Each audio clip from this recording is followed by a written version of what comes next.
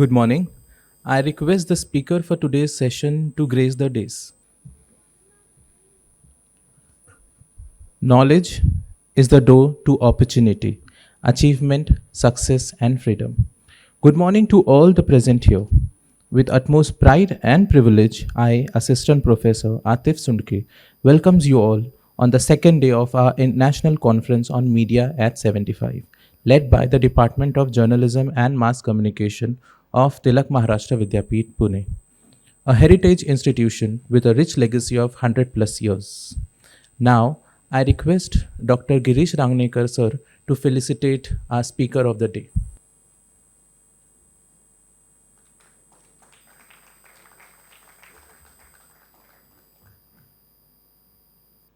Like yesterday, today also we will be listening to the eminent speakers who all will nurture and flourish our knowledge with their words of wisdom. May I now call upon my colleague Shashwati Shweta to introduce our speaker of the day. Over to you, Shashwati. Sorry. Thank you, Atif sir. It's my immense pleasure today to introduce Mr. Sameer Parekh today. Mr. Sameer Parekh is a New York and Mumbai based photographer, primarily focuses on beauty, portraiture, and fashion photography. He is a graduate from prestigious Brooks Institute of Photography, Santa Barbara. Sameer shoots ad campaign editorial for major brand ad agencies and magazine across North America, Europe, and Asia.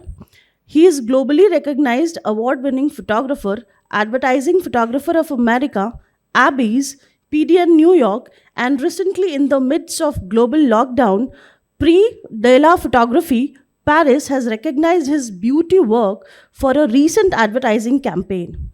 Growing up in India and Africa, having lived and worked in diverse culture and cities, Mr. Sameer's approach is multidimensional, intercultural, adaptive to a dynamic and fast changing global market. And what a wonderful coincidence today that it's Sir's birthday too. So, wish you a very happy birthday, sir. Please, sir, join us on podium and enlighten us with your valuable knowledge. Great historical institution that you're all partaking in and students of. So I was just saying to these wonderful gentlemen while I was having coffee with them that you learn something new every day. It doesn't matter how long you've been in the business. It doesn't matter who you are. When you start doing research on something, there are things that you learn. So I always believe that in whichever art form you engage in, if you remain a student of your craft, if you're open to being like a sponge, like a child is, then you'll gain knowledge because your mind is open to knowledge. And I believe it's almost close to that what Lokmanya Tilak ji said. There is one thing written outside one of his quotes. It's also very interesting that I had only time on the aircraft on my way here back to India, and I started looking up, and I realized that uh, Lokmanya Tilak was so ahead of his time. We're talking about photography, we're talking about advertising, and then I realized this man, in the era that he lived in, going up against the British, the first person to do so, when he started the Swadesh movement, what did he use? He had two newspapers, one in Marathi and one cheekily in English. So he was engaged in advertising, so to speak, without even us realizing this, way ahead of what we know to be advertising today, because he was getting a message across to the masses, to his followers, to get speed into his movement. So it's only appropriate that I come here to his university and share my experience and knowledge of where we are. And so I've scribbled a couple of things as I kept thinking on the aircraft, nothing in specific order. And I'm just going to brush upon what I feel, where we are in photography, where we are in advertising. And then I would love to hear from you guys. For me, an interaction is better than me yapping away. I want to see what all you lovely young potent minds have to say as well. And so where we are essentially, and this is the way I see it. Okay, I believe when somebody says something, it's not the gospel holy grail of everything. We all have a different perspective to the way we see the same thing. That's what makes us also interestingly different as artists, as photographers.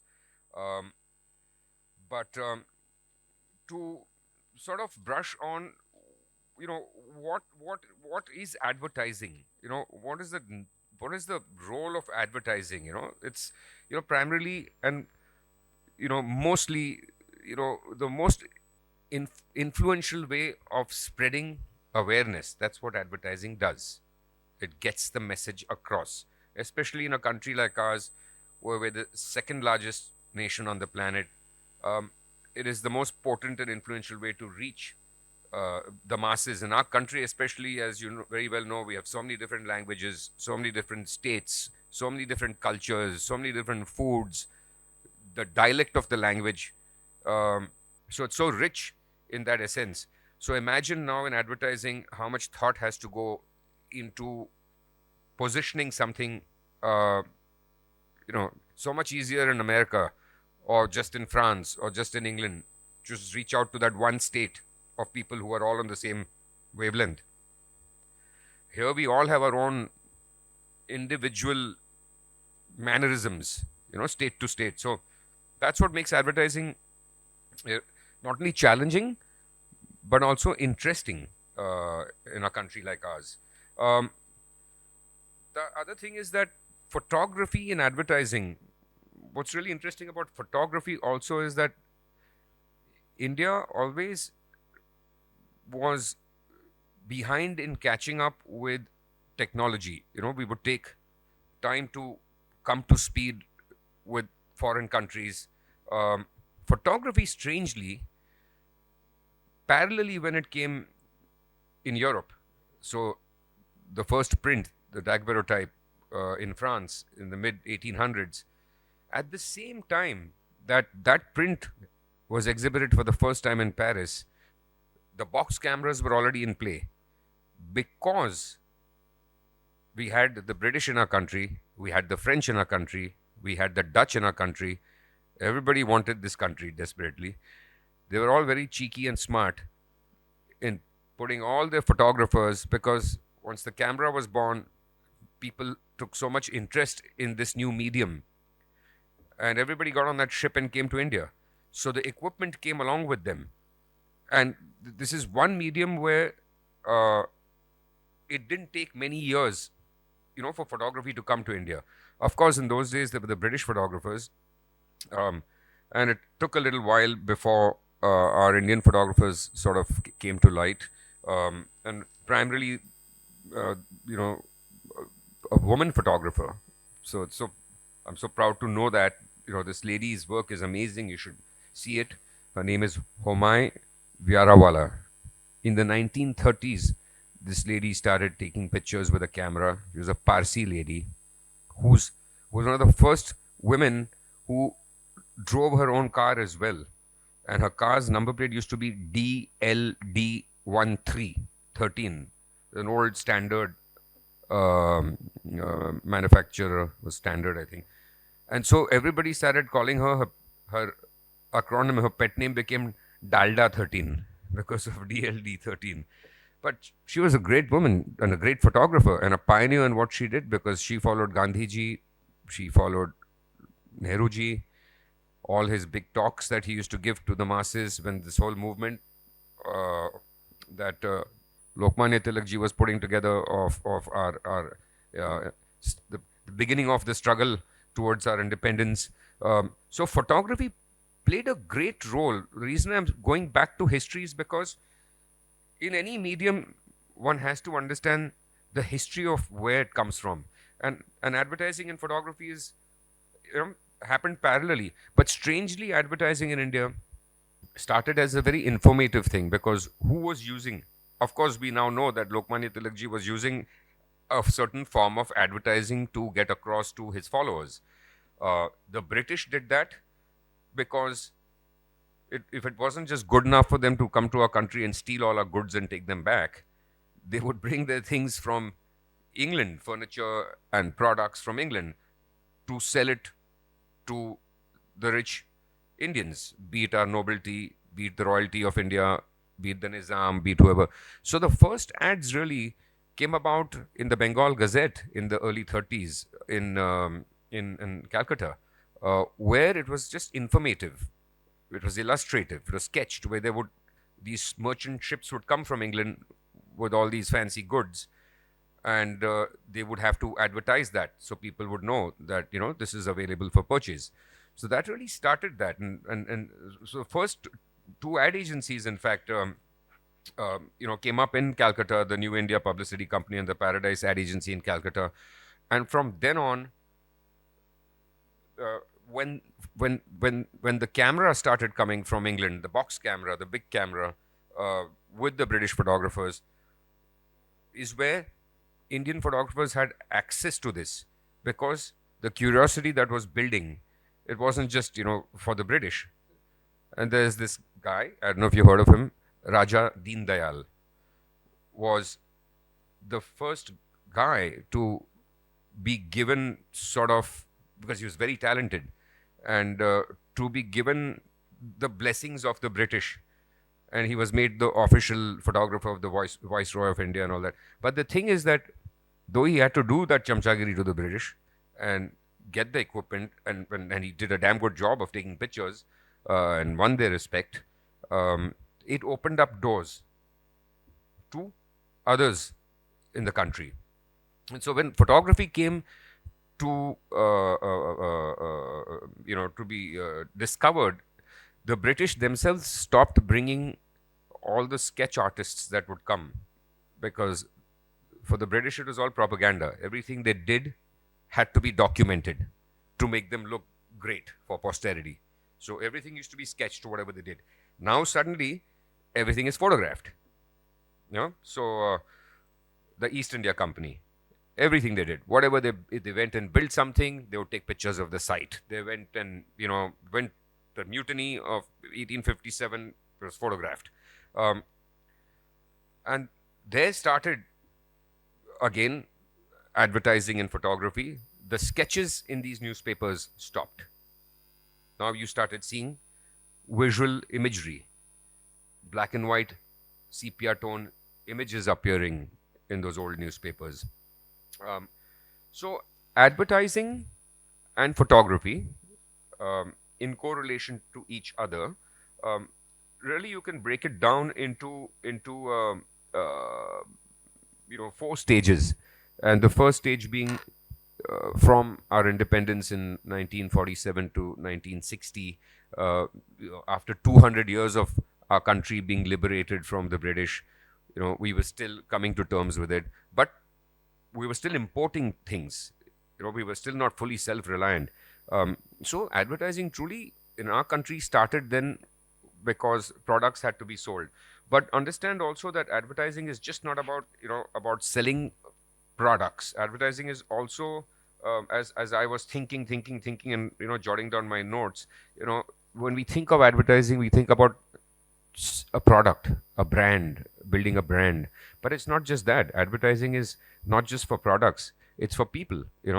It's the services that people offer, it's for governments, it's the schemes they have, the developments they announce. So there's almost a misnomer to what advertising means. What Lokmanya Tilakji did also, that was a pure form of advertising something, advertising his message of joining the Swadeshi movement. So it really, you think about what advertising means, it's a much deeper connotation.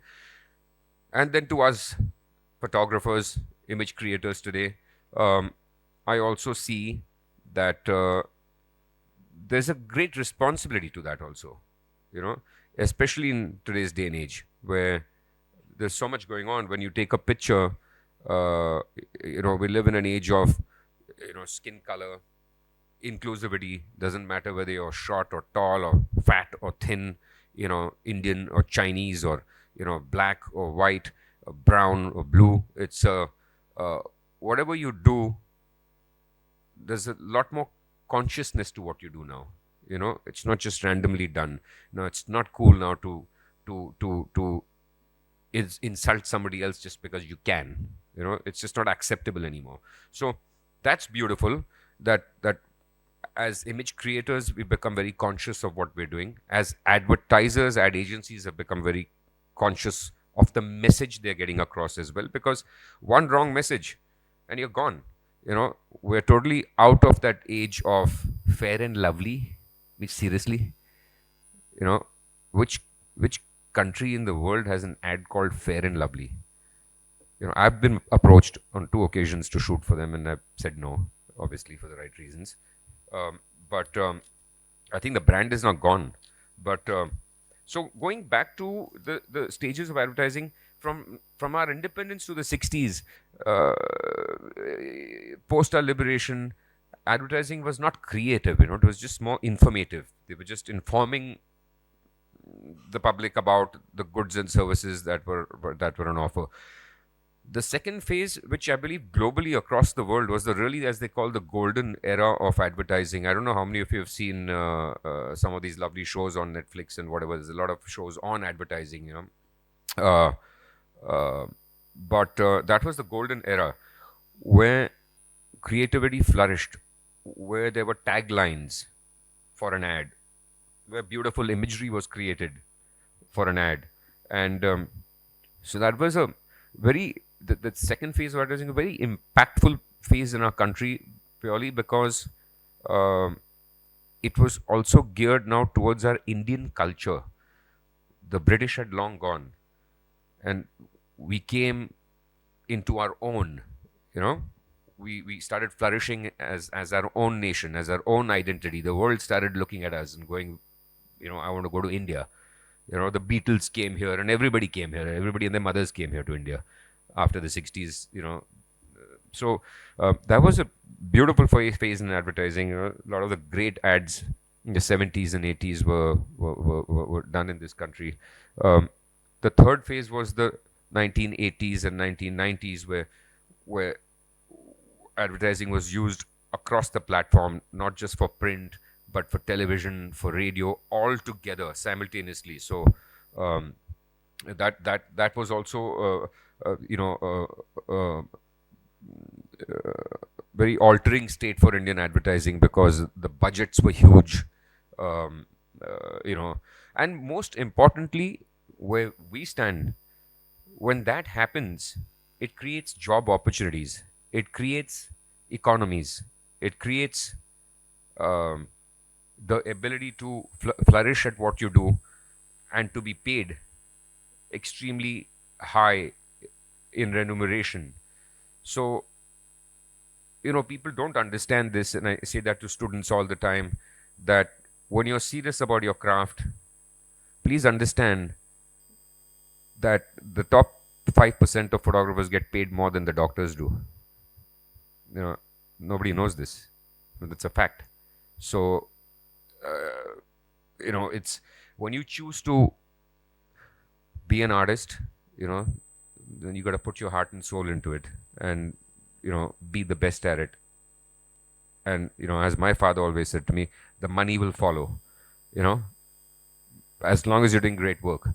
And then you understand all this also, where your medium comes from, where the history of advertising comes from, where the history of, and whatever you choose to be it beauty photography, fashion photography, photojournalism. I'm going to touch upon photojournalism right now, because the earlier photographers were all photojournalists who gave recognition to India as photographers from India.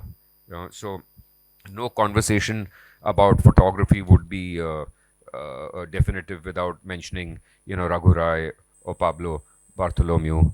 Their iconic images of the Bhopal gas tragedy, that the world paid attention. That one image of that one kid, baby,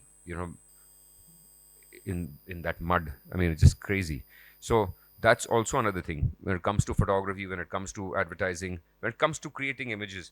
you're really in control of creating something that, speaks 1,000 words that the world will remember. You know, not just your mom and dad saying, "Arey, what a great picture," but sort of bringing out the emotion in other human beings. Is the beauty of being able to do what we do. Um, so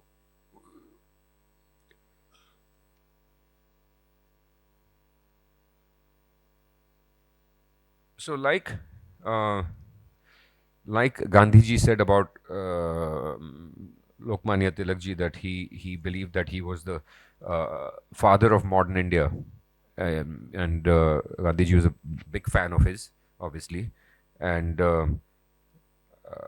no conversation about advertising and photography would be complete if I didn't mention Alec Padamsee's name. I don't know how many of you have heard of him. He's passed on now, but he was the chief executive officer of Lintus for many years. He's built over 100 brands in this country. All the famous ads you've seen, your parents have seen, your grandparents have seen, have all come through Lintus.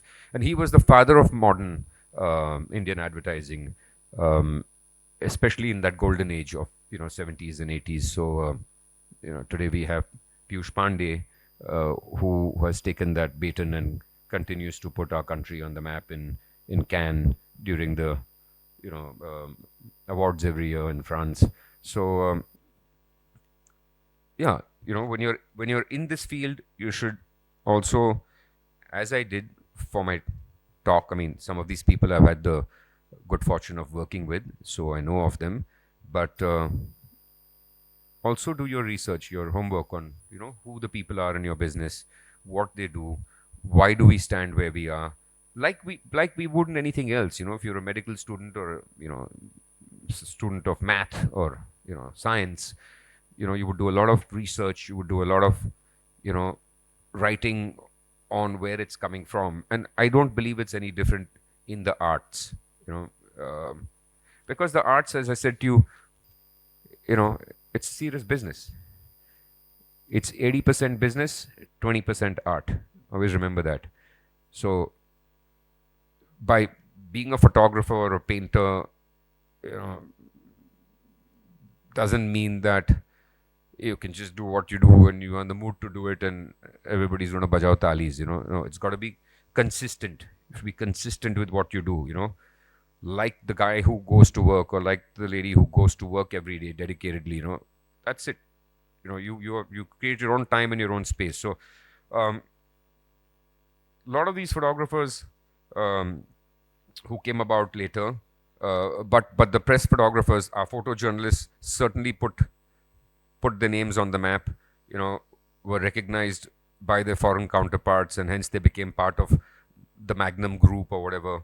Because earlier you had Henri Cartier-Bresson or Margaret Burke-White, these famous French and American photographers, both of them, during Gandhiji's time, Nehruji's time. They were here documenting the struggle, taking portraits of them.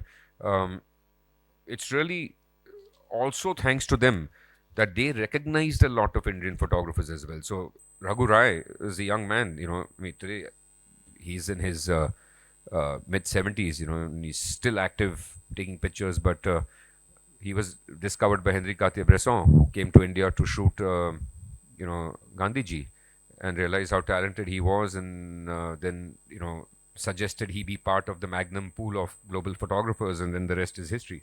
Raghu Rai has documented our country so beautifully, from the Delhi Sikhs to the Taj Mahal to Calcutta. He's done so many studies on our country. So going back to what I said earlier, what is advertising is really about spreading awareness, and you're helping do that as a photographer. When you do an ad campaign, that is primarily your responsibility. To why would somebody subscribe to me, work with me? Because they believe that I would add value to their brand.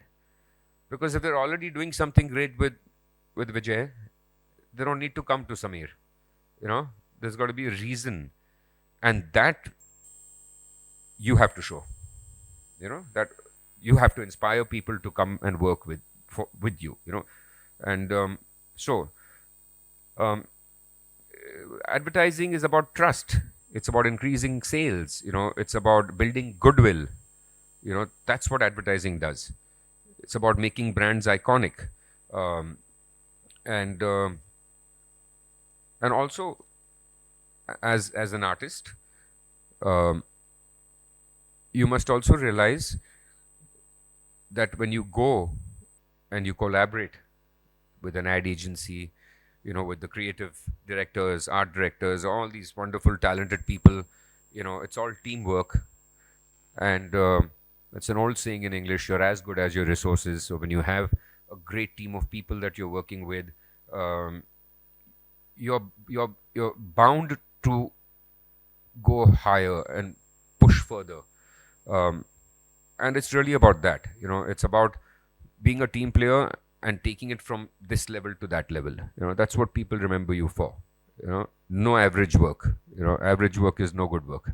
So um, so also, like I was saying, that with advertising and photography, both happened parallelly in our country, fortunately, because that was one area, photography, because of the foreigners who were here in our country. The equipment came, everything came, and it developed at the same time. It didn't take 30 years for it to come around, and that was a good part in our history. But what it also did was that it in the early 20th century, because of the newspapers and the radio and the TV and all these other things, it created, like I said, an opportunity for you to think about this as an alternative career. Because in the past, we only spoke of science and engineering and the medical world.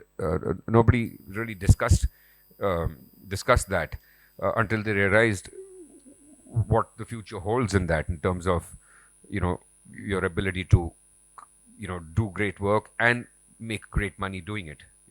Doing what you're passionate about and getting paid a very high remuneration to do that. Um, so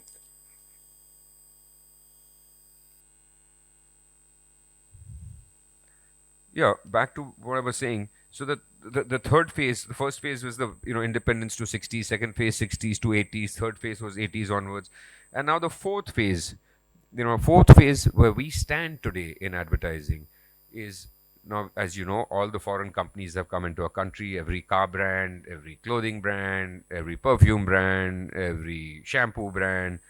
Um, what's interesting is that for them, again, it's when something is a great challenge, it also creates great work. So they've had to adapt to. So you got to stick to the norms. So when I shoot for Pears, if I shoot for any international brand that is in India as well, so it's Hindustan Lever here, but it's Unilever overseas, and so they have a very strict mandate of what it should be. Um, but then you have to realize that in India, it's a different animal because you're dealing with a different culture. You know, um, so all these brands have had to adapt to us, which is beautiful. You know, to address our audience, address our cultural, what makes us different from the rest of the world. Um, so that's where we are right now, where a lot of research has to be done. All these foreign companies that have come in, Volkswagen can't sell a car in India if they do the same ad that they do in Germany. They have to. If I was just seeing on my way here, the new ad is of a young, smart girl in her 20s wearing beautiful pink clothing, about to conquer the world with this bright blue car in the background. That's your generation now. That's what it is. So they got to think about all of this before they put that message out, because the audience has changed now. People your generation can afford this. During the time I was your age, no, I don't think that would have been possible. But times have changed now. You can still be actually pursuing your arts, your photography, but at the same time you could be having another one or two sources of income, so. And we're also, if I'm not mistaken, the largest population of 20 somethings on the planet, so it's, in that sense, for advertising, for brands, it's great, you know got the largest target audience in the world. That's why everybody wants to come here to India and sell their products. um, and of course, where is our future? We all know that, we're in the digital age. You know very well that, I know when I use my Google, um, it just picks. If I was using my Google in France until day before yesterday, they know exactly where I'm going, what I'm searching for, what I'm doing, and these ads are popping up accordingly. Same thing in India. I'm sure you guys notice when you go out there and you'll suddenly see that, how the hell does this, because uh, their manner of the research, their algorithms, whatever they do, they can really track down everything you're doing. So that is the future also of advertising, of really, really sort of understanding the lifestyle and habits of each one of us as individuals. It's scary in a certain sense, because it's almost like, who's this person in the dark somewhere who knows everything I'm doing and is able to almost talk to me artificially and suggest to me things that I know I like. How the hell does that machine know I like all this, So I guess that's what artificial intelligence is, but that's the inevitable future. But I don't see, at the same time, I also notice when I travel, that all the points of entry and exit, airports, especially, for example, uh, the best ads I see run in such places, because the most premium ads, be it the high-end makeup brand or perfume or cologne or clothing, uh, there'll always be a special place for great imagery, I believe. I also believe that no matter what the future, no matter what the medium, like everybody says, the print medium is dead. It's not really. Magazines slowly will have to go fully digital. Newspapers are not going anywhere too soon, as I can see. People like something tangible in their hand, and people keep telling me, that it's only digital photography and all. It's crazy. It's like in the West now, especially your generation, nobody's shooting digital. They're all walking around with a film camera. So films come back. It's almost like this is the art form. Whichever one of you shoots digital are the children. Continue doing your childish crap. This is, so it's the same as when film came out in the 60s. Color film came out in the 60s, and they said black and white will be dead, and black and white actually became the art form. So I'm also seeing, to talk about the future, it's like there are certain things from the past which will always be appreciated, acknowledged, and almost become an art form in the future. Um, there'll obviously be technological progress, and we all have to adapt to it. But my point of sharing this is that don't shy away from something that you might feel that you like doing, just because it might not be technologically advanced. A lot of the market force is going back to things from the past. Um, and likewise, print. So people in advertising feel money should not be spent towards print, and that is beginning to change too. So I just shot uh, a campaign for Bisleri, and but this is their Vedika spring water is like their like Himalayan water. It's the high end. Each bottle is 125 rupees is the MRP, and we shot this with Dino Moria in Hyderabad at this beautiful property Falaknuma. Um, And all this effort was put because they were going to do print.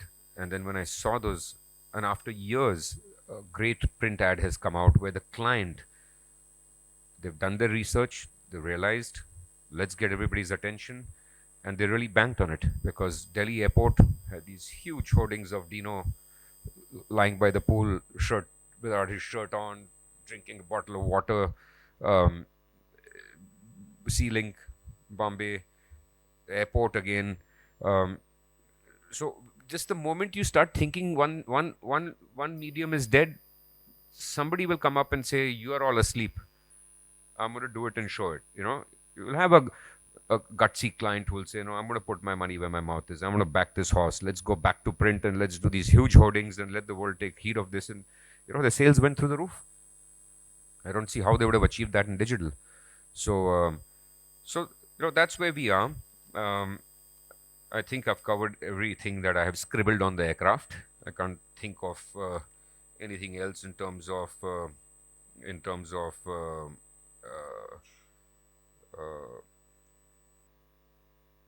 photography and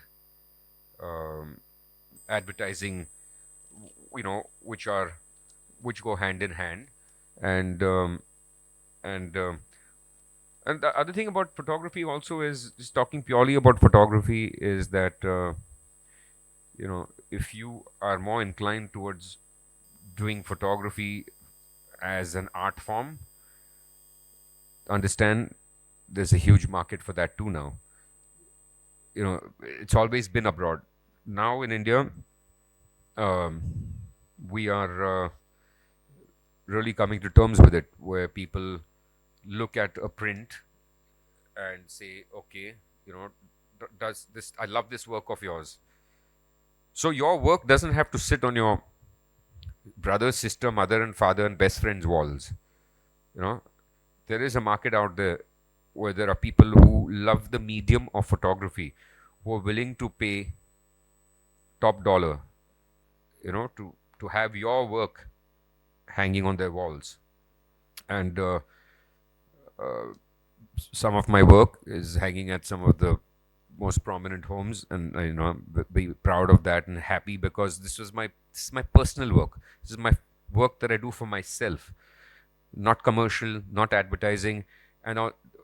That has found an audience through renowned architects who have renowned clients, and so they come to me and say, and these people don't want small pieces of work. They want 3 feet by 4 feet, big. So think big in whatever you do, folks. This is your future, and it's a bright one. And be serious about what you do. Be dedicated to what you do. And let's have some questions from all of you. I've done enough, but now I want to hear what you guys have to say. I think it's beautiful. It looks great, as is what it is. It's 3-dimensional, It just has a different depth and perspective, and but I think it's an expensive. Yeah, I think our clients are far from putting their money on this, because generally our attention span is bit lesser and quicker, and because there's sort of chaos in our country, it's like this method in the madness. There's just too much traffic, there's too much this. When you see something like this in the West, in Japan or wherever else, you have more time, as a human being, to pay attention to something, and dwell on it and maybe revisit it. So it makes logic over there. I don't know how much logic it'll make here. I don't think anybody has tried it, and maybe because it's also expensive. So, and maybe the technology isn't there right now for us to put that up. It's beautiful. I just saw a gallery. I was just walking by in Monte Carlo, and I saw there was a gallery, and we stepped into that gallery, and it was exactly like this, what you're talking about. And I was like, I said, is this like that deep inside? It was like an artist who's doing installation art, and there were all these currency notes, dollars and euros and all that, just was going into this deep tunnel. And there was another one where there were like diamonds inside, but it was actually it was an illusion. It's actually just a flat thing. So I know what you're saying, but hopefully sometime soon. Hello, sir. My name is Sanjana. I'm from Mass Comm department. Hi. I wanted to ask. I mean, now film photography has been a trend in the Western countries for a while now, but it's also coming back in India. So it's becoming a genre in itself again. So what do you think about film photography About as what? as a professional About genre? film. About film photography. Yes. Yeah.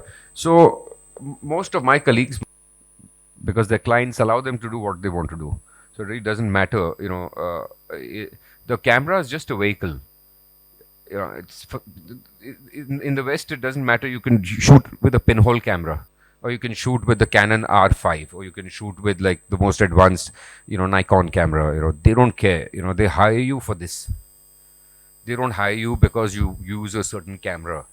So similarly with film, because now all the labs have come back, and the printing houses have come back, and the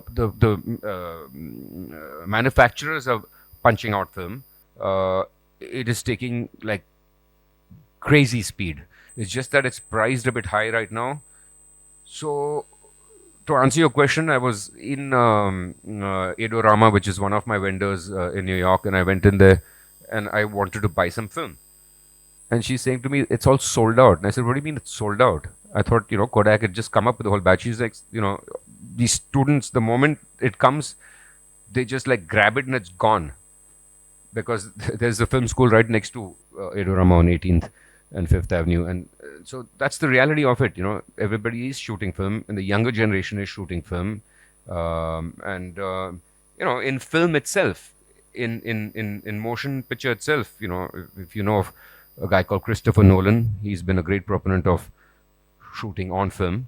And so that's picking up speed because, like I said, Fuji, Kodak, Agfa, Ilford, they're all beginning to remanufacture. They've all refired up their plants because there is an audience for it. There are takers for it. So I hope it keeps growing, because I just think that, the depth and the dimension and all of that. When we shoot digital, you'll see in a lot of your presets look like Kodak. Something. You can press a button and it'll look like Fuji 50. It's like, if I can shoot the real thing, why do I want to shoot digital and make it look like something that's on film? So, yeah. So let's hope. I'm hoping that it's, I'm hoping that here, it's that we're able to, use it. There are Vogue magazine will allow you to do that. So my colleague Rid Berman, who lives in Paris most of the time, but when he comes here and he shoots film, and he sends it by DHL back to Paris for processing. But there's very few clients over here. It's expensive. That's the problem. I've been doing photography for last 10 years, and I have a simple question I think you might be able to answer. That now that camera has become accessible, when I started, I was doing black and white, and my father used to give me a roll a month, and I could shoot carefully. I used to make sure that I'm sure about this frame and all. The moment we shifted, including myself, we shifted to digital and all that. Now that camera is accessible, affordable to everyone, doing photography has become ridiculously easier for everyone. But the bridge between camera and art is still not filled, or I think the education in this particular what we can say genre is still not there. So what do you think what we should be doing to bridge the gap between learning technical aspects and bridging the art form of photography and getting Beautiful question. Yeah. Collectively think about that as artists. It's what happens when you shoot digital, and what happens when you shoot film. And I think, God bless your dad for giving you one roll a month, because it had so much value to it that you would choose beautifully what you wanted to do, and not just randomly, and you would push yourself to be better at every time you picked your camera and clicked it, because you knew that when your roll of 36 images, or 37 or 38 sometimes, got over and done with, you would take it for processing, which also is costly. And, so that itself, the whole medium of going through this is such a beautiful art form. And then you don't know what's coming back because it's like a Pandora's box, You're later on going to see what you created. And thank God for the fact that most film schools, like I said, our infrastructure still, some schools are going to get it back, but that I've been talking to, but all schools in the West make you start with a film camera. Now, because film's available and there's tons of used cameras, film cameras in the market that you can get secondhand. So when you shoot digital, what do? You take a picture and you look. You take a picture and you look. That's like, you've already lost the moment. You know what I'm saying? You're not focusing on that and that. That synergy suddenly is disturbed by the technical aspect of it, of looking and saying, have I done everything right? Is it looking good on my LCD? Is it looking fine? Should I move on? So that wastes a lot of time. And typically, what your thought process is, when I'm taking pictures, I hate shooting T3rd, which I'm expected to do on many shoots. And I say to my art directors, I say to my clients, I'm not doing it. You got the wrong guy on board. I'm not doing it. And please trust me and understand why I'm not doing it, because this is what we're going to do. We're going to have a large monitor here, and we're going to all keep looking at that monitor and not create beautiful, magical images. Celebrities love that. They want to see their face all the time, and so I have to convince them, not to, because so that again develops sort of trust, but there is nothing like continuously taking pictures. So when I have to shoot digital, I don't see, I have that CF card inside, I don't want to look. I imagine I'm shooting film. So try that, as a habit, try that. Don't cheat, don't look, just think you're shooting film. And then you'll start spending more time creating your image, as opposed to like chasing it. So, but it's a beautiful question. It's a hard one, so. But your thought is absolutely right. The sincerity of creating great imagery is by not letting the technique get over the other things. Your composition. Which camera do I have? Do I have the right equipment? No, those are not things that really create a great image. So, how many of you have heard of the photographer Helmut Newton from the 80s? He's just this great guy. He, at the age of 64, he became famous, and he was shooting till he was 80 years old. He's done the most iconic work that any photographer has really done, and so he always maintained this, that exactly that. Just don't bother me about all this. I just want to take pictures, take great pictures. I don't want to worry about all these other technical aspects of it. I want to compose beautifully. That was the most important thing for him, was the composition and the aesthetics of an image. My name is Shweta. My question is that how the concept of beauty has emerged over the past few years in photography and advertisement. Means, what is the concept of beauty in photography and advertisement, and how it has Beauty? changed? Yes, beauty. Deep of that, because I've had to just look at things from a very different perspective, purely because beauty was all about everything being perfect.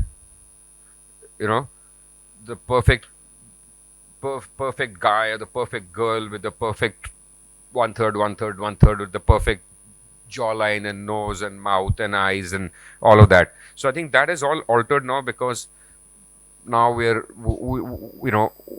looking at race, and we're looking at skin color, and we're looking at, doesn't matter whether you're underweight or overweight.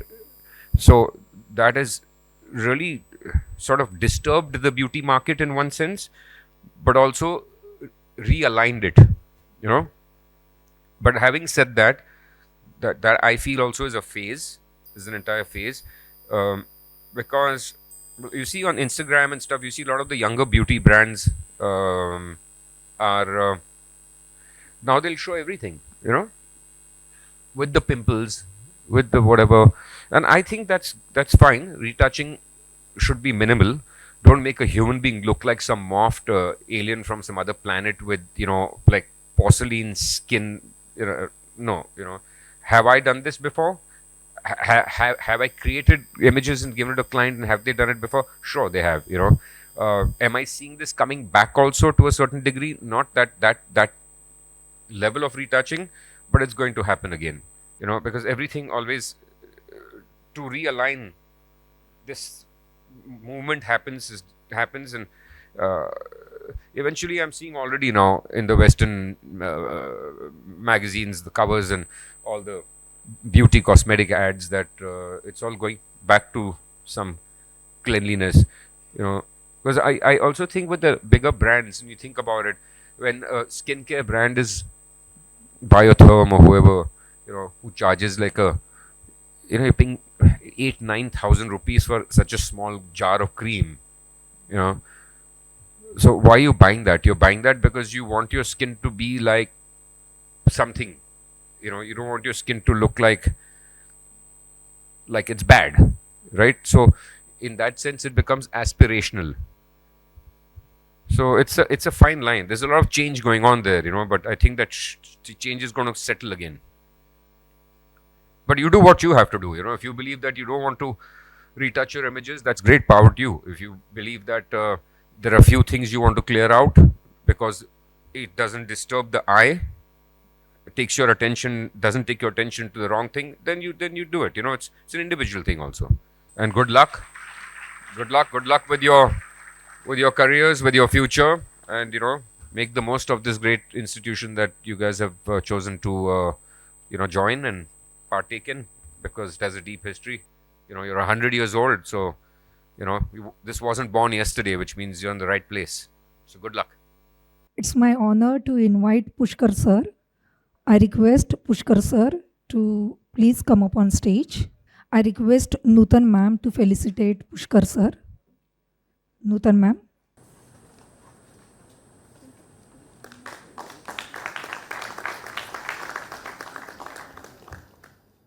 Now I request Nutan ma'am to introduce Pushkar sir. Thank you, ma'am. Manasane Manasashi Manasa Sama Vagane.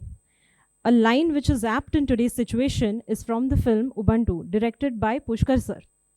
I welcome him on this note. He has been working in Marathi, Hindi, and English theatre and cinema since 1992.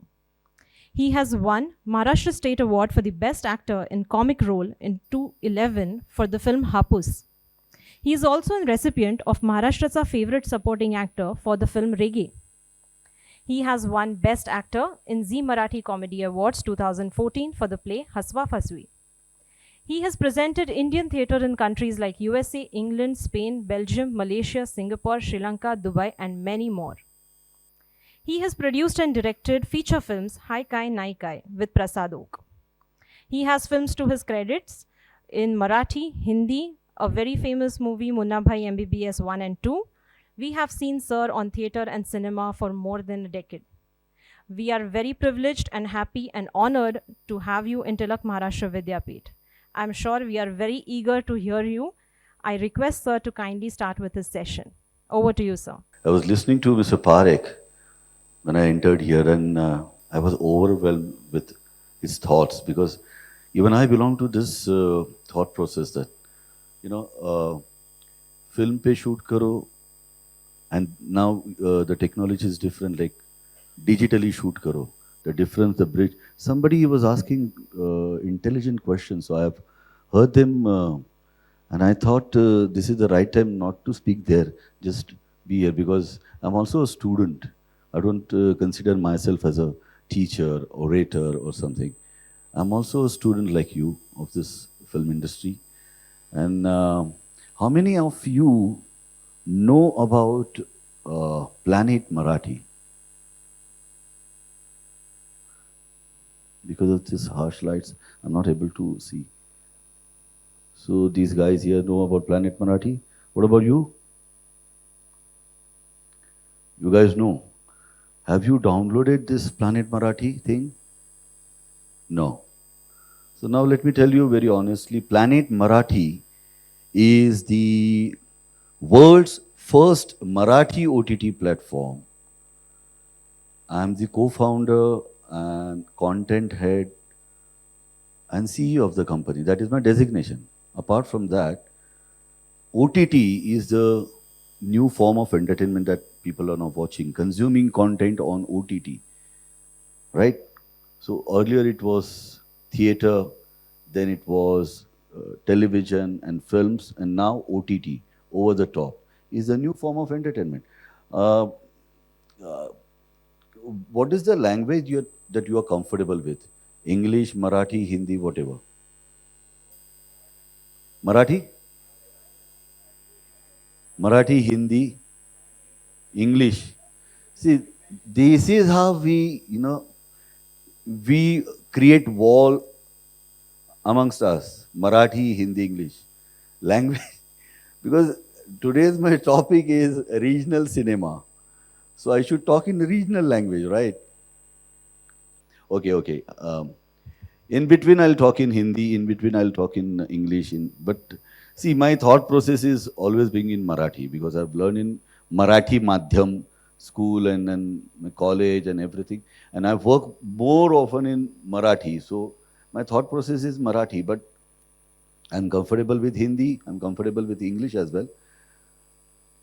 So if you don't understand whatever I'm talking, you can raise your hand and you can ask questions there and then, because I don't feel like I should stand there and give a lecture or something. I just want to share my experience. Why this Marathi OTT? Why this? What is the future? What is the forecast? What is going to happen in OTT as far as regional content is concerned? What is regional cinema? What is my views? What is Planet Marathi's forecast? Everything I'm going to share. Maybe I will give you a few examples which are in Hindi or English or something. But my main language would be Marathi. Are you okay with it? Yeah, okay. So 1992 सालापासून मी commercial थिएटरमध्ये काम करतोय. म्हणजे कॉलेजमध्ये असताना आपण एकांकिका स्पर्धांमधनं काम करायचो, बरोबर? एकांकिका स्पर्धांमधनं काम करता करता मग आपल्याला प्रोफेशनल नाटकात काम करायला मिळतं, बरोबर? आणि मग प्रोफेशनल नाटकामध्ये तुम्ही काम केल्याचे तुम्हाला बिदागी मिळते, यू गेट रेम्युनरेशन, बरोबर? सो पहिलं रेम्युनरेशन माझ्या ॲक्टिंगचं मला मिळालेला ह्या एप्रिलमध्ये 30 वर्ष झाली. सो past 30 years me as a actor म्हणून काम करत होतो. मध्यंतरीच्या काळात माझ्यातला दिग्दर्शकाचा किडा वळवळायला लागला आणि मी काही इव्हेंट्स आधी डिरेक्ट केले, मी काही म्युझिकल शोज डिरेक्ट केले, मी काही फिल्म्स डिरेक्ट केल्या, लाईक उबुंटू, हाय काय नाही काय, क्रिप्टो आजी, which I just shot in London, ती आता पोस्ट प्रोडक्शनमध्ये आहे. सो हे सगळं केलं आणि सगळं व्यवस्थित मस्त सुरळीत चालू होतं, बरोबर की नाही? आणि अचानक कोविड. आपल्याला त्या काळात कळतच नव्हतं की नेमकं काय होणार आहे. कोणाला कळत होतं? काहीच कळत नव्हतं. म्हणजे मला तेव्हा असं वाटलं होतं की आता 7 दिवसाचा लॉकडाऊन लागलाय ना, खूप दिवसात सुट्टी मिळालेली नाही, 7 दिवस लोळायचे, मजा करायचे, सकाळी लवकर उठून शूटिंगला जायचं नाहीये, कुठे जायचं नाहीये.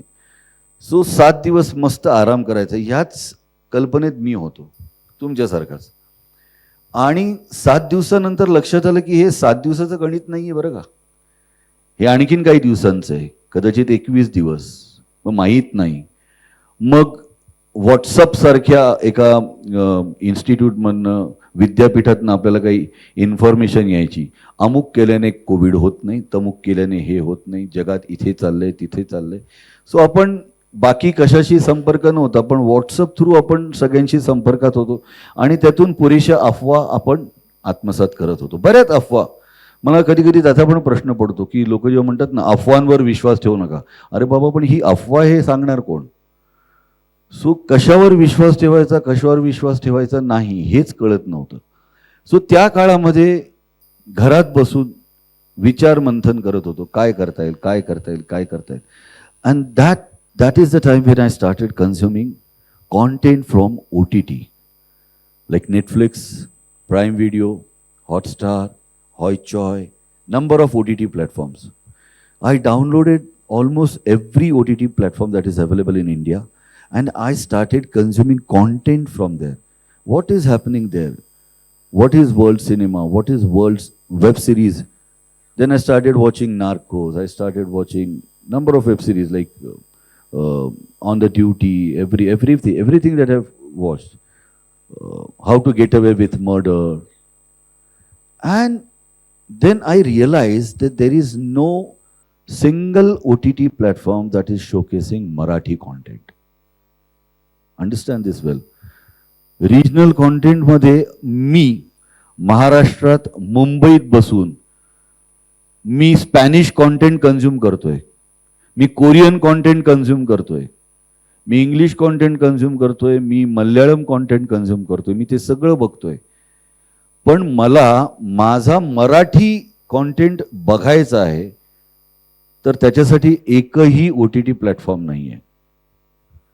काही OTT प्लॅटफॉर्मवरती मराठी कॉन्टेंट होता, पण तो अगदी शिंपडल्यागत होता अगदी.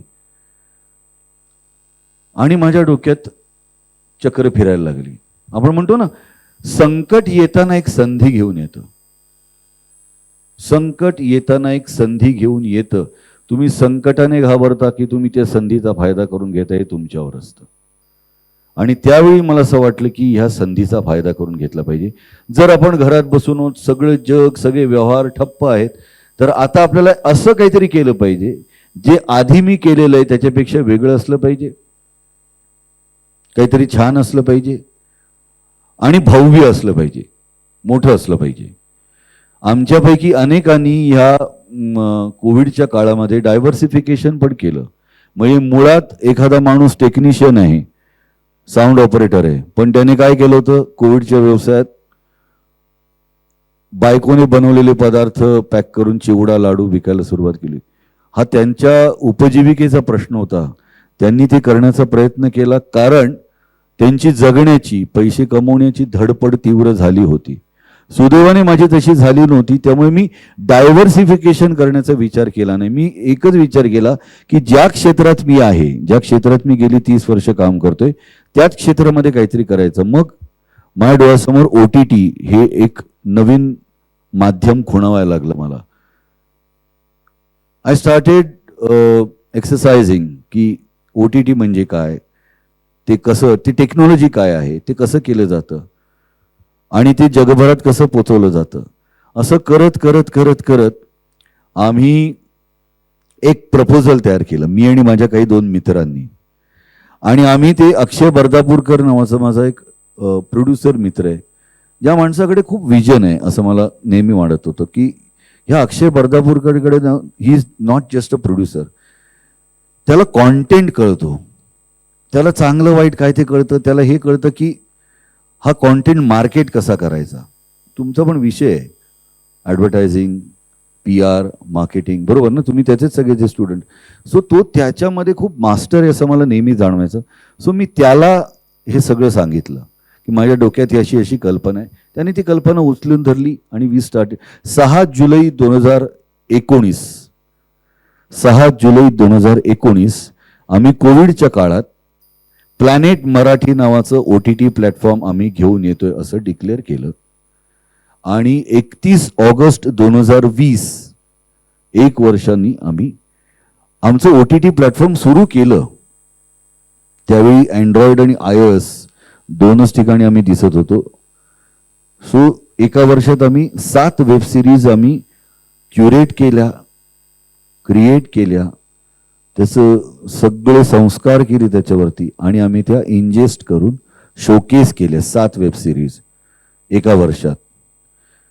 आणि 31 ऑगस्ट 2020ला आम्ही ते केल्यानंतर आज 31 ऑगस्ट 2021ला मी केल्यानंतर 2022 मध्ये आम्ही आमचे 2.5 लाख सबस्क्रायबर्स आहेत. प्लॅनेट मराठीचे 2.5 लाख सबस्क्रायबर्स आहेत.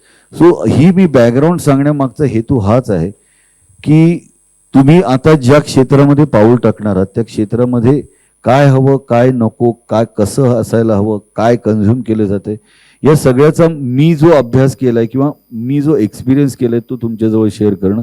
आणि 2.5 लाख सबस्क्रायबर्सना, आपल्या घरात 4 मुलं असतात, एकाला एक आवडत असतं, एकाला एक आवडत असतं, नवऱ्याला एक आवडत असतं, सासूबाईने एक आवडत असतं, तेव्हा घरातली गृहिणी कशी ह्याच्या आवडीचं हे, त्याच्या आवडीचं ते, त्याच्या आवडीचं ते, त्याच्या आवडीचं ते, अशी गृहिणी आई आपली देत असते ना.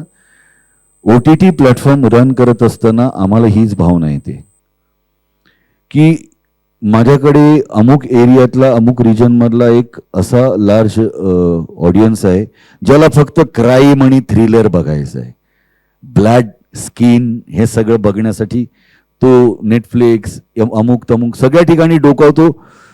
तर आर्टिफिशियल इंटेलिजन्स सांगतो त्याप्रमाणे त्याला जे नोटिफिकेशन्स येतात, त्याला जे येतात ते सगळे त्याच प्रकारचे येतात. सो एक कम्युनिटी आहे किंवा एक लार्ज ऑडियन्स आहे ज्याला फक्त आणि फक्त काय बघायचंय, क्राईम, थ्रिलर. एक आहे ज्यांना हॉरर बघायचंय, ती कम्युनिटी मोठी आहे. हॉरर म्हणजे लोकांना भीती वाटून घेण्यात खूप आनंद मिळतो. तुमच्यापैकी किती जणांना हॉरर कॉन्टेंट बघायला आवडतो? प्युअर हॉरर बघा, एवढ्या जणांना प्युअर हॉरर. बरं, सस्पेन्स थ्रिलर किती जणांना बघायला आवडतो? बघा. फॅमिली ड्रामा,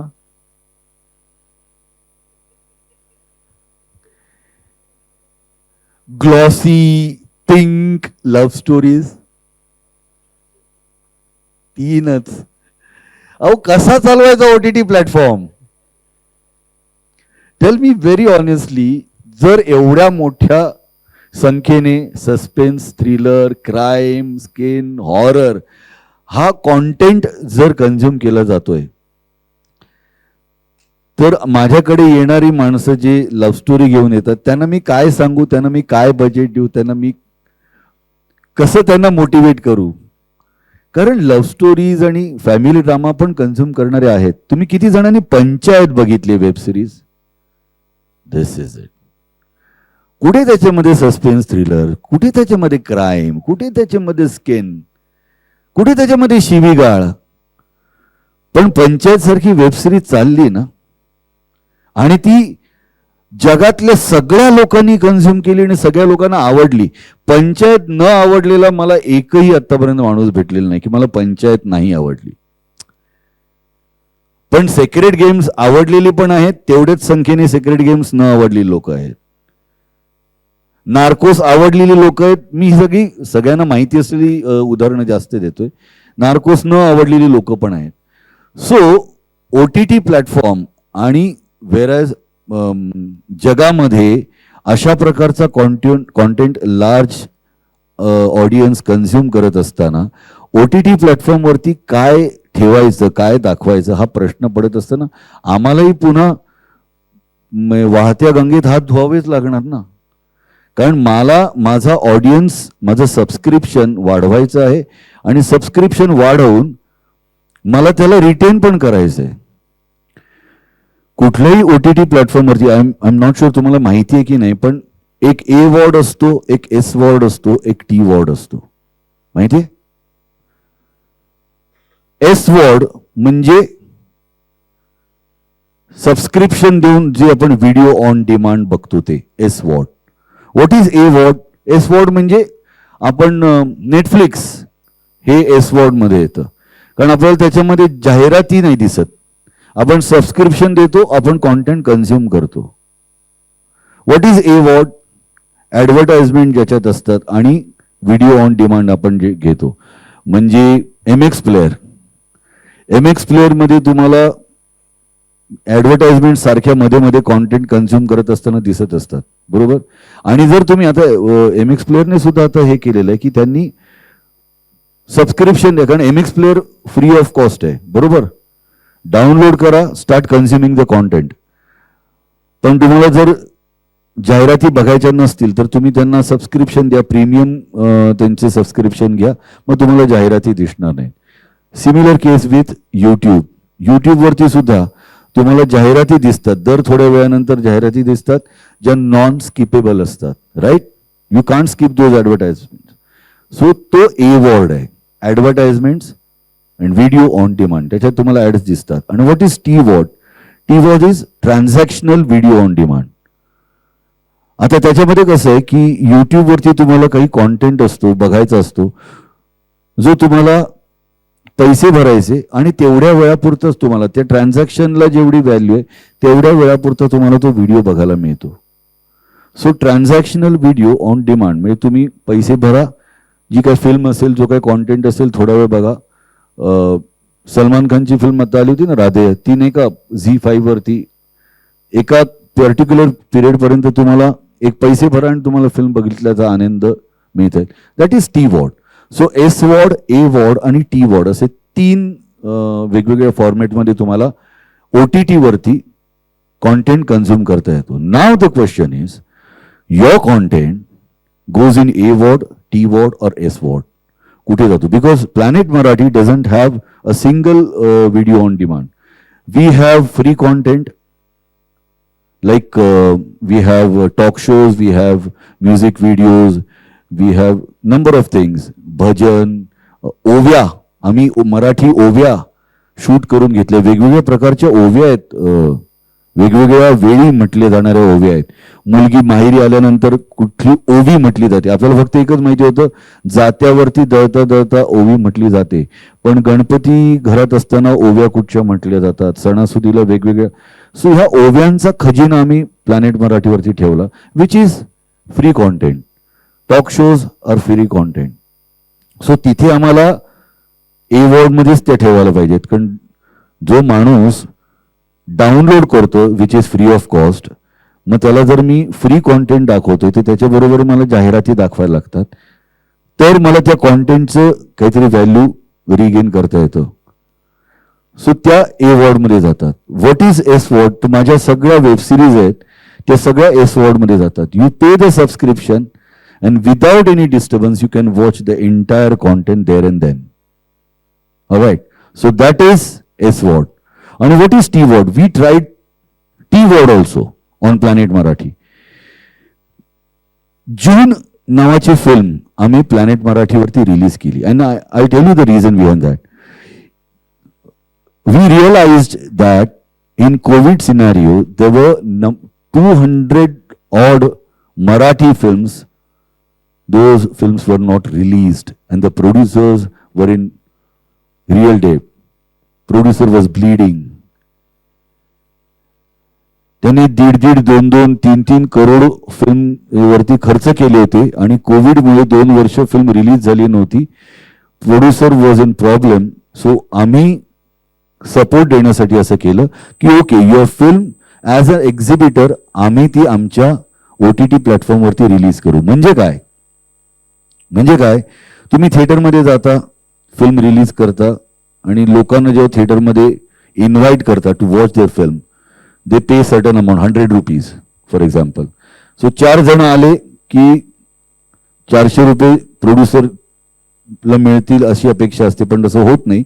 400 रुपये त्या थिएटर ओनरला जातात.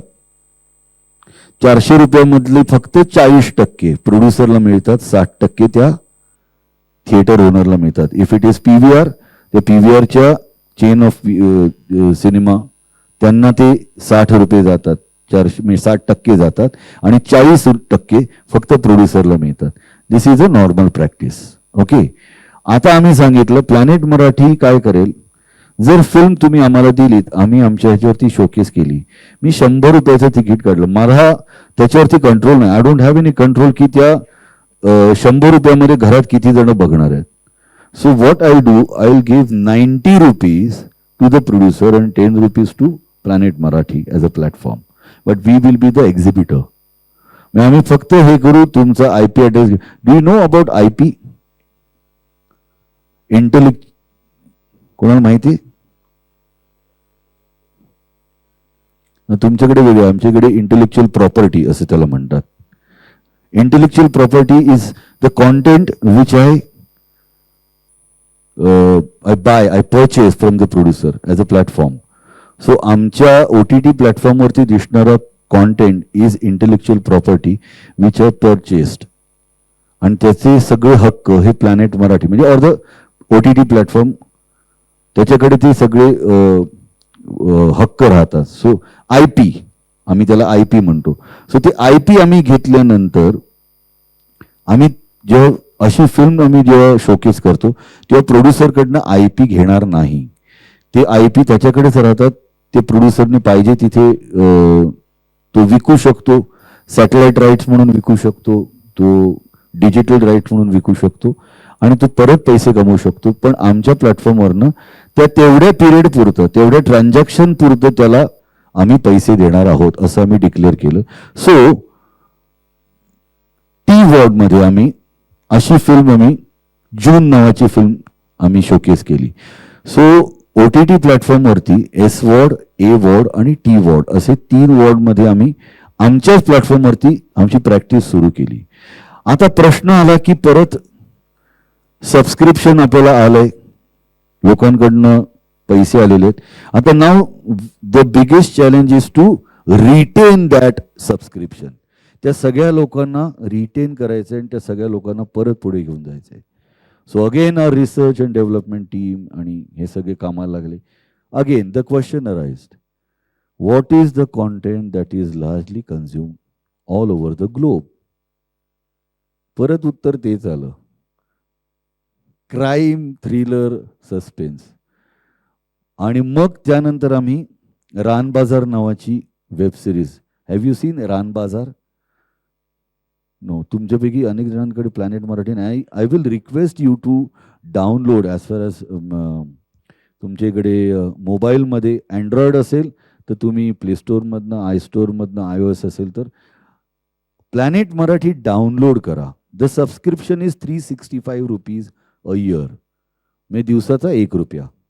हां, आणि त्याच्यामध्ये तुम्हाला काय काय कॉन्टेंट बघायला मिळतोय, त्याची क्वालिटी बघा, त्याची पिक्चरची. कोणी डाउनलोड केलेलं आहे? मग अशी कोणीतरी हात वर केलं होतं,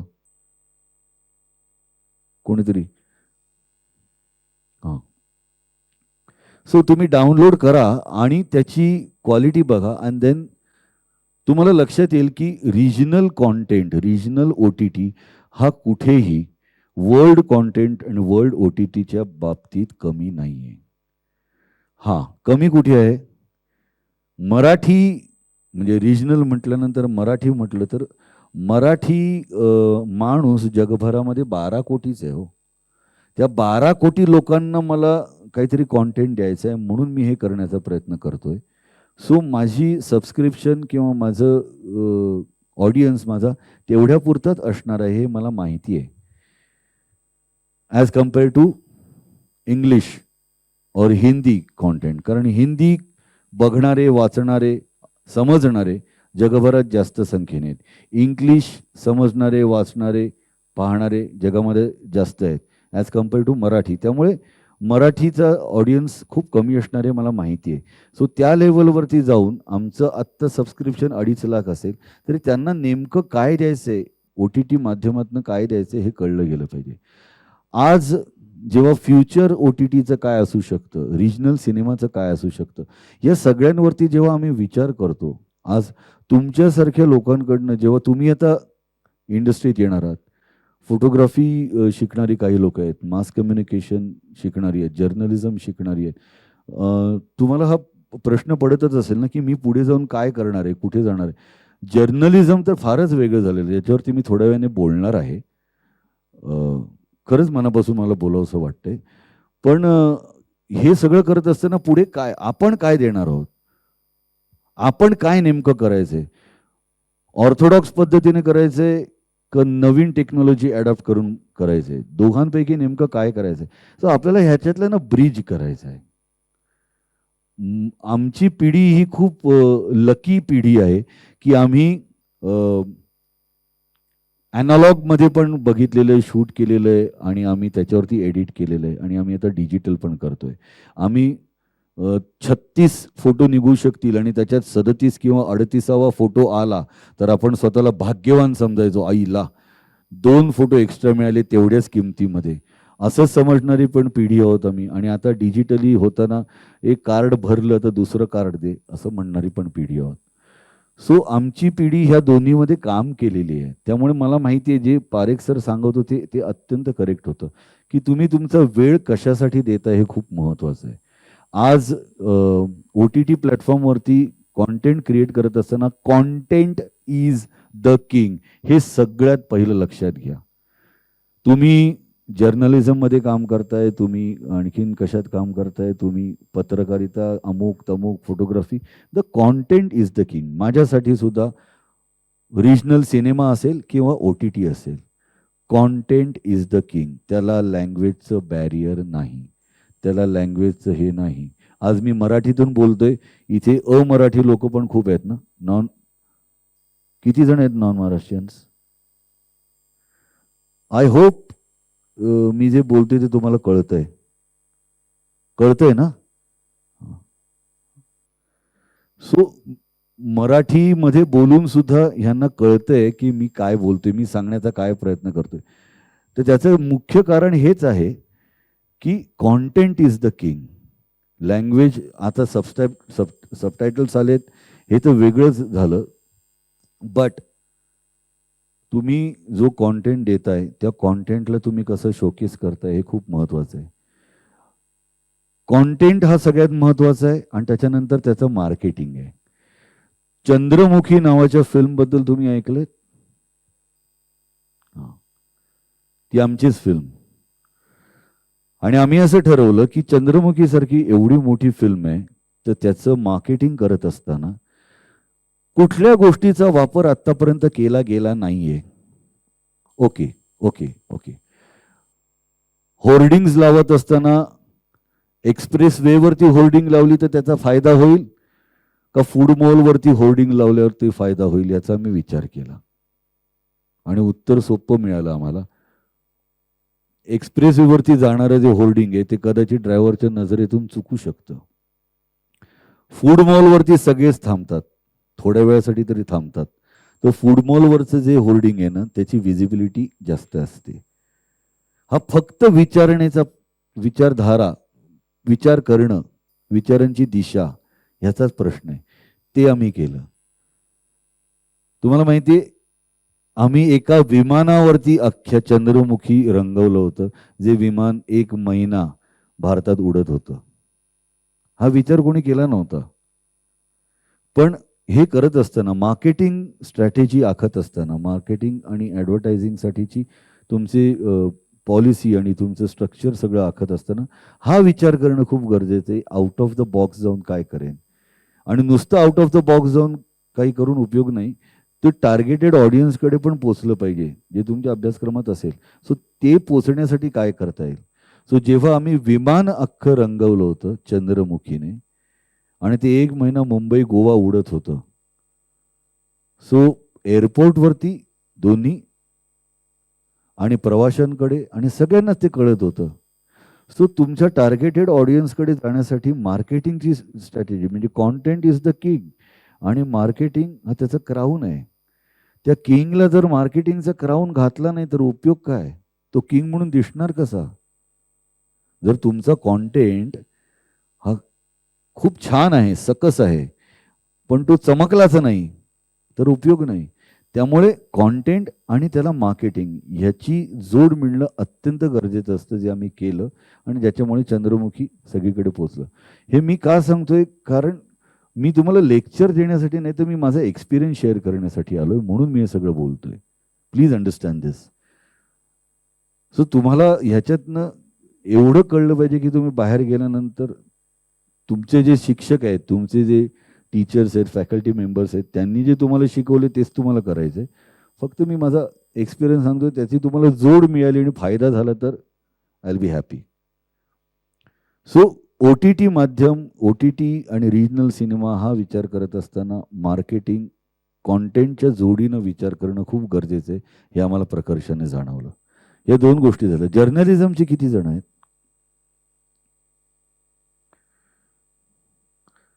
येस, गुड. मला असं वाटतं की पॉलिटिक्स हे एक नवीन एंटरटेनमेंटचं जॉनर निर्माण झालेलं आहे, असं नाही वाटत आहे तुम्हाला? कारण अनेक न्यूज चॅनलवरती मध्यंतरीच्या काळामध्ये सगळे त्यांनी जे एंटरटेनमेंट किंवा काही गोष्टींसाठी धरून शोज केले होते, ते सगळे शोज त्या सगळ्या न्यूज चॅनलना थांबवायला सांगितले. ते पैसे फुकट गेले. कारण न्यूजमध्ये एंटरटेनमेंट पाहिजे ना, ड्रामा पाहिजे. हे तर आपण सगळं बघतोच आहोत की आजकाल पत्रकारिता करत असताना तुम्हाला ड्रामा एवढूसा असला तरी तो मोठा करून सांगावाच लागतो. आम्ही त्याला आमच्या लँग्वेजमध्ये म्हणतो, चिपकली का डायनासोर बनाओ और बताओ. गोष्ट एवढीशी असते, छिपकली एवढी, त्याला डायनासोर बनाओ और बताओ. आणि त्यामुळे पॉलिटिशियन्सनी जो ड्रामा क्रिएट केला, सो माझ्या मते पॉलिटिक्स हे एक एंटरटेनमेंटचं नवीन जॉनर आहे असं मला प्रकर्षानं वाटतं. तर हे करत असताना पण पूर्वीची पत्रकारिता आणि आत्ताची पत्रकारिता ह्याच्यामध्ये जमीन आसमानाचा फरक झाला. मला काही वर्षांपूर्वी लोकसत्तामध्ये मी इंटरव्ह्यूला गेलो होतो, तेव्हा विचारलं की तुमच्या इनफिल्म ब्रँडिंगची गरज काय. इनफिल्म ब्रँडिंग माहिती आहे ना तुम्हाला? म्हणजे फिल्ममध्ये एखाद्या प्रोडक्टची आपण जाहिरात करतो, पण ती आजकाल खूप सटल पद्धतीने केली जाते.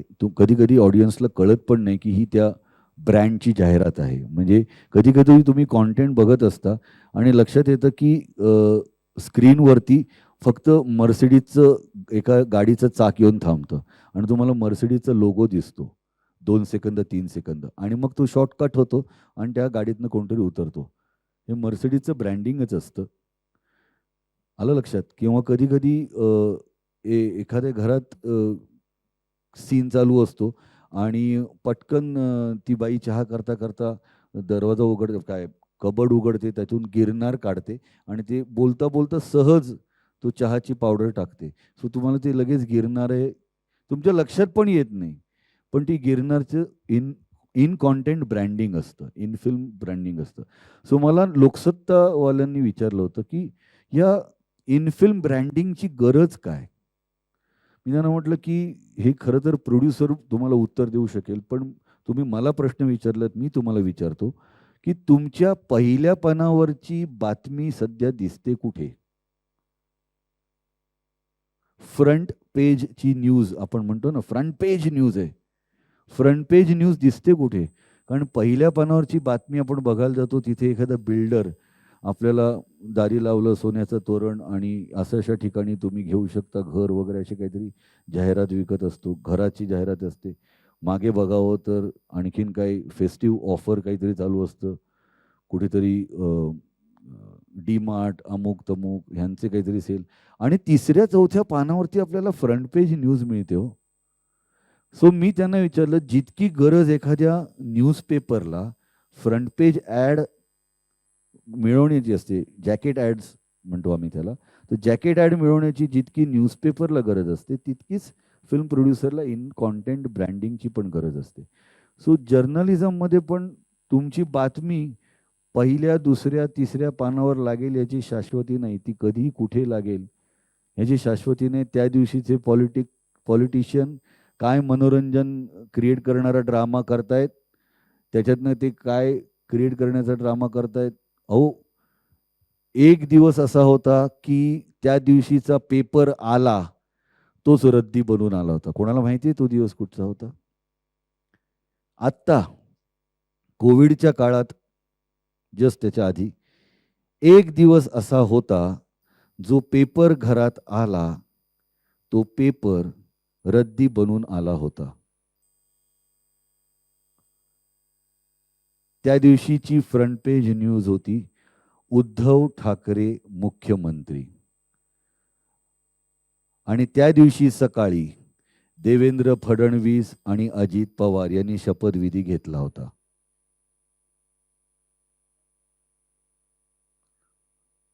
सो खरी परिस्थिती काय आहे? देवेंद्र फडणवीस आणि अजित पवार यांनी शपथविधी घेतलाय आणि पेपरमध्ये बातमी काय? उद्धव ठाकरे मुख्यमंत्री.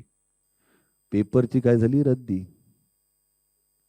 कारण पेपर बाजूला ठेवून लोक न्यूज चॅनल बघायला लागले ना, कारण त्यांच्याकडे करंट न्यूज होती, होय की नाही. सो त्या दिवशी एक दिवस असं झालं होतं की आलेला पेपर हा खरंच रद्दी बनलेला होता. सो पुन्हा एकदा तुमच्या जर्नलिझममध्ये पण तुम्हाला कॉन्टेंट क्रिएट करायचं आहे, फोटोग्राफी करणारे आहेत, तुम्हालाही कॉन्टेंटच क्रिएट करायचं आहे. आणि मास कम्युनिकेशन, मीडिया, आणखीन ॲडव्हर्टायझिंगवाले आहेत, त्यांनाही कॉन्टेंटच क्रिएट करायचं आहे. पण ह्या सगळ्या कॉन्टेंटला, व्हेन आय से content is the king, marketing is the crown. तुमचा कॉन्टेंट योग्य माणसाकडे विकण्यासाठी कॉन्टेंट तशा प्रकारे विका, मार्केटिंग करा, तर तुमचा कॉन्टेंट हे होऊ शकतो. भरत दाभोळकर तुम्हाला माहिती आहे ना? भरत दाभोळकरने एक फार छान उत्तर दिलं होतं एका पत्रकार परिषदेमध्ये. भरत दाभोळकरने कुठल्या तरी लिकर कंपनीची ॲड केली होती, लिकर कंपनीची. सो त्याला पत्रकाराने विचारलं की भरत सर, तुम्ही स्वतः लिकर घेत नाही, तुम्ही लिकर कन्झ्युम करत नाही, मग तुम्ही ही जाहिरात कशी काय केली तेवढी छान? त्याच्यावरती भरत दाभोळकर म्हणाला, मी सॅनिटरी पॅडची सुद्धा जाहिरात करतो. एका वाक्यात उत्तर आलं. सो कॉन्टेंट क्रिएट करत असताना किंवा ॲडव्हर्टायझिंगमध्ये आता तुम्ही जाणार तेव्हा सुद्धा एक लक्षात घ्या, ते प्रोडक्ट तुम्हाला वापरण्यासारखं असेलच असं नाही, पण त्या प्रोडक्टची इत्थंभूत माहिती तुम्हाला असणं गरजेचं आहे. तुम्ही जो कॉन्टेंट क्रिएट करणार आहात, जे काही तुम्ही क्रिएट करणार आहात, ते कॉन्टेंट क्रिएट करत असताना त्याचे सगळ्या गोष्टी तुम्हाला माहीत असणं आवश्यक आहे. रिसर्च आणि अभ्यास हा सगळ्यात महत्त्वाचा आहे. जो काही कॉन्टेंट, ज्या काही मीडियममधनं तुम्ही क्रिएट करणार आहात, तो अत्यंत महत्त्वाचा आहे की तो पूर्ण अभ्यास करून आणि कसा तुम्ही लोकांसमोर आणताय, हा सगळ्यात महत्त्वाचा आहे. कसं असतं, माझ्या डोळ्यासमोर नेहमी असतं, संधीनं ही एका अदृश्य झोपाळ्यासारखी असते. झोपाळा, पण तो अदृश्य आहे आणि ती आहे संधी. सो मला कधीतरी त्या अदृश्य झोपाळ्यावरती बसून त्या संधीचा फायदा घेऊन माझा झोका उंच न्यायचा आहे. पण तो झोपाळा मला दिसतोय का? नाही, अदृश्य झोपाळा आहे. मग मला काय करावं लागतं? मला सतत उड्या माराव्या लागतात. मी सतत उड्या मारेन, कधीतरी माझी उडी त्या अदृश्य झोपाळ्यावरती जाईल आणि त्या संधी नामक अदृश्य झोपाळा मला कधीतरी उंच झोका घेऊन जाईल. सो मला उड्या मारत राहणं हे कायम आवश्यक आहे. सतत प्रयत्न करत राहणं, सतत काहीतरी विचार करत राहणं, सतत काहीतरी वेगळं, आउट ऑफ द बॉक्स, काहीतरी छान, स्वतःशीच कॉम्पिटिशन देऊन आणखीन काहीतरी वेगळं, स्वतःशीच कॉम्पिटिशन देऊन आणखीन काहीतरी, काल केले त्याच्यापेक्षा आज काहीतरी वेगळं, आज केले त्याच्यापेक्षा उद्या काहीतरी वेगळं. ह्याच्यासाठी जेव्हा मी स्वतःशीच झगडत राहीन, स्वतःशी कॉम्पिटिशन घेत राहीन, तेव्हाच काहीतरी आपण वेगळं करू शकतो असं मला वाटतं, ज्याचा मी आत्तापर्यंत वापर करत आलो आहे, जे माझ्यात मी अंगीकारले म्हणतोय. I follow that. So this is what I am doing through last 30 years. सो हेही खूप महत्त्वाचं आहे. तुमच्यापैकी मास कम्युनिकेशनवाले किती जण आहेत? तुम्हाला सगळ्यांना नंतर फिल्म मेकिंगमध्ये यावं असं वाटणार आहे? मग तुम्हाला काय करावं असं वाटणार आहे? मी कोणी काही ठरवलंय का? Yes yes, RJ, good. सांगा ना. अँकर, गुड. आणखीन? Where are you? Travel blogger, fantastic. आणि बाकीच्यांनी काय ठरवलेलंच नाहीये का? अँकर, फोटोग्राफी, पारेख सर. हां हां, VFX आर्टिस्ट, गुड. आणि काय इथे कोणाला काय ह्याच्यानंतर काय करायचंय? म्हणजे स्पेशलायझेशन काहीतरी ठरवलं तर गेलं पाहिजे ना, की मला हे करायचंय, मला हे करायचंय, माझं इन्क्लिनेशन इकडे. Yes, PR, good. PR तो होना ही. एकच माणूस PR वाला बोलला, बाकी कोण नाही. या, येस. तुमच्या सगळ्यांची स्वप्न फार देखणी आहेत. नाही, seriously I am not joking. तुमच्या सगळ्यांची स्वप्न फार बहारदार आहेत आणि त्याला तुमच्या टीचर्सकडनं, तुमच्या फॅकल्टी मेंबर्सकडनं खतपाणी घातलं जाते, विच इज अ गुड थिंग. की ते तुम्हाला सांगतायत तुमच्या स्वप्न तुम्हाला परस्यू करण्यासाठी, अचीव्ह करण्यासाठी तुम्हाला मदत करणारे, which is a fantastic thing. So हे सगळं करत असताना इतकी वेगवेगळ्या गोष्टी कळल्या. RJ, अँकर, travel blogger, brand manager, photography, आणखीन कोणी काय सांगितलं? हां, PR, VFX आर्टिस्ट. सो इतकी छान गोष्टी कळल्या. मला एकच भीती वाटत होती की एवढं सगळं झाल्यानंतर कोणी म्हणेल का, सर मला तुमच्यासारखी ॲक्टिंग करायची आहे. ती मला भीती होती, पण सुदैवाने तुमच्या या विद्यापीठात असं कोणी शिकवलं नाही. त्यामुळे मी भीती अशासाठी म्हणतोय, let me tell you very honestly. काय होतं, तुमचा अभ्यासक्रम आहे, एक ड्यू कोर्स आहे, तुमचे फॅकल्टी मेंबर्स आहेत, ते तुम्हाला सांगतायत, तुमची एक्झाम होते, राईट, आणि त्यानंतर तुम्ही डिग्री घेऊन बाहेर पडता. ॲक्टरसाठी अशी कुठचीच डिग्री नाही आहे. डिग्री असलीच पाहिजे असं नाही. काही ॲक्टर्सना केवळ स्टुडिओचे पत्ते माहिती आहेत म्हणून ॲक्टर झालेले आहेत, बिलीव्ह मी. काही ॲक्टर्स सकाळी उठल्यानंतर म्हणतात, आई आज मी ॲक्टर होणार, म्हणून बाहेर आले आहेत. काही ॲक्टर्सना आपण केवळ ते रोज टीव्हीवरती दिसतात म्हणून चांगले ॲक्टर मानायला लागलेलो आहे, कारण आपल्याला ते रोज टीव्हीवर दिसतात. हे आहेत, अशी संख्या पण आहे. पण एकांकिका स्पर्धा, नाटक, जो प्रत्येक ॲक्टरचा बेस असला पाहिजे, ते करून मग टेलिव्हिजन किंवा फिल्ममध्ये करणारे असे ॲक्टर फार कमी आहेत. आहे त्याची संख्या जास्त आहे, मान्य आहे, पण अदरवाईज चांगली पिळदार शरीर यष्टी देखणं रुबाब, असं हिंदीमध्ये बघा, कधी काही केलंय का? नाही. अचानक वाटलं ॲक्टिंग करावी आणि त्याला एक अपॉर्च्युनिटी मिळाली, त्याने तीही ग्रॅब केली. चांगल्या ॲक्टरला एक काम पटकन मिळू शकतं, पुढचं काम मिळवण्यासाठी तुम्हाला ॲक्टिंग स्किल्स लागतात, बरोबर की नाही? मध्यंतरी मला तलत अजीज नावाचं गझल सिंगर माहिती आहेत? हां, त्यांचे CA मला भेटले होते, प्रिटी ओल्ड मॅन. त्यांनी मला सांगितलं, अरे नमस्कार पुष्करजी, कसे आहात वगैरे वगैरे, गप्पा झाले. म्हणाले, मी आता ना CA आहे आणि मी आता हे सगळं टॅक्सेशन आणि अमुक तमुक सगळं बंद करणार आहे आणि आता मी ॲक्टिंग करणार आहे. म्हटलं, अरे वा, फॅन्टास्टिक. तुम्ही आधी कधी केली होती ॲक्टिंग? म्हणाले, नाही. नाही म्हटलं, प्रोफेशनली नाही, पण शाळा कॉलेजमध्ये वगैरे कधीतरी नाटकात काम केलं होतं का? म्हणाले, नाही, कधीच नाही केलेलं, आयुष्यात पहिल्यांदा आता मी ॲक्टर म्हणून काम करणार आहे. म्हटलं, व्हेरी गुड. मग तुमची जी काही अकाउंट्स असतील ना टॅक्सेशन आणि ह्याची, ती प्लीज मला द्याल? म्हणाले, का, तुम्हाला टॅक्सेशन येतं? म्हटलं, नाही. मग म्हटलं, तुम्हाला कुठे ॲक्टिंग येते?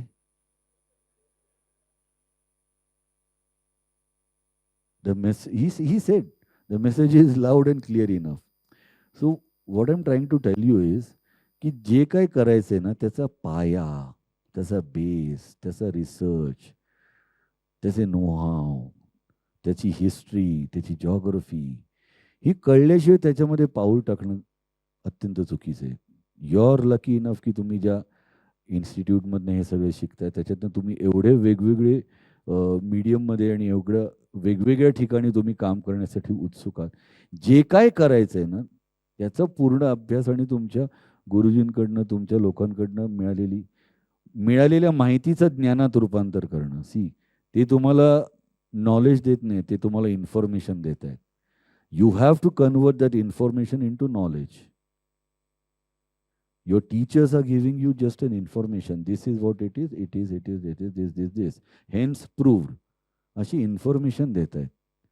Now you have to create that information into knowledge. ते नॉलेजमध्ये रूपांतर करून तुम्ही ज्या क्षेत्रात जाणार आहात त्या क्षेत्रामध्ये पाय ठेवा. मी खूप कंटाळवाणं बोलत नसेल तर, तुम्हाला कंटाळा आला असेल तर सांगा. You can stop me there and then. I am here to just have a good chat with you guys. खरंच आहे, मी कंटाळलेलं नाही, पण तुम्ही कंटाळला असेल तर तुम्ही सांगू शकता, आपण प्रश्न पण विचारू शकतो. लगेच. हां, तर मला तुम्हाला एक प्रश्न विचारायचा होता, की ॲज अ कलाकार म्हणून एक प्रश्न विचारायचा होता, की लावणी सम्राज्ञी सुलोचना चव्हाण यांचं एक वाक्य आहे, की कलाकार कुठल्याही प्रतीचा असेना, त्याची मान उंच त्यांनी कधी ठेवली नाही पाहिजे. तो कायम नम्र असला पाहिजे. हे त्यांचं पर्स्पेक्टिव्ह झालं.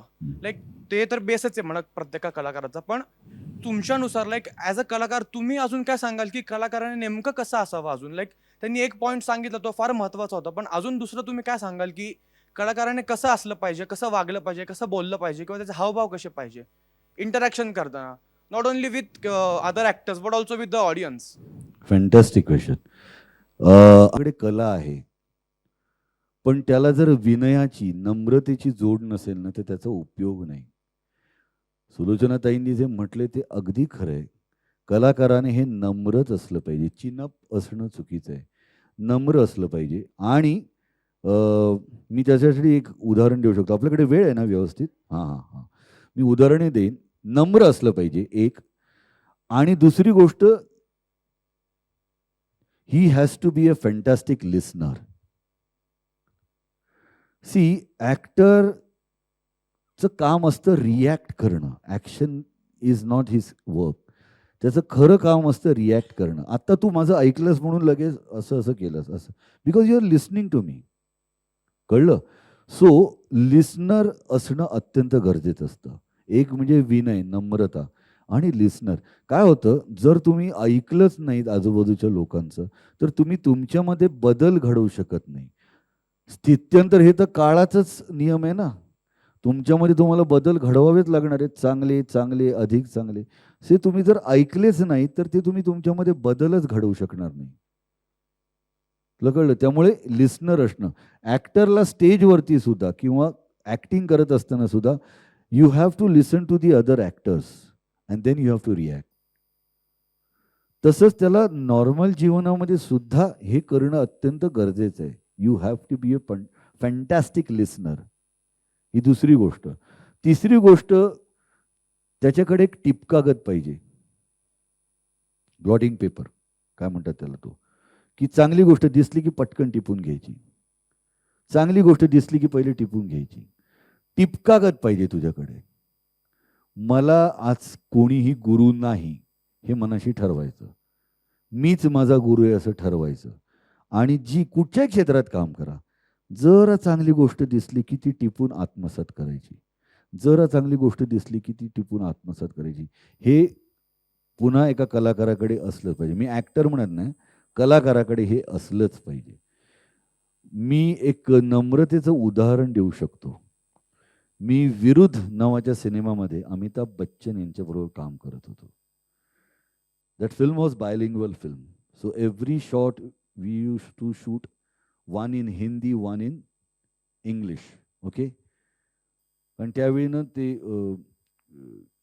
क्लोनिंग शॉटचं तसं होत नव्हतं. फिल्मवरती जेव्हा मी शूट करत होतो तेव्हाचा काळ होता. तर त्यामुळे शॉट एक हिंदीत घ्यायचा, एक इंग्लिशमध्ये घ्यायचा, असं आमचं चालू होतं. आणि तो शॉट असा होता की बच्चन साहेब असे उभे आहेत, समोर कॅमेरा आहे, मी आणखीन एक ॲक्टर त्यांच्या पाठीमागे उभे आहोत. ते हॉस्पिटलचा असा दरवाजा उघडून आतमध्ये येतात, असे उभे राहतात. मग त्यांना तिथे शर्मिला टॅगोर बेडवर ॲडमिट असल्यामुळे ती दिसते. सो ते झाल्यानंतर ते असे 2 सेकंद बघतात आणि त्या शर्मिला टॅगोरच्या दिशेने हळूहळू निघून जातात. एवढाच शॉट आहे. No dialogue, silent shot. Okay. त्याचं प्रीटेक्स्ट असं आहे की अमिताभ बच्चन आणि शर्मिला टॅगोर यांच्या, तुम्ही विरुद्ध बघितला की नाही मला माहीत नाही, त्यांच्या मुलावरती म्हणजे जॉन अब्राहमवरती आरोप झालेला आहे आणि ती कोर्टातली केस ते जिंकलेत. आणि त्या सगळ्या प्रोसेसमध्ये शर्मिला टॅगोर ॲडमिट आहे आणि he is fighting in the court of law. So कोर्टातनं निघून आलं आहे की आपण केस जिंकली हे सांगण्यासाठी बच्चन साहेब तिच्याकडे जातात. हा शॉट आहे, सायलेंट शॉट. ओके. नाव शॉट झाला, बच्चन साहेब आतमध्ये आले, त्यांनी ते बघितलं, हा कॅमेरा आहे, आणि ते असे ते गेले. डिरेक्टर म्हणाले yes cut, now will shoot it in English.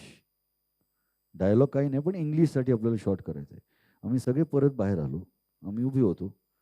तेवढ्यात बच्चन साहेबांना काय वाटलं माहीत नाही, ते परत आतमध्ये गेले आणि महेश मांजरेकर डायरेक्टर होते. महेश, मैं आपसे एक बात करना चाहता हूँ महेश जी. आणि करत ते महेश सरां मांजरेकरांकडे गेले.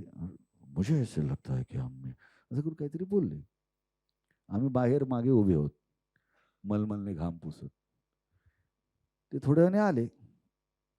आता कलाकार कसा नम्र असतो त्याचं उदाहरण इथे सुरू होतं. अमिताभ बच्चन सारखे एवढे मोठे कलाकार आमच्या जवळ आले आणि म्हणाले, we are sorry, we are shooting this for Hindi once again because I couldn't emote properly. It was my mistake. So I am extremely sorry. Will have to shoot this shot once again. I am extremely sorry. हे अमिताभ बच्चन सारखे कलाकार म्हणतात. मी पाणी झालो होतो. बच्चन साहेब आणि आम्हाला काय करायचं होतं? आम्हाला जस्ट मागे येऊन उभं राहायचंय. पण त्यांनी त्यांची चूक पण ऍडमिट केली की मला असं वाटतं त्या शॉटमध्ये I couldn't emote properly. So we are doing this shot again. So I am extremely sorry. हे त्यांनी स्वतः येऊन म्हणणं हा कलाकार मोठा आहे आणि हा माणूसही मोठा आहे याचं लक्षण आहे. सी तुम्ही कलाकार म्हणून दिवसातले 3 तास असता हो. किती? 3 तास. बरोबर. मी जर नाटक करत असेल तर 3 तासाचं नाटक असेल किंवा जर मी शूटिंग करत असेल तर माझ्यावरचा कॅमेरा ऑन 3 तासच असेल. बरोबर. उरलेले 21 तास तुम्हाला माणूस आहेत ना तुम्ही. प्रमाण किती होतं? 1:7. मग जर तुम्ही 100% चांगले ऍक्टर असाल तर तुम्ही 700% चांगला माणूस असणं गरजेचं आहे ना. ही जोड खूप आवश्यक आहे. सो सुलोचनाताई म्हणाले ते अगदी बरोबर आहे की कलाकाराने या गोष्टी आपल्याकडे ठेवल्याच पाहिजेत. सो आता इतक्या वर्षांपूर्वीचा किस्सा मला आज का आठवतोय? कारण तो टिपकागत बच्चन साहेब जर असे वागतात तर मला कुठलाच हक्क राहत नाही ना. कोणाशी म्हणजे उद्धटासारखा, कोणाशी वाईट वागण्यासारखा मला हक्कच उरत नाही ना. बच्चन साहेब असं करतात तर मी कसं असं? मी तर नाहीच. मी यक्कश्चित आहे. आय होप तुझ्या प्रश्नाचं उत्तर मी दिलं. आणि अजून एक बोलत होतो मला बोला. की आता तुम्ही जे चंद्रमुखी या पिक्चर बद्दल बोलला तर मला खूप दिवसापासून चालू होतं की जसं आम्हाला कळलं की पुष्कर श्रोत्री इथे येणार आहेत. आम्ही आणि आमचे काही फ्रेंड फार एक्सायटेड होतो की आता हे 3 दिवसाचं आमचं नॅशनल कॉन्फरन्स होतं. सो मेनली म्हणजे मी तरी तुम्हाला तुमच्यासाठी आलो होतो ऍक्च्युली फ्रँकली बोलायला गेलो तर. तर तुम्हाला तुमच्याशी बोलत होतो मी. म्हटलं संधी चांगली भेटली, गमवता कामा नाही आपण. सो मग तुम्हाला हेच सांगत होतं की तुम्ही आता म्हणलात की चंद्रमुखी पिक्चर हा तुमचा पिक्चर होता. सो मग मला एक त्याला ॲप्रिसिएशन देत होतं की जर चंद्रमुखी सारखे जर पिक्चर आपल्या मराठी चित्रपट सृष्टीमध्ये येणार असतील, कलागुण संपन्न असे पिक्चर येणार असतील तर नक्कीच आपली मराठी चित्रपट सृष्टी कुठेतरी प्रगतशील मार्गावरती जाईल आणि आपली मराठी इंडस्ट्री खूप टॉपला पोहोचेल अशा पिक्चरमुळे. Yes, thank you. पण मला पुन्हा एकदा असं वाटतं की see there is a vast difference between Marathi audience and South Indian audience. Let me tell you very honestly. South Indian ऑडियन्ससाठी अन्न, वस्त्र, निवारा आणि सिनेमा ह्या 4 गरजा आहेत. मराठी प्रेक्षकांमध्ये अन्न, वस्त्र, निवारा, मग खिशात पैसे आहेत, मग थोडा वेळ आहे, मग बायकोची कटकट मिटवायची आहे, मग पोरांची तोंड गप्प करायची आहे, तर तो एंटरटेनमेंटकडे वळतो, सिनेमागृहाकडे वळतो. हा रिसर्च सांगतो. RRR आणखीन काय पुष्पा हे बघायला जेवढे मराठी प्रेक्षक थिएटरमध्ये उड्या मारतात, 2दा 3दा बघतात, तेवढे प्रत्येक मराठी चित्रपटासाठी ते तेवढं जात नाहीत. हा अनुभव आहे. दगडी चाळ असेल मोठा आहे, शिवप्रताप गरुडझेप मोठा आहे, चंद्रमुखी मोठा आहे, पण असे आणखीन काही छोटे पण चांगले चित्रपट आहेत. ते प्रेक्षकांनी तिकडे जाऊन बघणं खूप गरजेचं आहे. आपल्याकडे एक मुळात फरक काय पडतो तुम्हाला सांगतो. पुष्कर श्रोत्री तुम्हाला फिल्ममध्ये पण दिसतो, तो तुम्हाला टेलिव्हिजनवर पण दिसतो, तो तुम्हाला थिएटरमध्ये नाटकात पण काम करताना दिसतो. सो पुष्कर श्रोत्रीला बघण्याची तुमची जी कल्चरल हंगर म्हणतो ना आपण, सांस्कृतिक भूक, की मला पुष्कर श्रोत्री आवडतो, सो त्याचं काहीतरी काम मला बघायला मिळालं पाहिजे, ही माझी कल्चरल हंगर मी 3 पैकी एका ठिकाणी भागवली, तर उरलेल्या 2 ठिकाणी तो माणूस येईलच याची गॅरंटी नसते.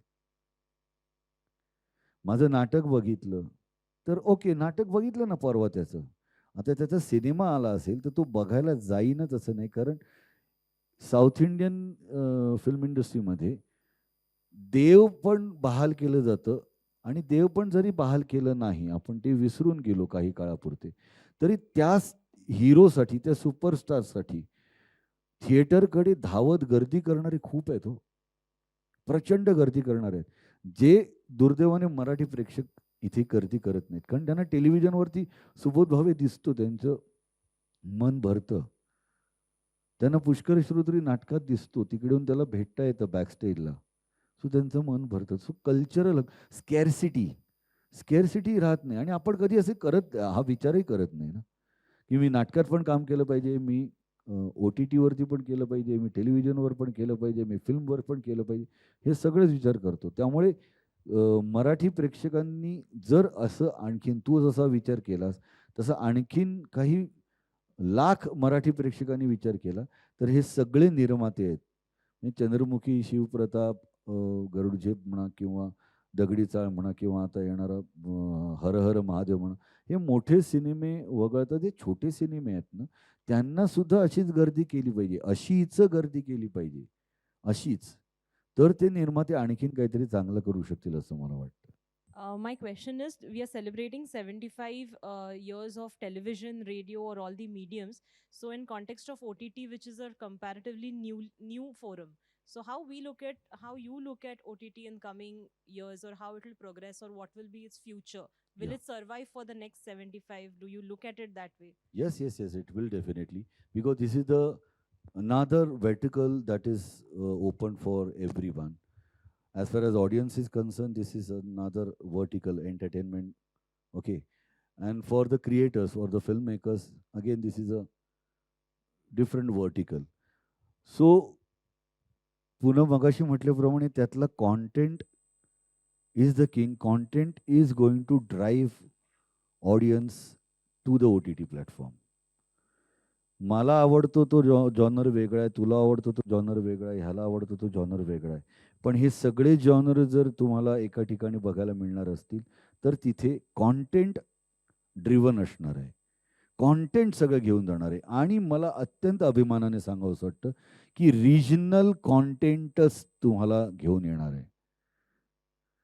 कारण मराठी असेल, मल्याळम असेल, तेलुगू असेल, तमिळ असेल, बंगाली कॉन्टेंट असेल, हा रिजनल कॉन्टेंट इतका मोठ्या प्रमाणावरती आणि वेगवेगळ्या जॉनरमधला वेगवेगळ्या विषयांवरचा कॉन्टेंट क्रिएट होतोय.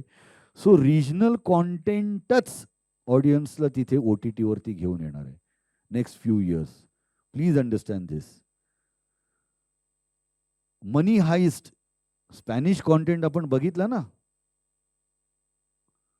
सो हे लक्षात घ्या की लँग्वेज हे सगळं आता तुटून गेलेलं असलं तरी आज मल्याळम कॉन्टेंट जास्त कन्झ्युम केला जातोय इंडियन ह्याच्यामध्ये, रिजनल लँग्वेजेसमध्ये दॅन हिंदी. तेलुगू जास्त कन्झ्युम केलं जातं आहे दॅन हिंदी. बंगाली कन्झ्युम केला जातो आहे, मराठी कन्झ्युम केला जातो आहे. मराठी 4थ्या किंवा 5व्या नंबरवरती आहे, पण हा कॉन्टेंट, रिजनल कॉन्टेंट, ती भाषा न कळणारे लोक कन्झ्युम करणारे खूप आहेत. सो रिजनल कॉन्टेंटच आता OTTवरती जास्त दिसणार आहे आणि रिजनल कॉन्टेंटच तुम्हाला ऑडियन्स घेऊन आणणार आहे. फक्त पुन्हा एकदा कॉन्टेंट कॉन्टेंट कॉन्टेंट म्हणतो तो तसा असला पाहिजे. या सगळ्यांकडनं मला तीच अपेक्षा आहे, जे फिल्म मेकर्स होतील किंवा VFXवाला असेल किंवा जे कोणी ज्या क्षेत्रात काम कराल, फोटोग्राफी असेल, ज्या क्षेत्रात काम कराल त्याच्यात हेच आहे की तुमचं कॉन्टेंटच तुम्हाला पुढचं काम देणार आहे. तुमचं कॉन्टेंटच तुम्हाला आणखीन पुढे घेऊन जाणार आहे.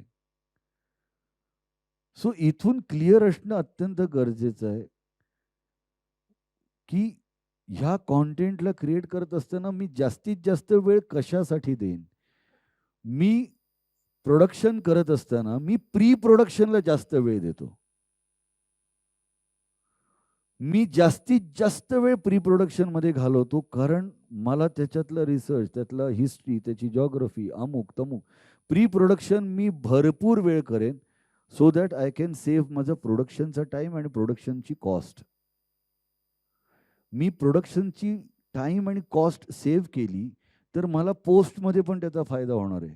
सो प्री प्रोडक्शन आणि पोस्ट ह्यामध्ये मी प्रीवरती सगळ्यात जास्त वेळ घालवेन, मग मी ॲक्च्युअल प्रोडक्शनमध्ये आणि नंतर मी पोस्ट प्रोडक्शनमध्ये वेळ घालवेन. सो ते सगळं करत असताना जेवढं प्री प्रोडक्शनला कुठच्याही मीडियममध्ये तुम्ही काम करा, मी जर पत्रकार म्हणून काहीतरी काम करत असेल तर पेन कागदाला लावायच्या आधी इथे, दॅट इज प्री प्रोडक्शन, इथे मी जास्तीत जास्त वेळ देईन. मी आरजे म्हणून काम करतोय तर मी माईक समोर बसायच्या आधी मी इथे जास्तीत जास्त वेळ काम करेन, that is pre production. Me travel blogger म्हणून आहे, मी जाणार आहे कुठेतरी, तर मी कुठे जाणार आहे, कशासाठी जाणार आहे, तिथे काय बघणार आहे, तिथे काय करणार आहे आणि त्याच्यातनं मी काय ॲब्सॉर्ब करणार आहे आणि मी ते काय लोकांना देणार आहे, मी काय घेऊन लोकांना देणार आहे, त्याच्यासाठी मी परत इथे प्री प्रोडक्शनचं काम करेन. सो प्री प्रोडक्शन हे अत्यंत महत्त्वाचं आहे, खूप जास्त. आणि ते केलं तर तुमचं कॉन्टेंट इतका छान होईल आणि तोच OTT वरती सगळ्यांना दिसणार आहे. लोक थिएटरमध्ये फिल्म बघायला जाणार आहेत, टेलिव्हिजनवरती जो काही ऑडियन्स चिकटलेला आहे तो ऑडियन्स चिकटलेला आहेच आहे. त्यांना दिवसभरामध्ये संध्याकाळ झाली की घरात एक टीव्हीचा आवाज लागतो, म्हणून घरात टीव्ही लावला जातो आणि घरातली बाई काहीतरी भाजी करत असते, काहीतरी जेवण बनवत असते, पण घरात एक संध्याकाळचा टीव्हीचा आवाज लागतो. तो आवाज ऐकू आल्याशिवाय त्यांना चैन पडत नाही, म्हणून टीव्ही लागलेला आहे. काही जण त्यातल्या काही ज्या टेलिव्हिजन सिरियल आहेत त्या समोर बसून बघतात, पण तुम्ही बघितलं असेल कुठच्याही टेलिव्हिजन सिरियलमध्ये बॅकग्राऊंड म्युझिक खूप जास्त लाऊड असतं. का? कारण तो जो ऑडियन्स आहे ना, तो टेलिव्हिजन बघता बघता घरात कोणतरी येतंय, जातंय, वावरतंय, फिरतंय, कोणाचा तरी फोन येतोय, इथे त्यांचं लक्ष जात असताना त्यांना परत तिकडनं आणून टेलिव्हिजनवरती गुंतवायचं असेल तर बॅकग्राऊंड म्युझिक कायम लाऊड असतं. बघा, कुठच्याही टेलिव्हिजन सिरियलवरती बघा.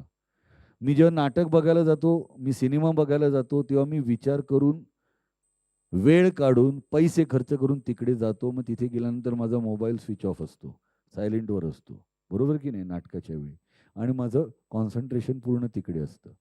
टेलिव्हिजन बघत असताना तुमचं कॉन्सन्ट्रेशन कुठे असतं? फक्त टी व्हीकडे नसतं, कोणतरी मधनं येतं जातंय, कोणतरी काहीतरी बोलतं. सो त्याला परत टेलिव्हिजनकडे गुंतवण्यासाठी टेलिव्हिजनच्या सगळ्या क्रिएटर्सनी ही एक आयडिया काढलेली आहे. OTT हे ह्याच्यापेक्षा एक वेगळं आहे. तुम्हाला फिल्म बनवायची आहे, पण तुमच्या ऑडियन्सनी ती त्यांच्या छोट्या मोबाईलवरती कन्झ्युम करायला हवी आहे. फरक लक्षात येतोय?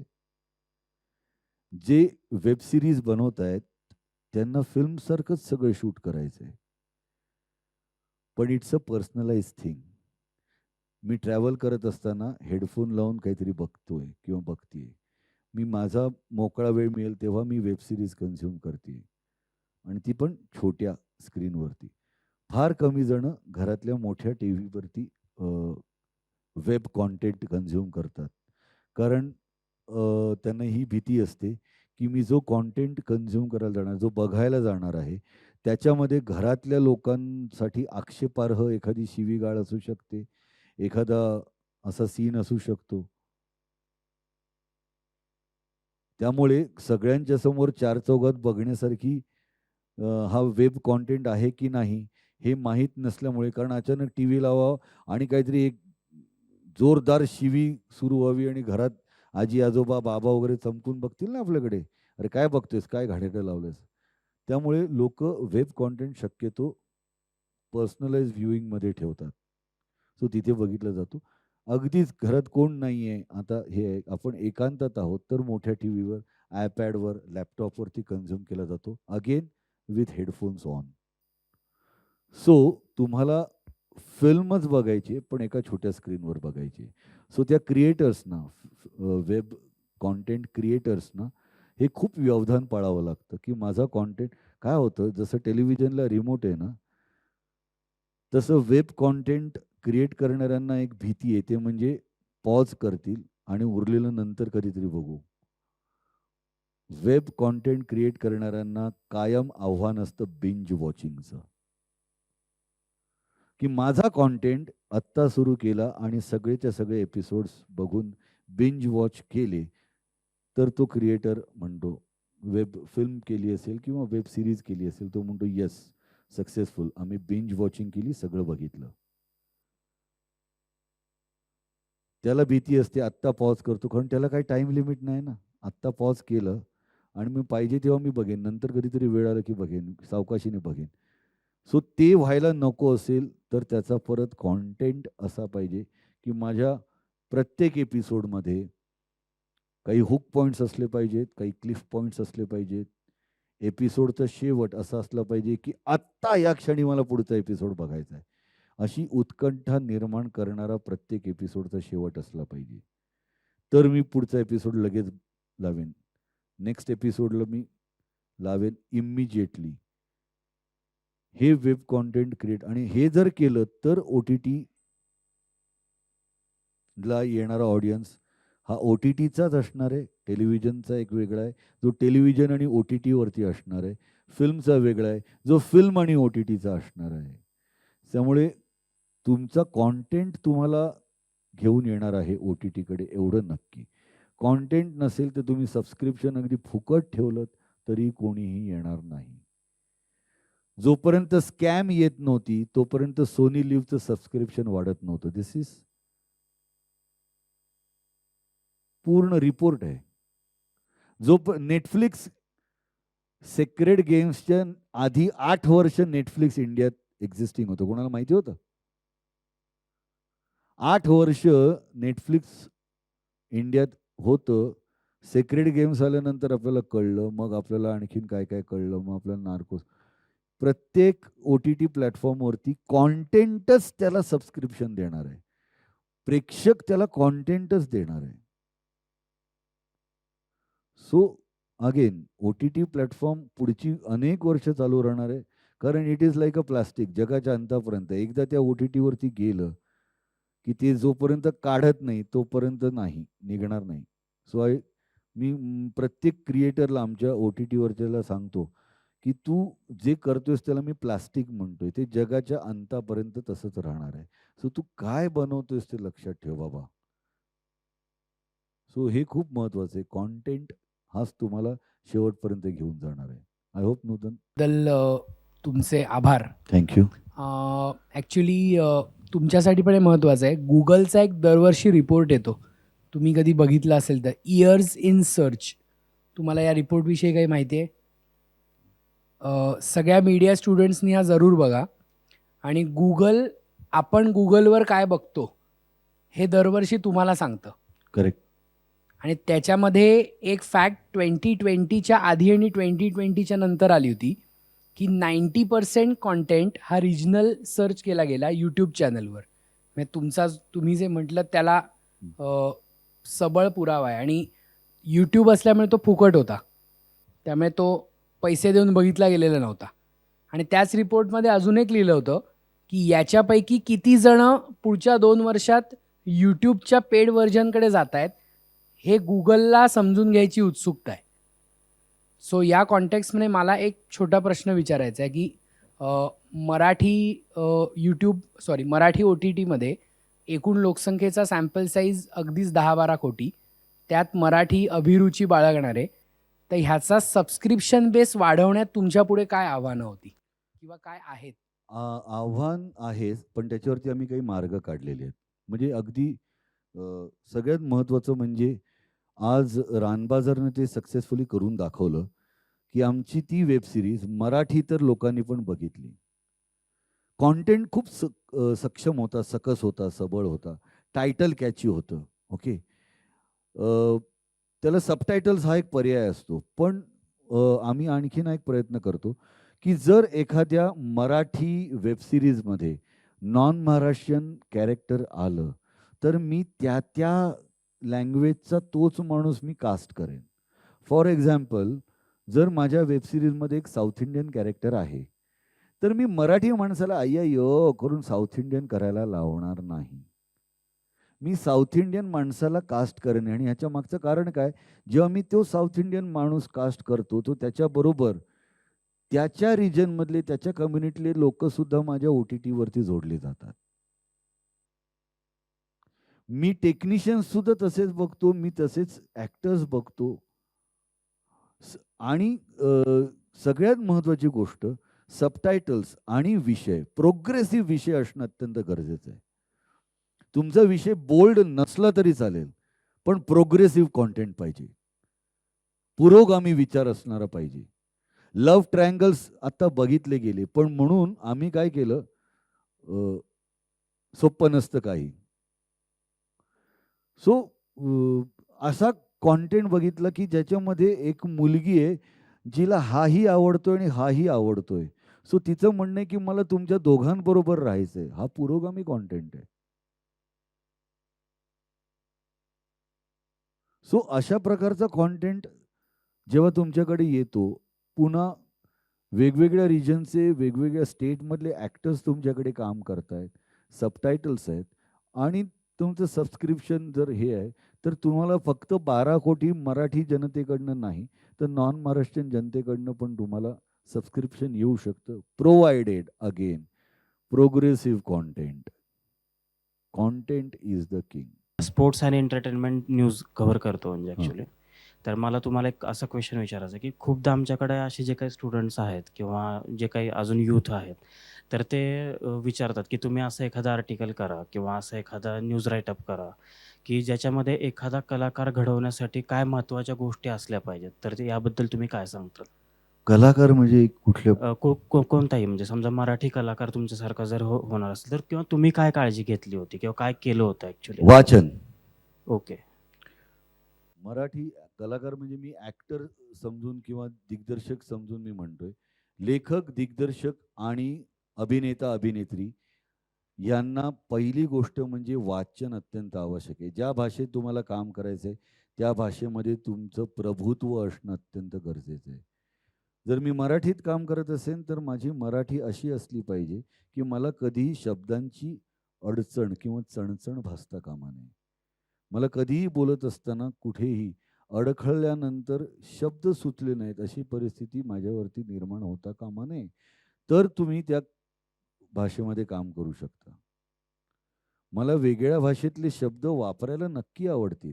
मी वेगळ्या भाषेतले शब्द नक्की आत्मसात करून माझ्या संवादामध्ये त्याचा वापर करू शकतो. पण तत्पूर्वी मला आधी माझ्या भाषेतले चांगले शब्द वापरता आलेच पाहिजे. आत्ता ही जी 4-5 वाक्य मी बोललो, त्याच्यामध्ये मराठी तर मी एकही शब्द वापरला नाही. लक्षात आलं का तुमच्या? मी मराठी तर एकही शब्द वापरला नाही. पण माझं बोलणं तुम्हाला न कळण्या इतपत संभ्रमात टाकणारं होतं का? माझं बोलणं तुमच्यापर्यंत पोहोचलं? त्याऐवजी मी हेही बोललो असतो, की मी इंग्लिशमधले पण शब्द ॲब्सॉर्ब करेन आणि मी त्याचा यूज करू शकतो माझ्या बोलण्यात. पण कशाला यूज करू शकतो बोलेन मी, म्हणून मी त्याचा वापर करू शकतो. आहे की चांगला शब्द, कळतो की लोकांना. सो आपली भाषा, त्याच्यावरचं प्रभुत्व आणि वाचन केल्याशिवाय हे घडूच शकत नाही. सो चांगलं वाचन असणं तितकंच गरजेचं आहे. कुठलं मराठी लेखक, दिग्दर्शक आणि अभिनेता, अभिनेत्री. बाकी टेक्निशियनसाठी काही तुम्हाला तेवढ्या वाचनाची आवश्यकता नसते. पण उत्तम वाचन असलेले टेक्निशियन्स मी बघितलेले आहेत. सिनेमॅटोग्राफर्स बघितलेले, म्हणजे देबू देवधरांपासून ते आत्ताच्या महेश लिमयेपासून ते प्रसाद भेंडेपर्यंतचे सगळे जे DOP आहेत, सिनेमॅटोग्राफर्स आहेत, त्यांचं वाचन दांडगं हे मी बघितलेलं आहे. वाचन अत्यावश्यक आहे. गुड आफ्टरनून सर, माझं good नाव afternoon. साक्षी बासुतकर आहे Hi, साक्षी. आणि माझं स्पेशलायझेशन ब्रॉडकास्ट जर्नलिझम आहे. Very good. तर मग माझा प्रश्न असा होता की आत्ताच आपण रानबाजारबद्दल मेन्शन केलं, तर मग तेव्हा त्याच्यावर जी कॉन्ट्रोवर्सी झाली होती की प्राजक्ता माळी किंवा मग तेजस्विनी प्रकाशला म्हणजे बोल्ड सीन्सवरून, तर मग माझा असा प्रश्न आहे की आपण हाच कंटेंट हिंदीमध्ये बघताना वी एक्सेप्ट इट और इंटरेस्टनी आपण ते बघतो, बट वेल कन्झ्युमिंग इन मराठी और रिजनल लँग्वेज आपण म्हणजे खूप हेजिटेट करतो किंवा मग आपण ते एक्सेप्ट करू नाही शकत, जसं आपण तेव्हा त्यांना क्रिटिसाइज केलं त्या दोघींना. तर मग ॲज अ कंटेंट क्रिएटर तुम्हाला ह्याबद्दल काय वाटतं और तुम्ही तुमच्या ऑडियन्सकडून काय एक्सपेक्ट करता? Very good question. मला अत्यंत प्रामाणिकपणे असं म्हणावंसं वाटतं की त्या दोघींनी अप्रतिम काम केलं. बरोबर. फरक काय होतो माहिती आहे, मराठी प्रेक्षकांना ना हे सगळे कलाकार आपल्या घरातले वाटतात. प्राजक्ता माळीला मी इतके दिवस इतके बघत आले ना, ती प्राजक्ता माझी प्राजक्ता आमची आहे हो प्राजक्ता. आणि जिला मी आत्तापर्यंत माझ्या घरातली एक सदस्य समजत आलेलो आहे. महाराष्ट्राची हास्य जत्रा असेल, तिची टेलिव्हिजन सिरियल असेल, सो तिने अशा प्रकारचे बोल्ड सीन केले, बघितल्यानंतर मराठी प्रेक्षकाचं मन दुखावलं जातं की अरे नाही यार, मी बाकी कोणाचं बघू शकतो, ते आमचे कोणी लागत नाहीत, मला काही फरक पडत नाही, पण प्राजक्ता तर आमची आहे हो, तिने असं करायला नको होतं. तेजस्विनी आमची आहे हो, तिने असं करायला नको. हे मराठी प्रेक्षकनं आम्हा कलाकारांना त्यांच्या घरातले समजतात. हे आमच्यासाठी खूप भाग्याचं असतं. Let me tell you very honestly. आमच्याशी कुठलाही माणूस कधीही संवाद साधतो ना, जेव्हा ए पुष्कर असं करून बोलतो तेव्हा मला बरं वाटतं की अरे यार, तो आपल्याला अगदी जवळचा समजतो, घरातला समजतो. मग एका हाताचं अंतर पण नाही आहे आमच्यात, असं जेव्हा मला वाटतं की प्रेक्षक आणि मी, तेव्हा मला खूप बरं वाटतं की हां, आय एम इझिली ॲक्सेसिबल. कोणी माझ्याशी येऊन रस्त्यावरती पण बोलतंय, माझ्याशी काही सांगतंय, माझ्याच कामाबद्दल नाही, भलत्या कामाबद्दल सांग. सो हे करत असताना त्यांची मानसिकता काय असते की मी त्यांच्या घरातला आहे, मी त्यांच्या कोणतरी जवळच आहे. आणि त्यामुळे जर माझ्याकडनं अशा प्रकारचे बोल्ड सीन झाले तर ते त्यांना आवडत नाही. असं पुरुषांच्या बाबतीत पण होतं की तुला हे काम करायची काय गरज होती, तुला हे. म्हणजे मला ह्याच्यावेळी वादळ वाटच्या वेळी मला एवढ्या शिव्या पडायच्या, अरे तुला काय तो विलन करायची एवढी पडली रे, कशासाठी एवढं विलन घाणेरडी कामं करतो. मी माझं काम करत असतो, पण प्रेक्षकांना तसं वाटणं स्वाभाविक असतं. सो प्राजक्ता माळी किंवा तेजस्विनी पंडित हिला जेवढं ट्रोल केलं गेलं त्या ह्याच्यावरती, त्याच सगळ्या लोकांनी ते बघितलं सुद्धा. त्या सगळ्यांनी बघितलं, चवीने बघितलं, त्यांना बाकीच्यांचं बघितलेलं आवडलं, हिचंही ह्या दोघींचंही काम आवडलं. फक्त ते थोडेसे हे झालं की आईला प्राजक्ताला मी असं बघू शकत नाही, हा एक आहे. पण सगळ्यात जास्त त्याच्यावरती कॉन्ट्रोवर्सी कशावरनं झाली ते माहिती आहे, मराठी वेब सिरीज असून त्याच्यामध्ये हिंदी डायलॉग का. Again content creator. ओके. सो मी त्यांना म्हटलं की रोजच्या जीवनात मला सगळे मराठीच लोक भेटतील असं नाही ना.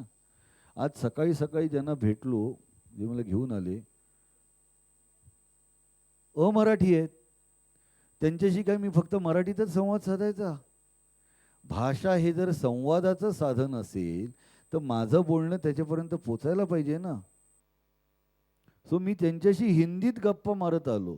सिमिलरली माझ्या वेबसिरीज जरी मराठी असेल तरी त्याच्यामध्ये जर एखादं हिंदी कॅरेक्टर आलं जे आपल्याला नेहमी भेटतात.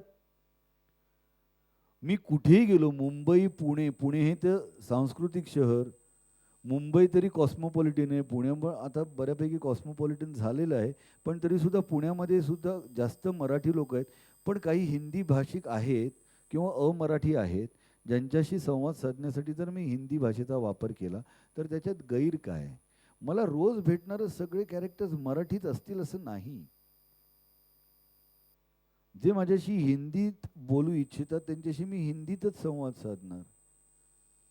सो तो आमचा एक प्रयत्न होता की एक वेश्या वस्ती आहे किंवा एक हाय प्रोफाईल सोसायटीमधली लोक आहेत, सो जिथे अमराठी लोक आहेत त्यांनी हिंदीत एकमेकांशी संवाद साधला, ज्याच्यावरती ट्रोल केलं गेलं. आणि मग अशी तुम्ही विचारलं त्याप्रमाणे की प्रेक्षक संख्या वाढवण्यासाठी म्हणून नव्हे, पण प्रेक्षक संख्या खऱ्या अर्थाने जर चांगले प्रेक्षक हवे असतील तर जो प्रोग्रेसिव्ह कॉन्टेंट पाहिजे आणि अमराठी प्रेक्षकांना सुद्धा कनेक्ट होणारं कॉन्टेंट पाहिजे, तो कॉन्टेंट क्रिएट करण्याकडे आमचं कल आणि आमचं लक्ष जास्त आहे. हा त्यातलाच एक प्रकार होता. ट्रोलिंग झालं पण ते जगभरात बघितली गेली, अमराठी लोकांनी बघितली गेली. वेअर ॲज त्यावेळी जेव्हा रानबाजार रिलीज झाली होती तेव्हा न्यूज आर्टिकल आणि पुन्हा तुझंच क्षेत्र रिसर्च तुमच्या ज्या पत्रकारांनी केला त्यांनी सांगितलं आज भारतात सगळ्यात 1 नंबरवर कन्झ्युम केली जाणारी web series is Raanbaazaar which is in Marathi. त्यावेळी ज्या काय 10 वेब सिरीज आल्या होत्या त्या टाईमलाईनमध्ये, त्यातली अख्ख्या भारतात पहिल्या नंबरवरती बघितली जाणारी वेब सिरीज रानबाजार होती. मराठी रिजनल कॉन्टेंट हा तेव्हा होता. साक्षी, आय होप मी तुझ्या प्रश्नाचं उत्तर दिलंय. सर अजून एक म्हणजे डाऊट होता की म्हणजे जेव्हा ऑडियन्सचं हे बिहेवियर तुमच्याकडे, तर मग ते असं तुम्हाला ॲज अ लिमिटेशन नाही का होत की म्हणजे आता मी जर तुम्हाला ट्रेडिशनली बघतीये तर मग मी तुम्हाला ट्रेडिशनलीच एक्सेप्ट करते, तुम्ही बोल्ड सीनमध्ये जर गेले तर मग मी ते एक्सेप्ट नाही करू शकत. So is it a kind of limitation for you? ते लिमिटेशन तुम्ही स्वतःने घालायचं की नाही ते ठरवायचं. म्हणजे काही कलाकार टाईपकास्ट होतात. तू ज्याला लिमिटेशन म्हणतेस ना त्याला मी टाईपकास्ट म्हणतो, की तो त्याच प्रकारचे रोल्स करतो, तो त्याच बाउंड्रीमध्ये राहतो, त्याच चौकटीत राहतो आणि तसेच रोल करतो. See, you don't have to impress anybody but you have to express yourself, right? So मी जर काही करेन वेगळं तर ते मी कोणाला तरी इम्प्रेस करण्यासाठी नाही, पण स्वतःला एक्सप्रेस करण्यासाठी जर मी ती बाउंड्री ओपन केली आणि मी स्वतःला एक्सप्रेस केलं. जे रेगे आत्तापर्यंत मला रेगेचे रोल ऑफर होण्याआधी सगळे कॉमेडी येत होते. जर मी विचार केला असता की नाही नाही नाही रेगेसारखा सिनेमा मी नाही करू शकत, सिरियस सिनेमा मी नाही करू शकत, हे जर लिमिटेशन मी स्वतःला घातलं असतं तर रेगेमधलं सचिन वाझे मी करू शकलो नसतो, कारण तोपर्यंत मी टाईपकास्ट होतो. कॉमेडी. सो मी आय ब्रोक दी आईस आणि मी म्हटलं नाही हीच ती वेळ आहे आणि मी हे करायला पाहिजे. सो ती लिमिटेशन मी घालायची की नाही मला ठरवायचं. मला जर घालायचं नसेल तर it is not limitation at all. Don't consider yourself as a typecast actor. Just explore yourself, express yourself any which way. ज्या कुठल्या रोलमध्ये तुम्ही करू शकताय ते करा. Thank you sir. You're welcome. नमस्कार सर. नमस्कार. माझं नाव श्वेता. श्वेता. माझा प्रश्न नाटकाच्या बद्दल आहे. जसं की आपल्याला आता खूप सारे प्लॅटफॉर्म्स आहेत, जसं की OTT आहे, सिनेमा आहे आणि काही ऑडियन्स हॉलिवूड जास्त प्रिफर करतात आणि काही टॉलिवूड मूवीज जास्त प्रिफर करतात. तर इन फ्युचर नाटकांना काही धोका आहे का OTT प्लॅटफॉर्मपासनं किंवा टॉलिवूडपासनं किंवा बस? मी प्रत्येक ऑप्शन बघत होतो. नाटकाला कशाचाच धोका नाही आणि याचं कारण लाईव्ह परफॉर्मन्सला सगळ्यात जास्त व्हॅल्यू मिळते. आज मी इथे व्हर्च्युअल जर तुमच्याशी गप्पा मारायला आलो असतो तर तुम्हाला तेवढी मजा आली असती का? मी लाईव्ह तुमच्याशी बोलतोय ह्याची मजा जास्त आहे. सो लाईव्ह परफॉर्मन्सला मानव आपला मेंदू सगळ्यात जास्त महत्त्व देतो लाईव्ह परफॉर्मन्सला. सो मराठी नाटकांना लोक येणार आहेत, मराठी लोक नाटक बघायला जाणार आहेत, गाण्यांचे कार्यक्रम बघायला जाणार आहेत, कारण तो लाईव्ह आणि मला इथल्या इथे दाद द्यायची आणि ते त्या क्षणाचं देणं असतं. सी, एकदा तुम्ही फिल्म किंवा OTT किंवा व्हॉटेवर तुम्ही एकदा ते शूट केलं ना तर तुम्ही जितके वेळा बघाल तितके वेळा तुम्हाला तोच प्रत्यय मिळणार आहे. पण लाईव्ह परफॉर्मन्समध्ये त्या क्षणी तो जे करणार आहे ते दुसऱ्या वेळी तुम्ही तेच नाटक परत तोच प्रयोग बघायला गेलात त्या नाटकाचा तर तुम्हाला कदाचित वेगळा आनंद मिळू शकतो त्या क्षणामध्ये. तो ॲक्टर जे काही तुम्हाला चमत्कार दाखवेल त्याच्यावरून. सो नाटकाला रिपीट ऑडियन्स येण्यामागचं कारण हेच असतं की लाईव्ह परफॉर्मन्स प्रत्येक वेळी वेगवेगळा, प्रत्येक वेळी आणखीन चढा, आणखीन बहारदार होऊ शकतो. सो नाटकाला ह्याच्यापैकी कशाचाही धोका नाही आहे. कशाचाही नाही आहे. फक्त झालंय असं की आता वीकडेचं थिएटर गेलंय, वीकेंड थिएटरच राहिलंय. आपल्यालाच आता स्ट्रेस जास्त आहे, आपल्याला ट्रॅव्हलिंग टाईम जास्त आहे. मी काल मुंबईवरनं पुण्याला निघालो. मुंबईवरनं बाणेरपर्यंत मी साधारणतः 2-2.5 तासात आलो. बाणेरवरनं FC रोडवर यायला मला 2 तास लागले. सो ह्याला काहीच करू शकत नाही आता. आपणच नाही का विकास घडवतोय आणि आता सगळं मोठं सगळं करतोय, जे आपल्याच भल्यासाठी आहे. तर आता ट्रॅफिक असणारच आहे. आपल्याला वेळ जाणारच आहे. मग त्याच्यामुळे होतंय असं, की मी वीकडेला सुद्धा जाऊन नाटक बघायचो. ती संकल्पना आता कमी व्हायला लागली आहे. जेव्हा सुट्टी असेल वीकेंडलाच मी नाटक जाऊन बघेन. This is what is the changes. Hello sir. Hello. तर मी आता पुण्यात यायच्या आधी 26 जानेवारीला रिलीज झालेला झॉम्बिवली फिल्म बघितली. हां. तर त्यातलं काम मला खूप आवडलं. म्हणजे त्यांचे मेकअप झॉम्बीजचे किंवा त्यातलं म्युझिक किंवा ते लाइटिंग्स वगैरे खूप छान बनवले ती फिल्म एकदम. हं. तर मला तुम्हाला असं विचारायचं होतं की तशा फिल्म्स अजून पुढे कशा पद्धतीने येतील किंवा कशा येणार आहेत, तुमचं काय मत आहे? पुन्हा एकदा ऑडियन्सने जर अशा फिल्म्सना सपोर्ट दिला तर असा प्रोड्युसर किंवा लेखक किंवा दिग्दर्शक पुन्हा अशा प्रकारची फिल्म करण्याकडे कल असेल. काय होतं, झोंबिवलीला ऑडियन्सने तसं सपोर्ट दिला पाहिजे. आता सैराट नंतर अनेक लोक आपण एक अशी फिल्म करूया सेम सैराट, असे खूप प्रोड्युसर आणि रायटर डिरेक्टर तयार झाले होते. आत्तापर्यंत गेल्या वर्षीपर्यंत आपण जी फिल्म करतोय ना सेम सैराट. अरे कशाला झाला सैराट, बरोबर. सो झोंबिवली म्हणजे तू फक्त ते जॉनर म्हणतोयस, बरोबर ना. सो तशा जॉनरला जर प्रेक्षकांनी आणखीन प्रतिसाद दिला तर आणखीन निर्माते, लेखक, दिग्दर्शक आणखीन त्याला काहीतरी हे करू शकतील, म्हणजे तशा प्रकारचा कॉन्टेंट क्रिएट करू शकतील. सो ऑडियन्सचा सपोर्ट महत्त्वाचा आहे. पुन्हा एकदा काय होतं, मार्केटिंग, त्याचा रीच हा असलाच पाहिजे. झोंबिवली अनेक ठिकाणी पोचला, पण जेव्हा लोकांना बघायचा होता तोपर्यंत वेगळा कुठचा तरी सिनेमा आला होता आणि तो सिनेमा काढायला लागला. झोंबिवलीचं हे रिपोर्ट्स आहेत. सो तू भाग्यवान, तू बघितलास, अप्रतिम सिनेमा, बहारदार सिनेमा.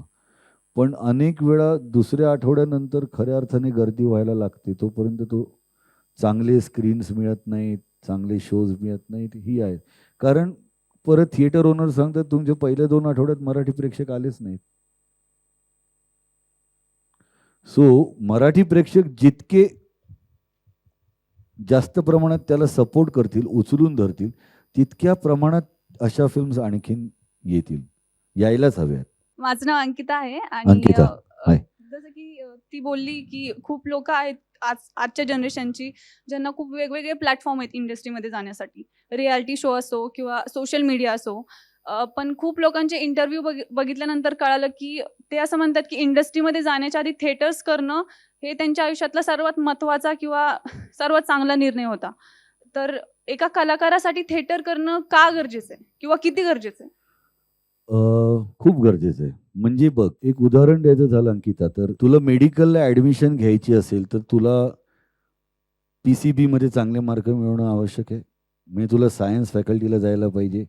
PCB, तुला इंजिनिअरिंगला जायचं असेल तर PCM मध्ये चांगले मार्क्स मिळवणं आवश्यक आहे, तर तुला ॲडमिशन मिळते, बरोबर. सिमिलरली तुम्हाला जर चांगला ॲक्टर व्हायचं असेल तर एकांकिका स्पर्धा, एकांकिकांमधनं काम करणं, नाटकांमधनं काम करणं हे आवश्यक अशासाठी आहे. तिथे तुमच्याकडे रोजच्या रोज सरावातनं रोज रिहर्सल करून तुम्हाला तावून सुलाखून छान करून बाहेर सोडतात. नाटकाची तालीम महिने चालते. सो रोज विचार कर, तू 1 महिना जर रोज तू तुझ्या रोलचा विचार करतेस, तुझ्या कॅरेक्टरचा विचार करतेस, तू त्या नाटकाचा विचार करतेस, ते करतेस, तर तुझा मेंदू त्याप्रमाणे विचार करायला लागतो, जडणघडण व्हायला लागते. सो तुमच्या मेंदूला तुम्ही तशा प्रकारे मोल्ड करता, तयार करता की मला माझ्या कॅरेक्टरवरती जास्तीत जास्त अभ्यास करायचा आहे, कॅरेक्टरचा जास्तीत जास्त आत्मसात करायचं आहे, असं करायचं. जे नाटकामध्ये होतं, एकांकिका असतील किंवा मोठी नाटकं असतील, त्याच्यामध्ये हे घडतं. सो जेव्हा तुम्ही रंगभूमीवरती काम करत असताना तेव्हा तुम्ही स्वतःला छान त्याच्यातनं तावून सुलाखून छान मोल्ड होऊन बाहेर येता. मग नंतर तुम्ही टेलिव्हिजनवरती सीन करायचा असेल, फिल्ममध्ये सीन करायचं असेल, तर तुम्हाला अडचण येत नाही. ना पाठांतराची अडचण येत, ना मला कॅरेक्टरमध्ये कसं शिरायचं, कॅरेक्टर कसं ग्रॅब करायचं याची अडचण येत नाही.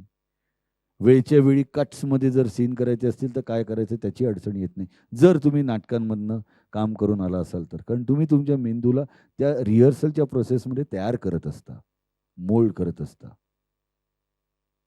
म्हणून नाटक खूप महत्त्वाचं आहे, गरजेचं आहे. प्रश्न आहे की आपण नाटक करतो किंवा एकांकिका करतो, मग त्यापेक्षा जे इंस्टाग्रामवरती रील्स बनवतात ते आजकाल जास्त प्रसिद्ध होत आहेत, असं का होतंय? उलट नाटकात आणि एकांकिकात काम करणारे पण रील्स करायला लागलेत.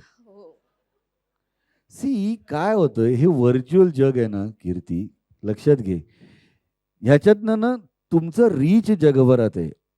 ऑन अ फिंगर टेप तू केलेलं रील कुठेतरी साऊथ आफ्रिकेतला माणूस पण बघू शकतोय ना. You throw it in the air on the universe and it is consumed all over the globe. कोणी बघू शकतं, कीर्तीने काहीतरी रील केलेलं बघू शकतो. सो होतं काय, तुमचं रीच एका क्षणात जगभरासाठी जातो, बरोबर, रील्समध्ये. वेळात नाटकात काम केलेलं आहे ना, तिथे यायला पाहिजे ना त्या माणसाने. तो एक विचार करायला पाहिजे की मला अमुक अमुक नाटक बघायचं आहे, मग मी वेळ काढायला पाहिजे, मग मी पैसे खर्च करून तिकीट काढायला पाहिजे, मग तिथे यायला पाहिजे आणि मग ते तो बघणार. सो नाटक किंवा काही ह्या गोष्टींचं लोकांपर्यंतचा रीच हा त्या माणसाने इथे आल्यानंतर होतो. इथे बरोबर उलट आहे, तुम्ही त्यापर्यंत पोचवता.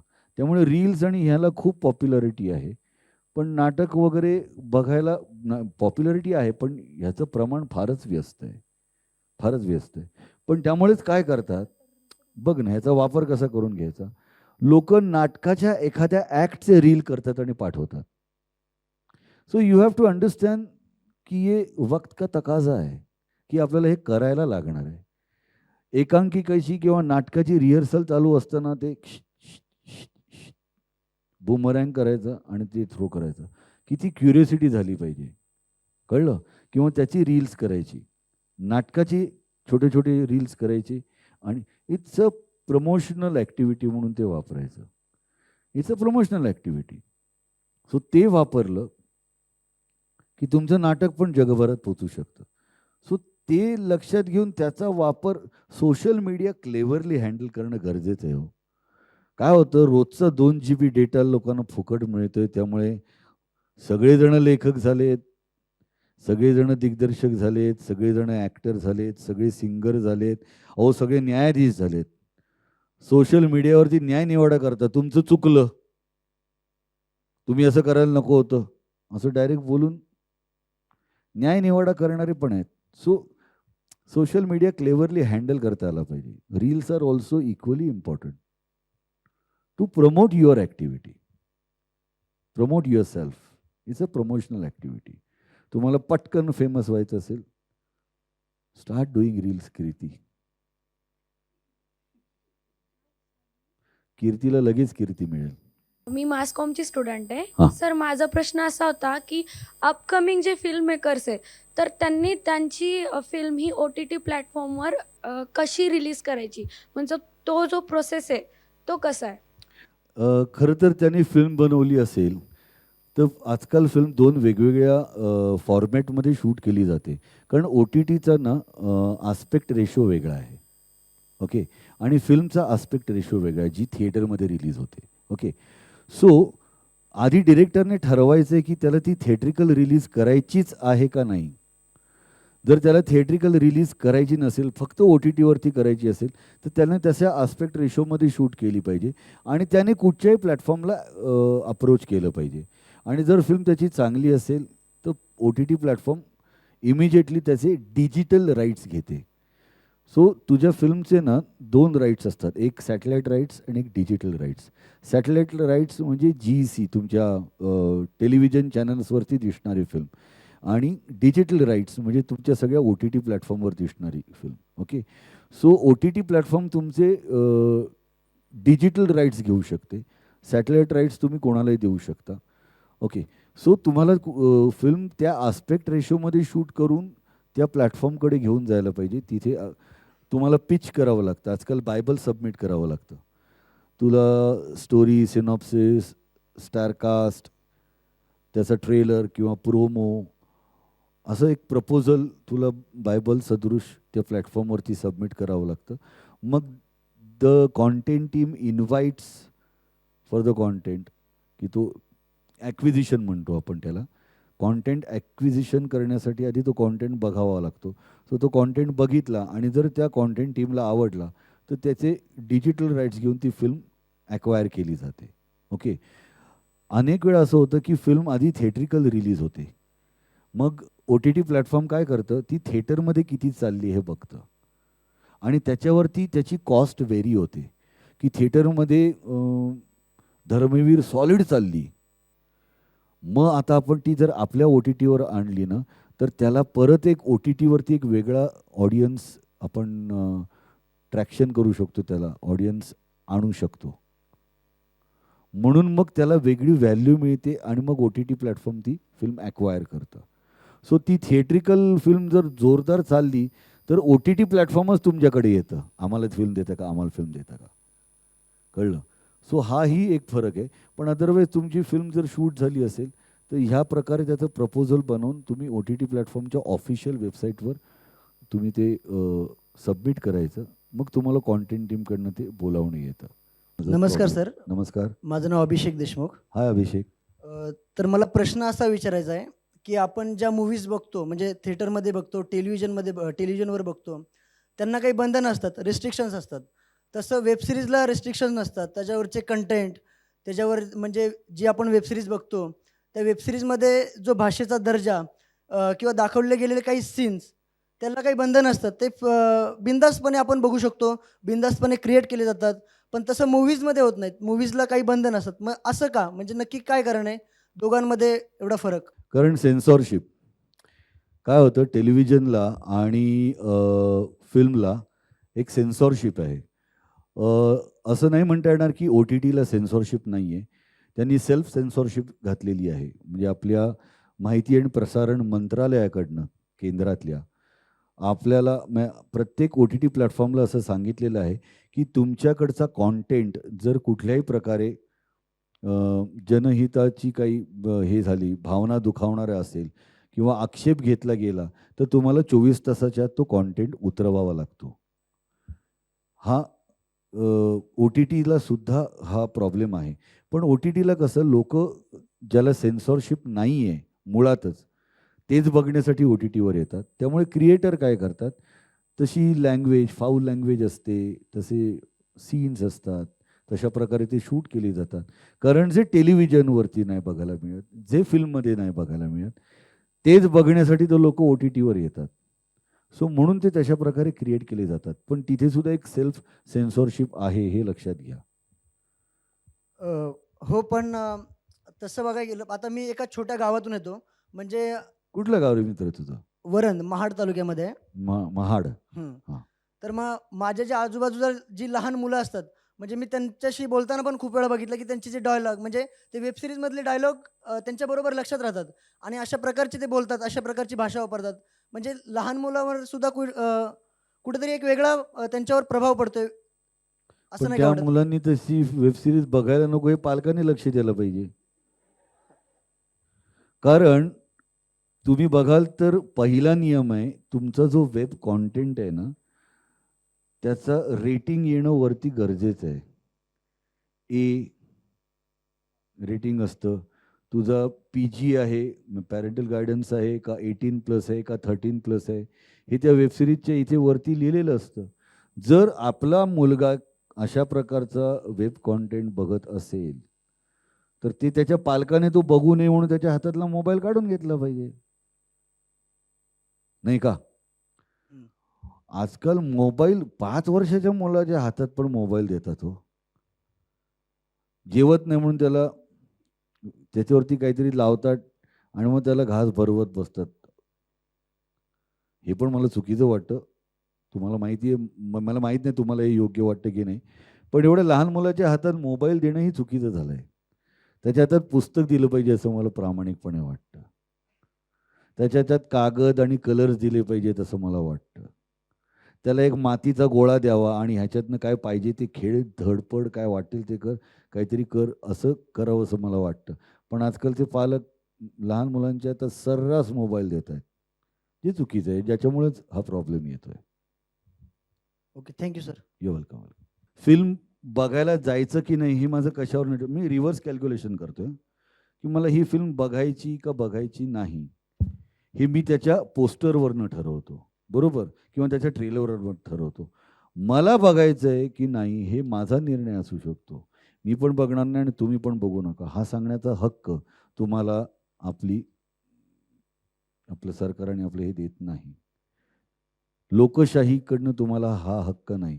मी काय करायचे ते मी ठरवू शकतो, तू काय करायचे ते तू ठरवू शकतोस. तू असं करावंस म्हणून मी तुझ्यावरती माझे विचार लादणं पूर्णपणे अयोग्य आहे, लोकशाहीच्या विरोधात आहे.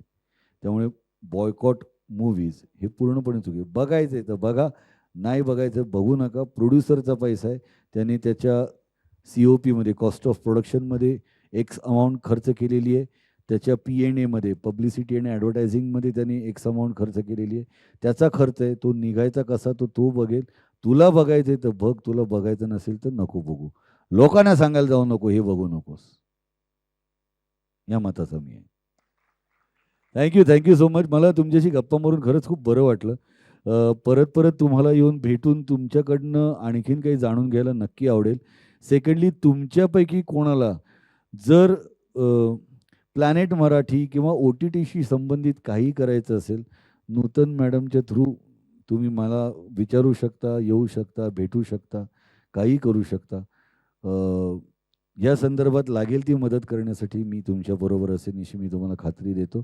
Thank you so much. देखो, ये लोग हैं जो मराठी को इतनी अच्छी तरह से समझ रहे हैं, बोल रहे हैं, तो हम लोगों को अदर लैंग्वेजेस भी समझना बहुत ज़रूरी होता है ना? Thank you. After the break, we are gathered here for panel discussion. For panel discussion, we have panelists with us. I request Rangnekar sir to felicitate our panelists.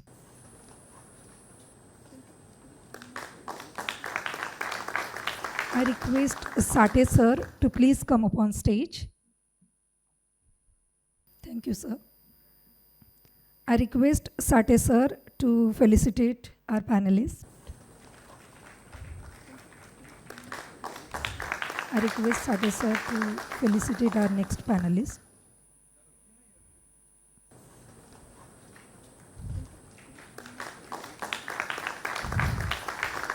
I request Dr. Girish Rangnekar sir to introduce our today's panelists. Thank you, ma'am. So, good afternoon all. On behalf of Tilak Maharashtra Vidyapit, I welcome all for the today's 2 days national conference. This conference is organized by Department of Journalism and Mass Communication and Indian Council of Social Science Research. Media at 75. Past, present, future. Metamorphosis of media in independent India. That is the title of the conference. I welcome Dr. Geetali Tilak ma'am. She's I think about to arrive.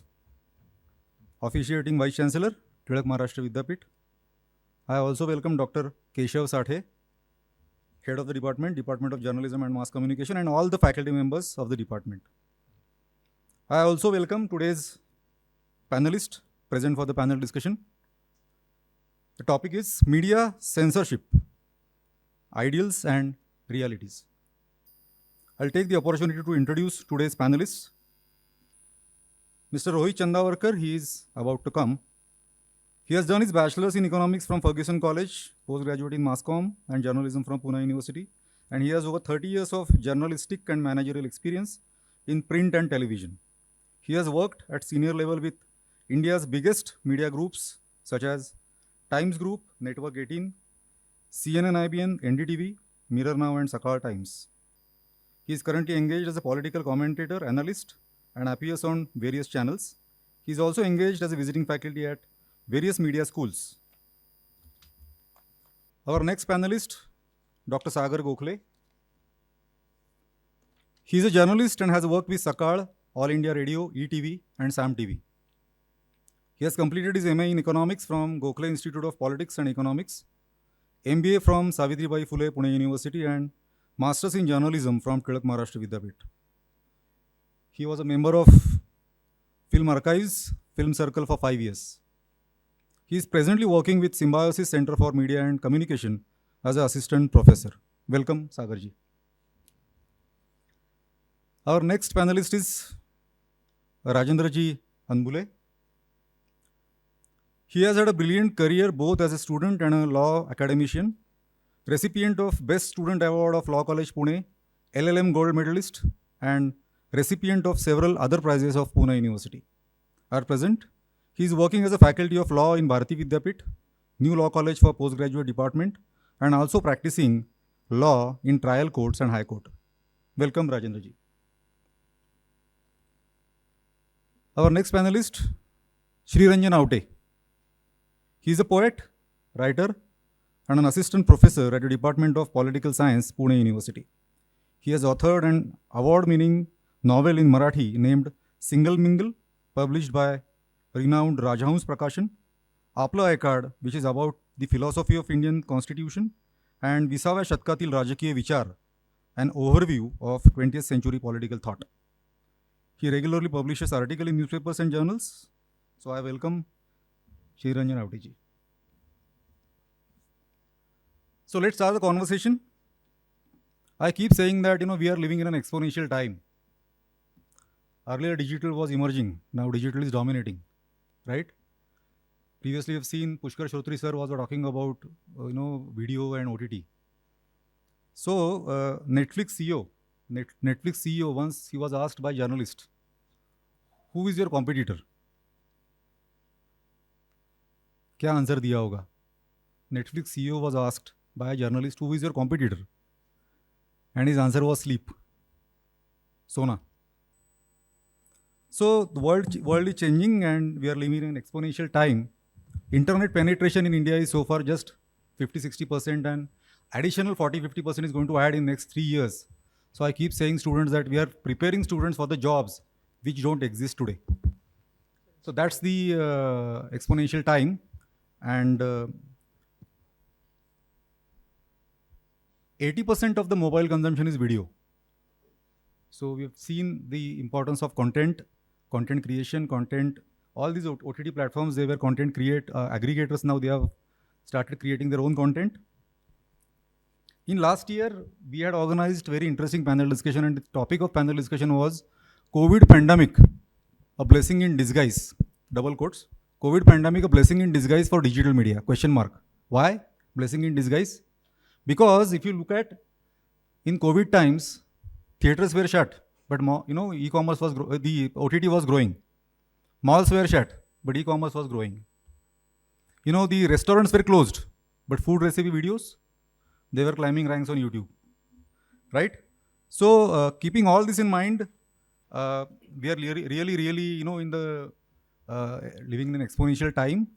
So let's dive deep into the core topic of today's panel discussion: media censorship, ideals and realities.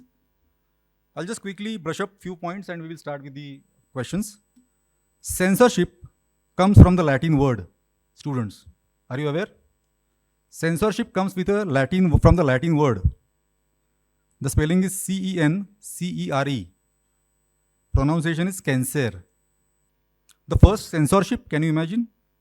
Socrates' speech about democracy has been censored by the Athens government.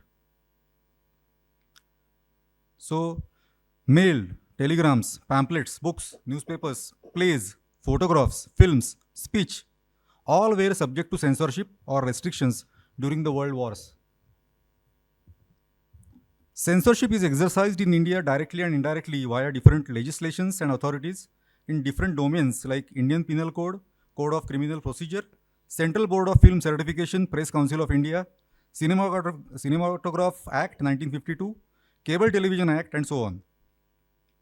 So I'm just opening the point for the discussion. too much freedom and no censorship.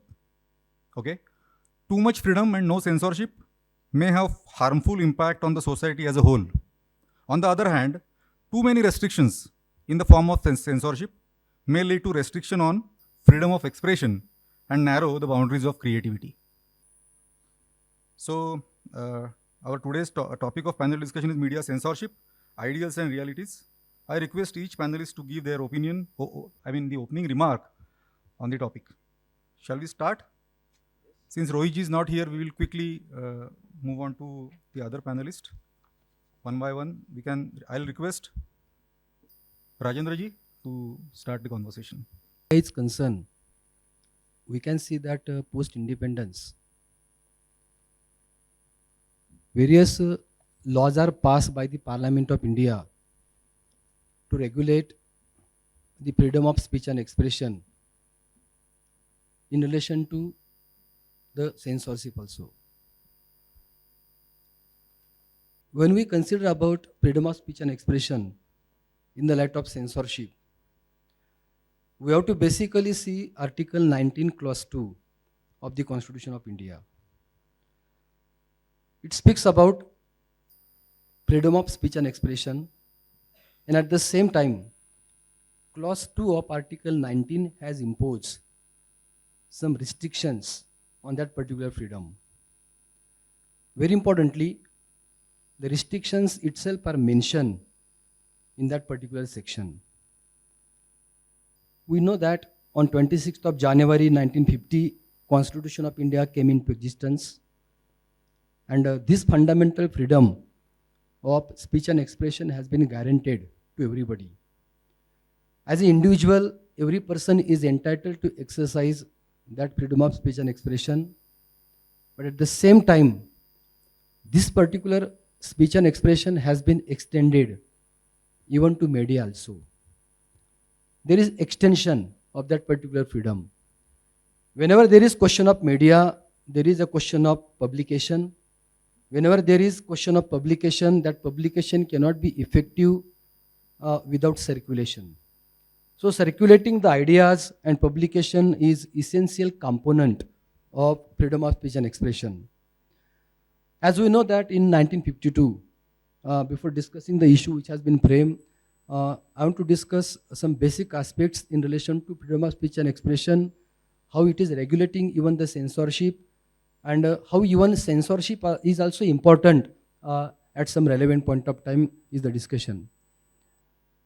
Constitution is of 1950. Prior to that, in 1918, as discussed by Sir, Cinematograph Act was there. That act was passed in British regime. But in 1952, that particular act was repealed and new act has come into force. Now, so far as certificates which can be given to any particular films are concerned, they are governed by the provision of this particular act. It may be a certificate or any other certificate which can be granted. The basic purpose at the time of granting this particular certificate under the Act of 1952 is to regulate some important factors which are there, which are very much relevant. The factor may be political, it may be social, it may be even moral, or it may be any other factor which is relevant. Nowadays, despite the fact that Act is strictly speaking about the censorship in the light of Article 19, Clause 2 of the Constitution, there are instances wherein, though not regulated by the constitutional provisions or even by the mandate of the Constitution, some sort of implied censorship is there on the part of the executive, which is very dangerous. Very importantly, we may discuss censorship in the light of various acts. It may be Act of 1952, it may be even a Press Council Act, it may be even some relevant provisions of the Indian Penal Code like defamation under Section 497 of IPC, or it may be even Section 124A of the IPC, Indian Penal Code, which deals with sedition. Nowadays, there is a discussion that that particular section is to be now deleted from the list of IPC because it is directly against the modern facets of welfare democracy. That discussion is different thing, but very importantly, even censorship has been impliedly invoked by executive in the area of 124A also, by resorting to that particular provision and by arresting any particular person who is making any kind of remark, even though per se they are not violative to Article 19 Clause 2 of the Constitution, because there is no direct violation of 19 Clause 2. It may be censorship under the provisions even of we may say Information and Technology Act of 2000. And nowadays, the discussion relating to censorship is taking place in view of the rules which are framed by the government in 2021, which are popularly known as IT rules. Not only the OTT platform, but even some other allied aspects are also governed by that particular rules and regulations. Last year also, the appellate tribunal which was there under 1952 Act has been abolished by the government, because of which now there is no remedy which can be availed by the aggrieved person. So to some sort, there is a threat to this particular remedy which is granted under several laws if there is any kind of violation of that particular right by the state. Certainly, whenever there is question of censorship, that particular issue is always raised against the state. And so far as law is concerned, law speaks about balancing of conflicting interest in the society. There is a social engineering theory propounded by Roscoe Pound, who is one of the social thinker. Though from sociology, his discussion is very much relevant to even law, and he has tried to bridge the gap between law and sociology. So he speaks about balancing of conflicting interest in the society. We have to protect individual interest of a person, and at the same time, we have to protect even the interest of the state.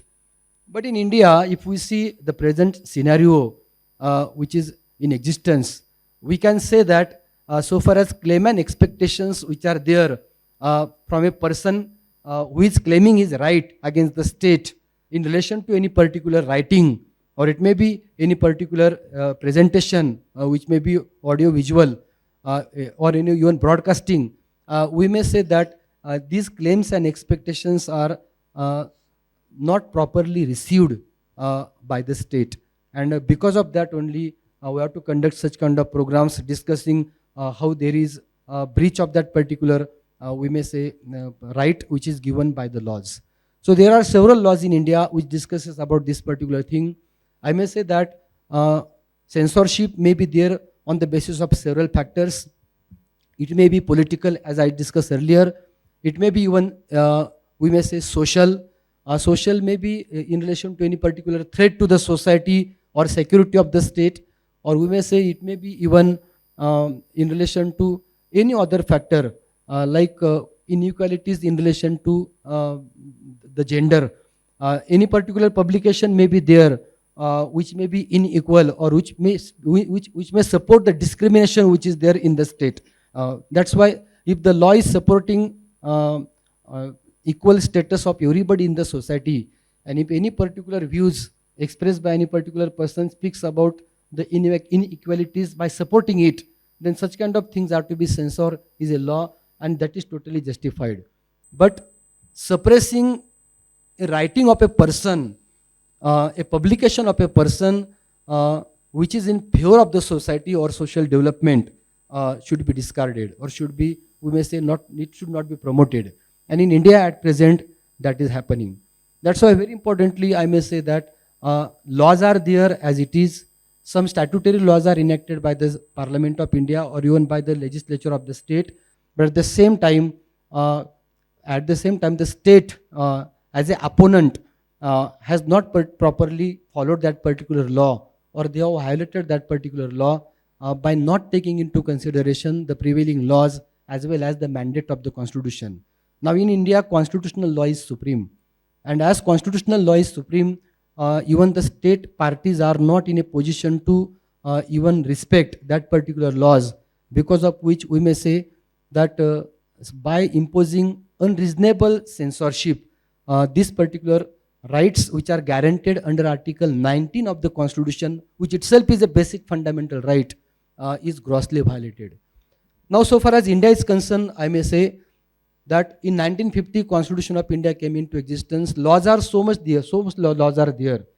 I may say that there are several laws and regulations and even bylaws, notifications, even rules framed by the government under so many laws, including IT Act and new legislations.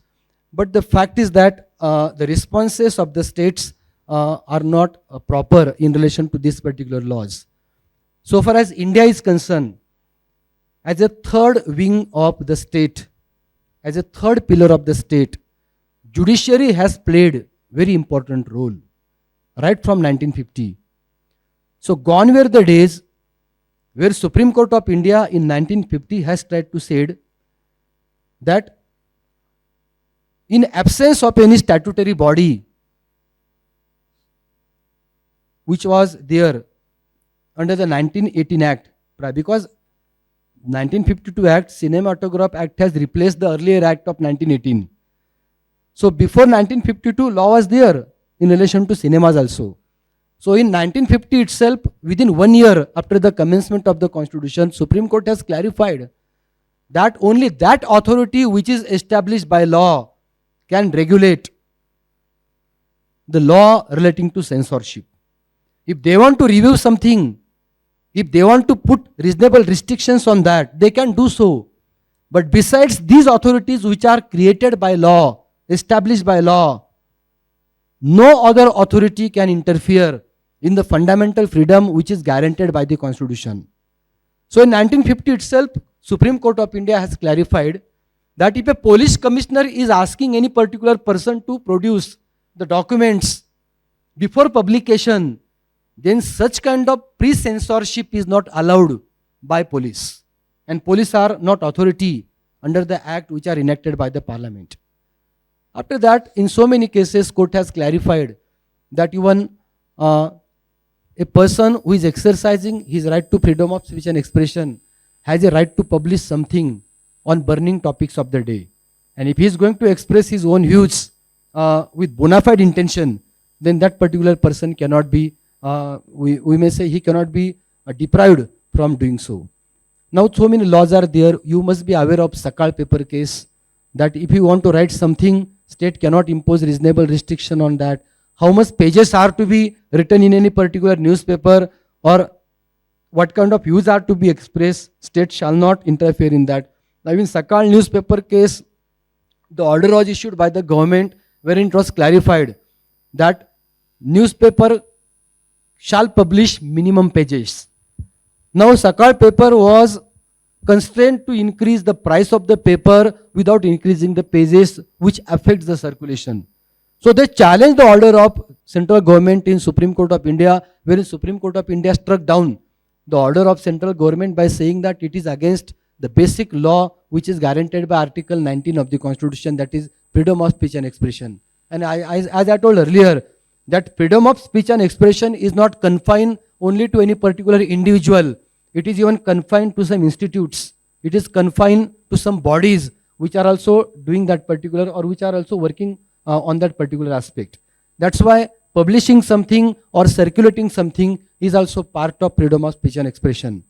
Again, in 1972, another judgment was given by Supreme Court of India, that is Bennett Coleman, that is Times of India versus Union of India, wherein there was another regulation which was enacted by the central government, which discussed that any particular newspaper cannot publish more than 10 pages.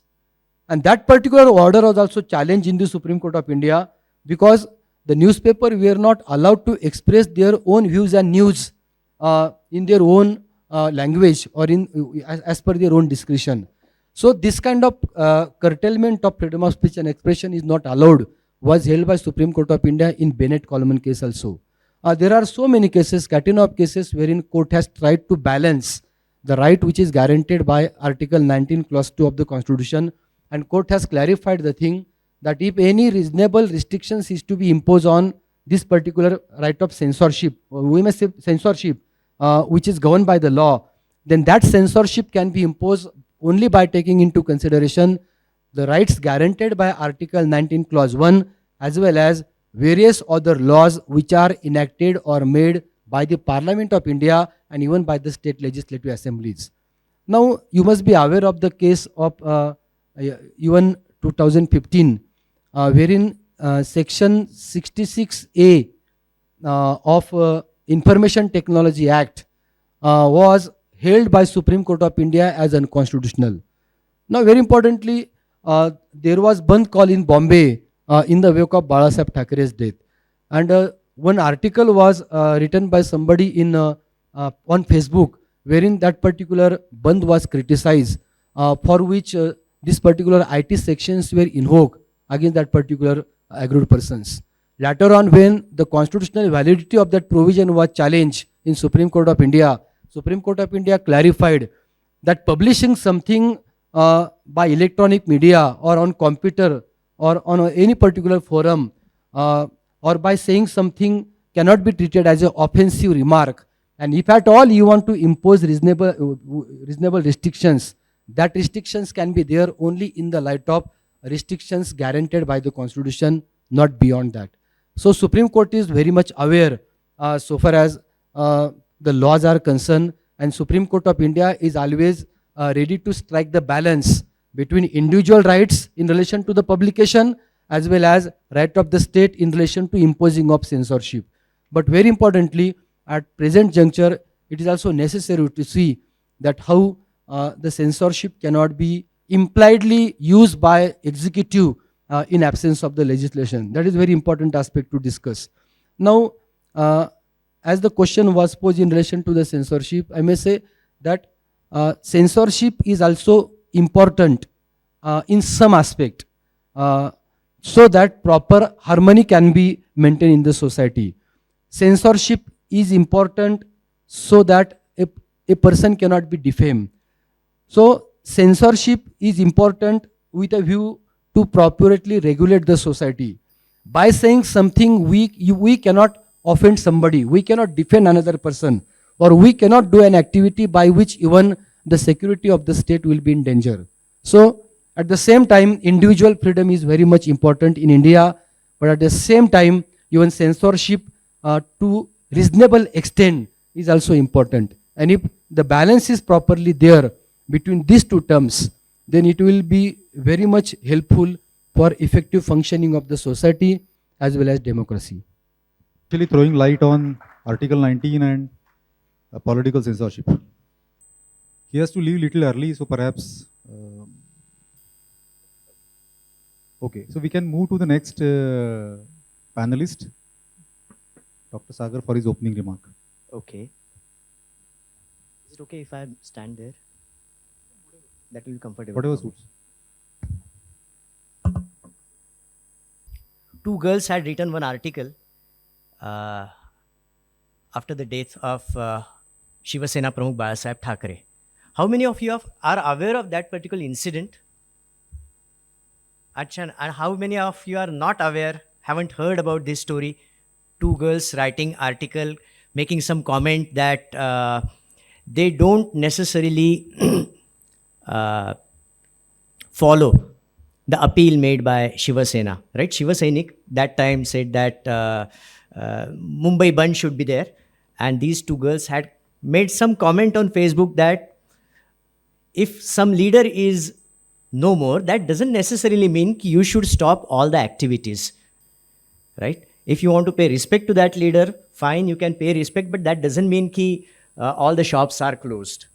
And for making those comments, the girls were arrested. And for several months, years, the case against them was going on. It reminded me of another incident related to 2012, November 2012. We had discussion in our studio. Shiva Sena Pramukh Balasaheb Thackeray passed away, and there was a funeral procession. Thousands and lakhs of Shiva Sainiks participated in that funeral. Most of the channels had invited guests, senior journalists, because when you're showing live coverage for, let's say, 8 hours, 10 hours, only news anchor is not supposed to talk or comment, right? If you're getting somebody who is expert in that subject, you call him. So we invited one journalist, And that journalist, I'm not naming him, but he's very senior. He has written a couple of books on Shiva Sena also. So he's like authority to make comment on Shiva Sena. This was live discussion.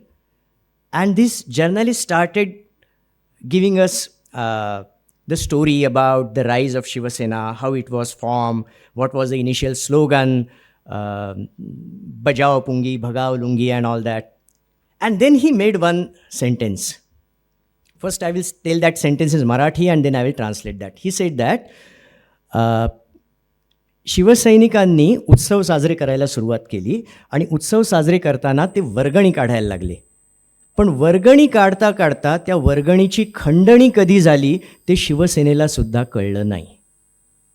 This is live discussion and the expert senior journalist is making comment that when Shiva Sena started celebrating different festivals, they started demanding some contribution from shopkeepers, from laymen, from other businessmen.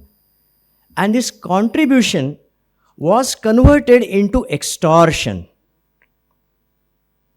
This was happening live. Funeral procession of Shiva Sena Pramukh Balasaheb Thackeray was going on. And sir had just asked this question, freedom. Whenever we are talking about freedom, this is the freedom of the person who is appearing in the discussion to make a comment, because the question was asked to him. And he was making a comment. At that time, it was not in my hand to snatch away mic from him. It was impossible for me to stop the download link of that conversation, because once you are live, something is uttered, you have heard that, it means now it is beyond your control. Lakhs of people all over Maharashtra are going to listen to what the person is saying. So it was not, it was unwanted, it was not decent.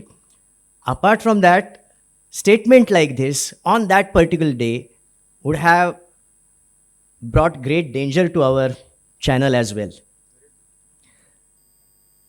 But at that time, we had to take decision. We said we'll continue this discussion, but let's have a short break. And in that break, we had to convince this person this is not the way to make any comment. This is not the right time. This is not the proper platform. So please don't use any language, any word like this. Whenever we are talking about the word freedom, expression, freedom of expression, we are talking about freedom of expressions of the creative persons. But freedom of expressions of anchors, freedom of expressions of guests, what about freedom of decisions taken by managers who are running the channel? And what about freedom of owners of the channel? If they say that they want to run their channel the way they want to run the channel, then there is problem. So we cannot only look at censorship or censor board from one aspect. Censor board, what is censor board after all? It is a body, statutory body. And why that body is formed? Initially, okay, you can go through the films and then you can give the certification. Ideal. We are talking about what is ideal and what is reality also, right? So this is ideal. You should go through it. You should give the certification. But now look at the entire statement. This is a statutory body which comes under what? The statutory body comes under Ministry of Information and Broadcast. This Ministry of Information and Broadcast is important part of the government. And who is forming the government? Single largest party or coalition of the parties, they are forming the government. It means politics is there, government is there, Information and Broadcast Ministry is there, and that's why the decisions taken by Information and Broadcast Ministry we are talking about. This is not happening for the first time. Though we say that nowadays we are coming across many cases of suppression.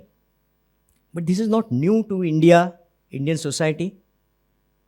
In 50s, there was one Information and Broadcast Minister. He thought that film music is not decent and this should be stopped from playing on All India Radio. Film music was not played on All India Radio. Why? Because Information and Broadcast Minister at that time thought that no, this is not decent one. During emergency, some of you might be aware, Kishore Kumar was not ready to cooperate with then people who were part of the government, and all his songs were banned from the radio. So it was happening in 50s, it was happening in 80s. Films were not allowed to be released. So ultimately, the important point is who is going to take the decision? Government is taking the decision. Information Broadcast Ministry is taking the decision. Is it censor board, statutory body? Are they working without any pressure?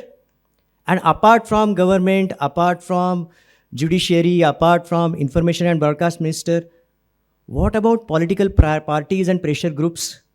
They are also trying to put some sort of censorship. Some actor is making some comment and then some political parties say that ban this film. This is also censorship. And then they will have to say, okay, I'm sorry, please allow my film to be released. This is again censorship. And if we are interested in fighting against all those forces, then the channels need to come together, media houses need to come together. Some of you might be aware what happened in 2008, attack on Mumbai. All the channels were interested in showing live visuals, and indirectly we were helping the terrorists. After that, Ministry of Information and Broadcast, they called the representatives of all the channels, and then they said, what are you doing? And then it was decided, henceforth we will not show any visuals live. We will not put national interest into danger. But for that, Information and Broadcast Ministry had to call them. Why they couldn't think of taking such action before giving or showing live visuals? It reminded me of another incident, because whenever we are talking about censorship, another important point is responsibility. With what responsibility the channels or the media houses are working, operating. Aishwarya Rai Bachchan was admitted to hospital, Leelavati Hospital. And she was due at that time. And all the channels were very interested that they can get breaking news. But at that time, we got letter. And not only our channel, many channels got a letter. Who had sent the letter? The guild, the association of all the channels came together and they sent letter to the editors of all the channels that these are the guidelines which all of us are going to follow. No channel is going to break this story. No channel is going to send the representative to Breach Candy or Leelavati. I don't remember where she was admitted. So no representative, no reporter will be standing there. There will be no live coverage. There will be no breaking story. We will give this story only when Amitabh Bachchan is going to face the camera and he is going to announce the news. Here we are talking about self-restraint. Here we are talking about some decision which all the channels are taking collectively. But this is very rare instant.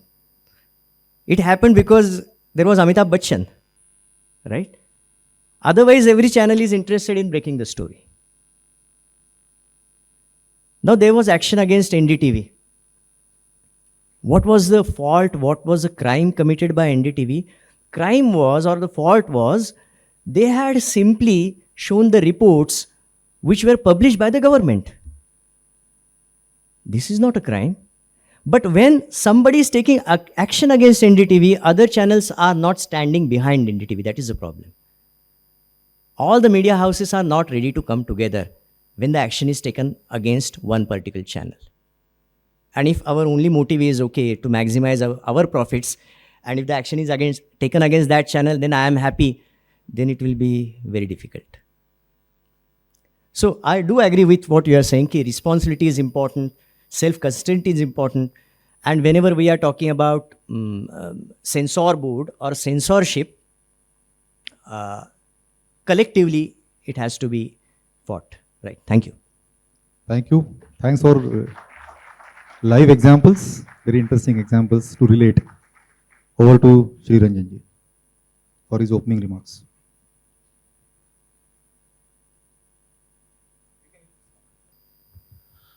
Hello, am I audible? First of all, thank you very much. It's really privileged to be here for this prestigious national conference. I would like to thank Tilak Maharashtra University. Also thanks to Media Department, Rangnekar sir, Dhammaratna Zavde, and all of you. It's also privileged to share dais with Gokhale sir, and now Advocate Rajendra Ambule sir is not here, but it's really privileged to be here.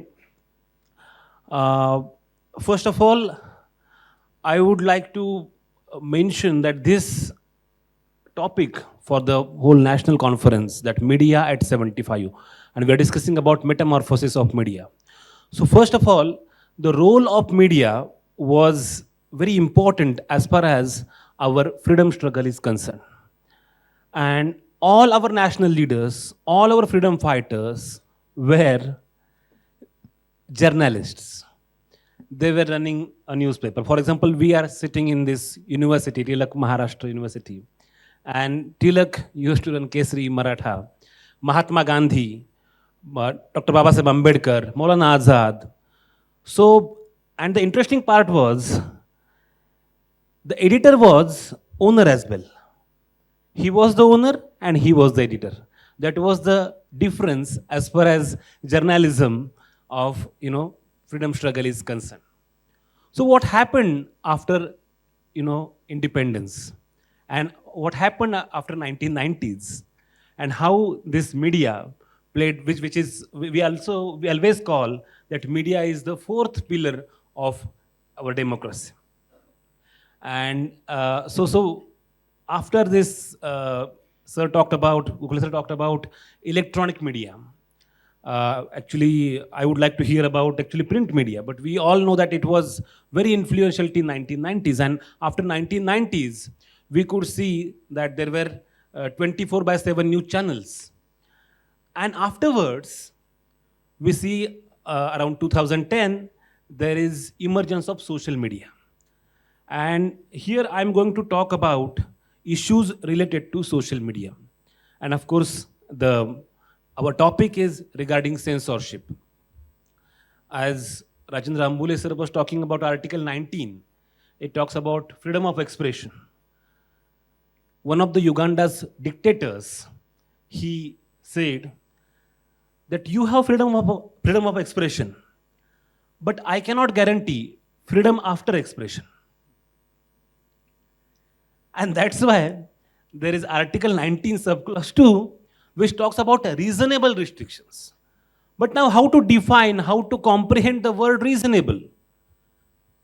What is reasonable according to me is not reasonable according to Gokhale sir. It's relative. And that's why it is difficult to come at consensus and to say, okay, this should be banned, this should be censored.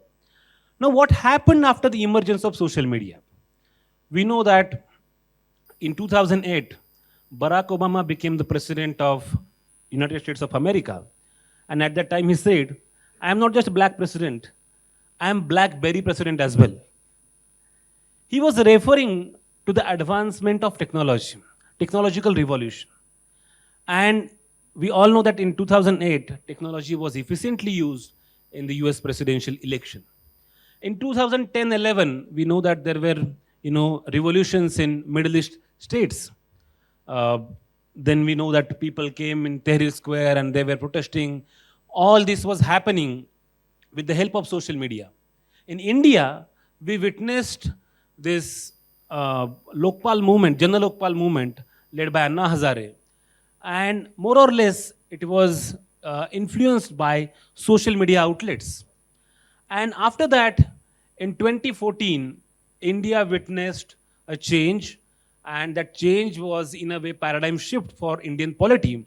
In the sense, from 1989, we were witnessing coalition politics. For the first time, we got a non-Congress majoritarian government, and also it underlined the importance of social media. According to the report of ASSOCHAM, almost in more than 160 constituencies, first-time voters, their decision was influential, and up to 15 to 20% of their expenditure, political parties, they spent on, rather, to be specific, today's ruling establishment spent more than 15 to 20% on social media. So this clearly underlines what is the importance of social media. Now, unlike sir talked about electronic media, news channels, Ambule sir talked about legal aspects of it. Now, what is the beauty of this social media? And now to, the comprehending the... I have particular questions related pertaining to social media any which ways, but you can Okay. I will just flag some of the points, and then we may discuss the particular questions. The thing is, there is no prerequisite of being writer to post something on Facebook. There is no prerequisite of being filmmaker to upload your video on YouTube. Okay, you're not professional photographer, but you can put something on Instagram. So in a way, this social media democratized, and that's why it is considered as, or people are looking at it as the fifth pillar of democracy. And what is the situation of fourth pillar? That we don't know. Okay, and we are trying to grasp what is the situation of fourth pillar. And again, the fifth pillar of this social media, again, it is double-edged sword, but I think we may discuss this when you will ask particular questions about social media. But it is really important to discuss about the metamorphosis or the paradigm shift and the role of media, which is supposed to be, like kind of watchdog. But unfortunately, whether this fourth pillar is becoming like a second legislature, this is really, point of concern. Thank you so much. So, Rajendra sir was referring to Article 19 and political censorship. Sagarji was talking about censorship related to television and some of the live examples. He was talking about social media. Now, straight away come to the big entertainment, that is films. So, human life is a big entertainment. Human life itself is a big entertainment, isn't it? And the main character is, of course, again a human. Films are like religion for us. Film is a big business. Indian cinema has a reputation of being the largest film producing country in the world. 1,000+ films are produced every year in all the languages. However, the decades before 2010 were all about TV and films. After that, YouTube, as you were mentioning about, took over the new avatar of entertainment. And now in last couple of years, OTT companies have taken away all the entertainment. The audience which would have been attracted to the OTT medium in the last few years was unexpectedly added during the lockdown period. The fact that 40+ OTT platforms are active today, one can imagine how well their market has expanded during the COVID time. Indeed, OTT platforms have made the best of the world's content available to us at our fingertips. OTTs also change the level of content. The story is freed from the constraints of hero, heroine, and villain. Embraces many broad topics and dares to show audiences as transparent view of the world as possible. Narcos, Money Heist, Breaking Bad, Black Mirror, Sacred Games, Patal Lok, Mirzapur, Jamtara, Tandav are some of the prominent examples. Due to the convenience of binge watching, audience is more attracted to thousands of minutes of longer content. However, the content provided by OTT platforms running in India like Netflix, Voot, Hotstar, Amazon Prime does not have any regulatory body to control the streaming content, and so the viewers and makers are enjoying the freedom. Your views?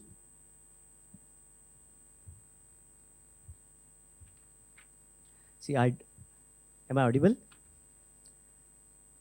I do agree that the rules and regulations for films are definitely different from rules and regulations from OTT. Many times the content may be created somewhere else, and we are watching the content from India. To some extent, government definitely tries to put restrictions. For example,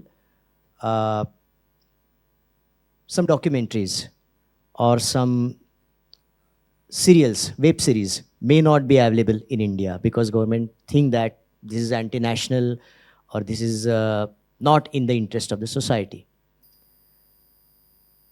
But judicial system or government cannot stop people from watching. This is beyond the control of the government. There was one documentary, India's Daughter, which was banned in India. But if somebody decides, okay, I want to get it, you can watch it. So the content is not in the hands of government or judicial system, especially when it is consumed privately. When you are going to cinema hall, okay, to some extent government can put restrictions. But now I'm worried about another aspect. Some controls are not with the government or judicial system, but there are controls with the political parties and pressure groups. Look at what happened. You were talking about some web series like Tandav. If some particular web series is hurting the sentiments of people, right? People start putting pressure on the producer. They go to court. Sometimes there can be out of the court settlement. Problem is, because of this pressure, next time onward, whenever any creative person is interested in making some media content, the first thing he or she will have to take into account what will be its repercussion. What will be, am I able to cope up with all this pressure? Will I be able to convince these people? Or am I interested in creating the controversy deliberately? So my concern is, are we going to compromise with the creativity because of the pressure, not necessarily from the government or from the judicial system, but from political parties and other pressure groups?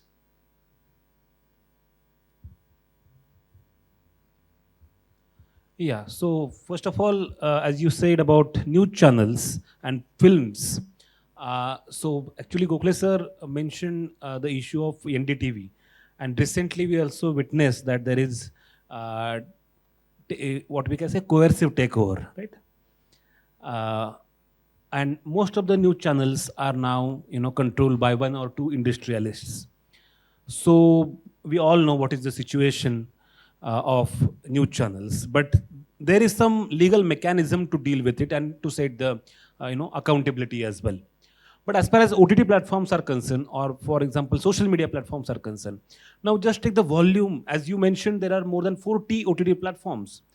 I will talk about only 3 social media platforms which are so influential: Facebook, WhatsApp, Instagram. Number of users are more than 3 billion. That means almost 1/3 world is using these 3 platforms, which is owned by one person, Mark Zuckerberg. So all these MNCs, all these platforms are in a way becoming nation in itself. They're nation in themselves. And that's why we see that there is, directly assault on the sovereignty of the nation state and increasing or influential role of non-state actors. Now, as Sir rightly said that, we don't know what would happen, what are the repercussions of the particular thing. And there you may heard the sentiments of people. भावनाओं को कब ठेस पहुंचती, we don't know, okay? There is. I have a question to you, specifically. Okay. Okay, I will just, tell one more, reference regarding this. There is one novel by Purushottam Agrawal, who happens to be the former chairperson of UPSC. Do you know, anyone knows meaning of Nakohas? Nobody would know because it is not a word. It's an acronym. It's National Commission for Hurt Sentiments. भावनाओं को ठेस पहुंचने के लिए राष्ट्रीय आयोग. This is novel, and where he actually forms that National Commission. So again, it is relative, but you need to set the mechanism, as we actually discussed about all those issues when there was, Donald Trump was suspended on Twitter. I have a question exactly on that point. Okay. So to set the context right, data is the most valuable asset on the earth. Agreed? Data is the most valuable asset on the earth. Audience, are you Are you in the conversation? Are you awake? Are you awake? Are you taking afternoon nap? These post-lunch sessions are. Ah. we have had tea, so. Okay. So data is most valuable asset on the earth, and it is collected from us in the real time into $1 trillion a year industry. Yes. Very popular documentary film, Social Dilemma. How many of you have seen that documentary film, Social Dilemma? It opens with a very strong statement. What is that statement? If you're not buying the product, then you are the product. Right? Those who have not seen, please watch that film. The Gaffonomics. Google, Apple, Facebook, and Amazon, they are ruling the world. So their social media bias, consumer privacy, monopolistic approach. So ethical issues, as you are talking about, Cambridge Analytica. So the British political consultancy firm, disgraced data company, worked for 2016 Trump campaign, and it had to shut down in 2018. So Facebook breached data protection laws by failing to keep users' personal information secure, allowing Cambridge Analytica to harvest data of 80 million people without their consent worldwide. So where it is leading, I mean, social media bias, consumer privacy, monopolistic approach, you're trying to touch upon. So pertaining to censorship and social media. Thank you very much. You brought this, social dilemma. I was going to talk about this, and since you mentioned social dilemma, I would like to also talk about the Great Hack.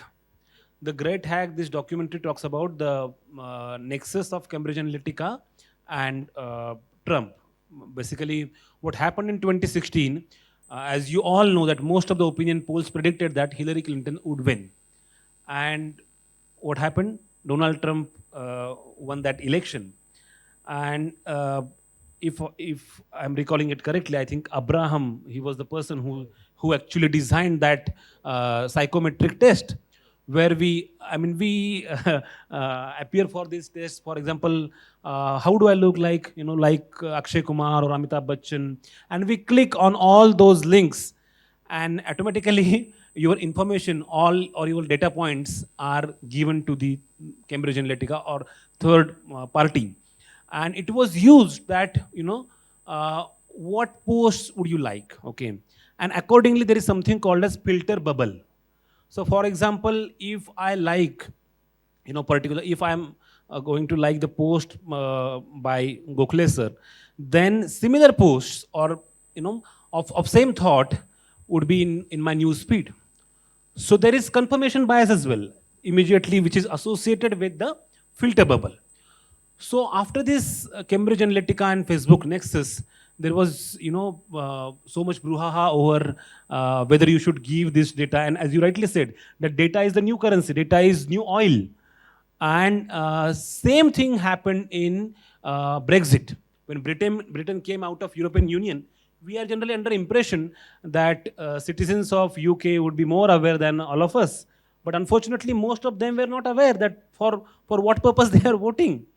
And interestingly, Britain came out of European Union, and at that time, Oxford announced the word of the year, and that word was post-truth. Post-truth. We actually entered in the world of post-truth. What is the meaning of post-truth? Where facts don't matter. What is the truth? That doesn't matter. Earlier, we used to discuss in social sciences or in political science, end of history. Francis Fukuyama talked about end of history. Daniel Bell talked about end of ideology. The fight between communism and capitalism. Now we have entered into an era where there is end of truth. And so in this era, as Ravish Kumar rightly said, this is WhatsApp University. And what is WhatsApp University? We were actually running this WhatsApp University in COVID days. Because there is no authentic reference. You believe in that information. In 2016 US presidential election, 143 million US citizens were misinformed or disinformed. 143 million, that is 14.3 crore. And if you consider roughly 40 crore population of US, that means around 30 to 35% population was misinformed. And again, there were Russian trollers or misinformers. And precisely that's why, as I said in the opening remark, that it is fifth pillar of democracy. At the same time, it is threat to democracy. That you can, as I said, that okay, one person is controlling all these media, and that's why there is legal suit in America, and Mark Zuckerberg is facing a court, you know. So, and similarly in India, there were again many cases against Facebook, even on Twitter.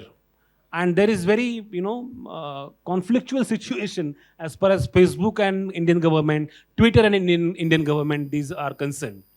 So even there was, allegation by Cyril Sam and Paranjay Guha Thakurta, who wrote the book Real Face of Facebook. And the allegation was, you are favoring the ruling establishment. For example, the Facebook reach or views and likes and all those things.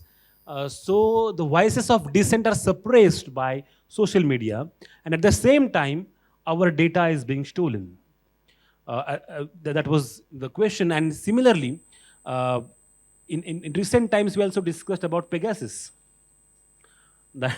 Because you mentioned about privacy. By the way, right to privacy is also our fundamental right, which is in Article 21.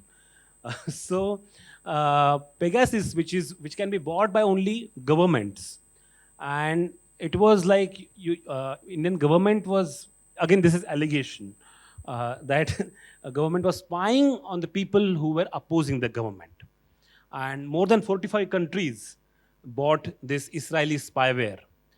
There is a very interesting novel by George Orwell, 1984, where he says, Big Brother is watching you. So now that Big Brother is not one person, okay, that Big Brother is, in a way, there is digital spying. For example, if I search something on Amazon, if I'm searching watch on Amazon, and if I again log into Facebook, then again, they show me, okay, you can, buy Titan's watch, and so I search it on Amazon, okay, but there are digital footprints on Facebook as well, and this happens, within very short time. And I think most of you must have witnessed, you're discussing something, okay, and there is some email, okay, you're talking about, trip to Goa, and then you get, clear trips email in your inbox. So somebody is listening, okay, somebody is listening to your private conversation. And that is the concern right now, that your data is not secure. Okay, somebody would say that if you're not doing something, anti-national per se, then why are you afraid? If I bought 4 shirts from Central Mall, and if this information is with the government, what's the big deal? The big deal is whether I want to share it with the government or with any third party or not. This is my choice. This is my right. And this fundamental right should not be violated at any cost.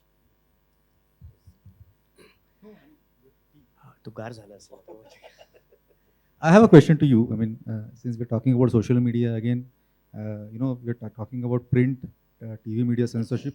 In the Indian history, the worst period when the government had censored the media was during the emergency between 1975 and 77. So we are also talking about political censorships here and there in between. Now I have to, bring a different point altogether, very, very sensitive, and I always believe that sensitivity is more important than perhaps intelligence. So this is about children and censorship. Mental and ideological formation of children takes place in the school age itself. At such an age, playing mobile games where people kill each other with guns in a bloodbath is giving rise to violent mentality in the children. There is no censorship for playing such violent mobile games. In real life, Doraemon is not going to help and rescue with his gadgets. These children, they need to understand. एका बाजूला आपण मुलांना अशा प्रकारचे games openly खेळू देतो जिथे रक्ताचे पाठ वाहिस्तोवर ते मोबाईल गेम्स मनसोक्त खेळतायत, अगदी लहान लहान मुलं, आणि दुसऱ्या बाजूला आपण व्हायलंट फिल्मसाठी त्यांना तिथे म्हणतो की त्याला सेन्सॉर काहीतरी वेगळं सर्टिफिकेट देतं आणि ते बघू शकत नाहीत. हा काय डिलेमा आहे? So whenever we are talking about freedom of expression, we are not looking at ourselves. What is our responsibility as a parent? You cannot stop students from consuming media, any type of media, or playing games. And bringing censorship aspect also here. Because at one side, films have censorships. You know, for the violent films, there is a category A. The films are violent. But again, you cannot ban everything just to stop these incidents to happen. There should be literacy at every level. Right, no? There was a ban on which Blue Sharp. What was that game? Blue Whale, right? So you stop one game, then there will be 100 more games. So I think Students, we want such kind of a response. I liked it. nothing is going to happen if you are going to ban. Let it be game, let it be program, let it be film, let it be freedom of expression also. So literacy, responsibility, the actions taken by parents, and parents are sometimes role models for most of the time, role models for the children. So they are looking at the parents also, how the parents are addicted to social media or to the handset. I think it's great responsibility of the parents. Yes, since you mentioned children, and Gokulesh rightly mentioned about this game, Blue Whale. Do you know about this game, Blue Whale? What was the last step? Committing suicide was the last step. And when it happened, I think it was happened in some other country, and people said, okay, this will not happen in India. Because, whenever something happens in foreign, we say our culture, this is our swag. That it won't happen in India. And more than 50 children, they committed suicide. And this is really point of concern, or this is worrisome situation, in the sense that, how you get addicted. And as you rightly mentioned, social dilemma, it talks about all those aspects, psychological aspects. In digital humanities, there is concept called as cyborg. Cyborg is C-Y-B-O-R-G. Cyber plus organism. We are half digital and half physical. So we don't know whether this is virtual reality or actual reality. So the word is digital. Yeah. So and this is not just jugglery of words. We have actually entered into that world, and we are unaware what is happening. Okay, I don't know how many of you have watched the film Her. In that, okay, you have watched it. So the protagonist falls in love with the artificial intelligent device. For example, if it would be today, it would be Alexa, right? Alexa se hi pyar ho gaya. Alexa is like his girlfriend. So in this situation, when AI has entered, okay, into your life, Black Mirror series. All is exactly. Because that kind of loneliness is there, and then you find, okay, I will get connected with, social media outlets. Almost, I think, sir, 3 years ago, one Marathi film producer, he committed suicide after posting on Facebook that he is going to commit suicide. And that post, there were more than 3,000 likes. The person is saying, I'm going to commit suicide. I don't know how to react. I don't know where we are heading. Are these human beings or bots? This is really unbelievable. And that's why it is like dystopian world. This is completely different from your reality.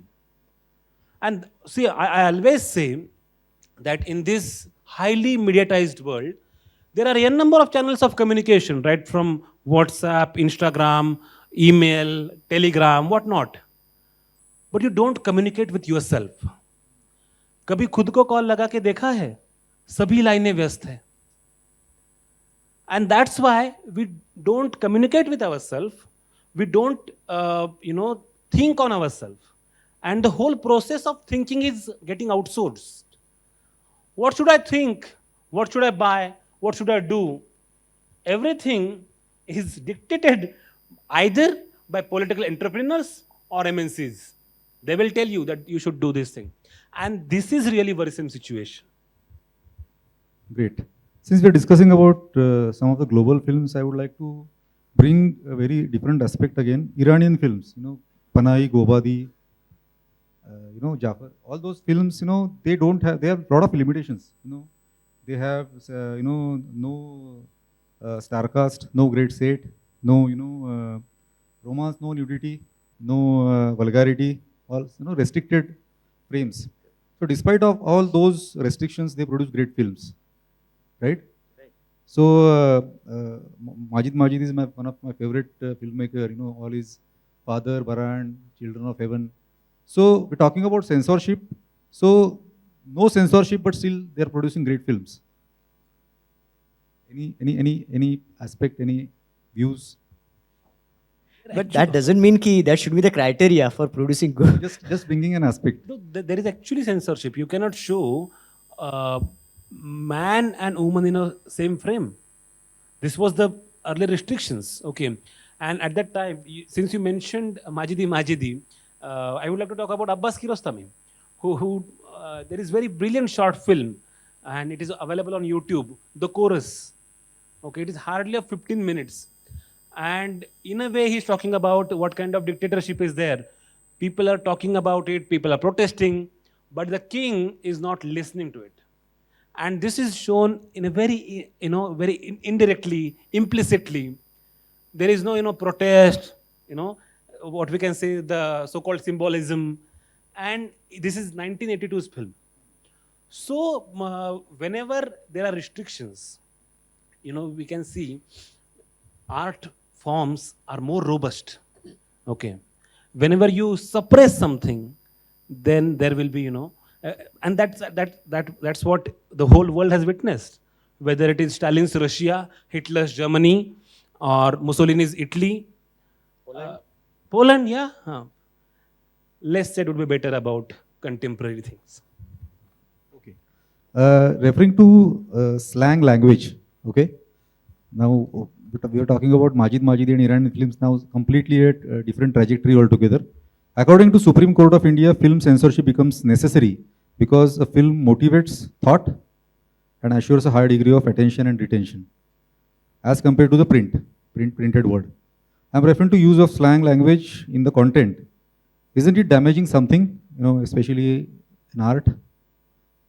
Artists will always demand their freedom of expression, right? The producers, directors, writers, actors, they will always demand freedom of expression. However, it should not be at the cost of something. Expert opinion, please. Some of you might be aware of the action taken against cartoonist, right? He had tried to portray Indian Parliament. It's just like looking like a commode, I think, right? And the action was taken against him. You have got freedom of expression, but that doesn't necessarily mean sentiments of how many people you are going to hurt. One. Second thing, you're talking about court. There was one film released in 2010, 2012, Johnny LLB, Part 1, Part 2, and Censor Board has suggested that there should be more than 50 cuts to that film. There should be, because one of the advocates, lawyers had gone to court, right? Action should be taken against this. And so Censor Board has also suggested that. The court had given the verdict and court had suggested only one cut, and the statement was given by the court, observation, not statement. They said, if you don't like it, don't watch it. The Supreme Court, there were many comments related to court or the functioning of the court, but the Supreme Court is giving the verdict that if you don't like the film, don't watch it. But there is no necessity to go for the cuts. I think what is most important is, again, another observation by the court only. When we are talking about intellectual power or creative power, and if any attempt is made to suppress that, and when we are talking about attempt, we are not talking about legal action. Some people, few people, political parties are taking law in their hand and they are going to decide that this is against society, this is against religion, this is against sentiment. They are dictating. They are dictating actually. So if this is happening, then what will happen to creativity?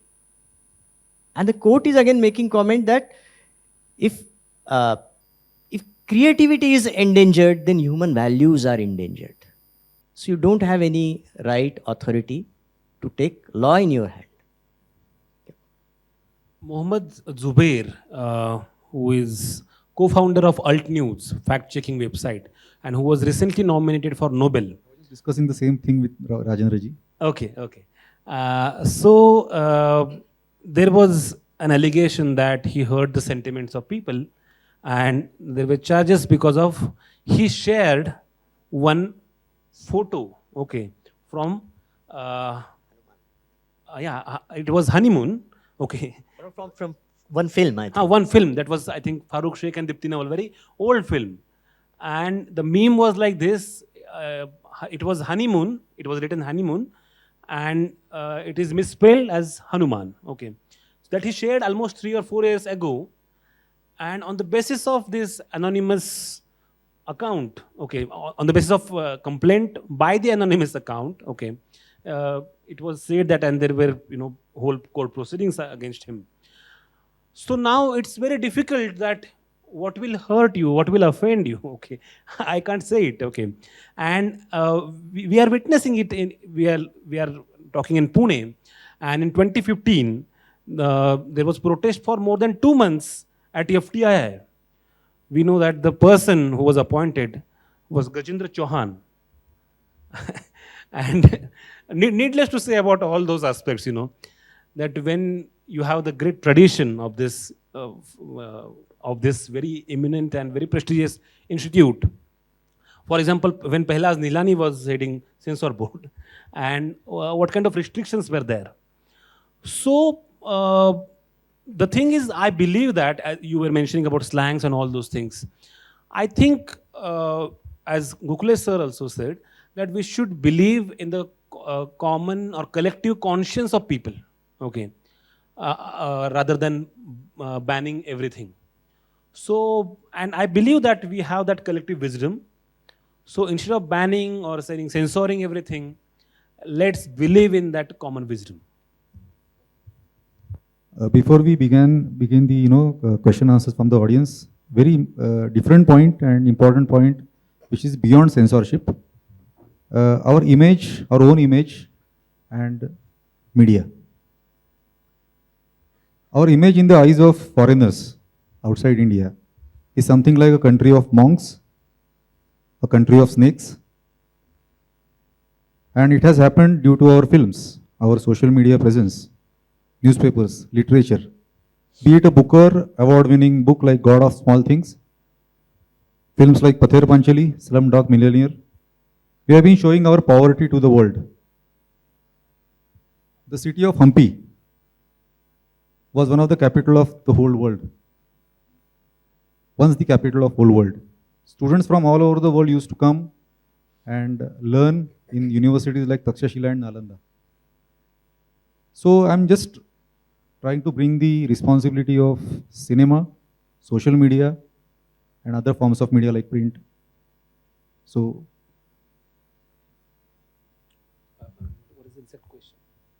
the image of India in the eyes of world and the responsibility of mediums like films, social media and other forms of media. Point is beyond censorship. Yeah. See, what is the aim or intention of a creative person? He is pursuing his creativity, passion, and creating something.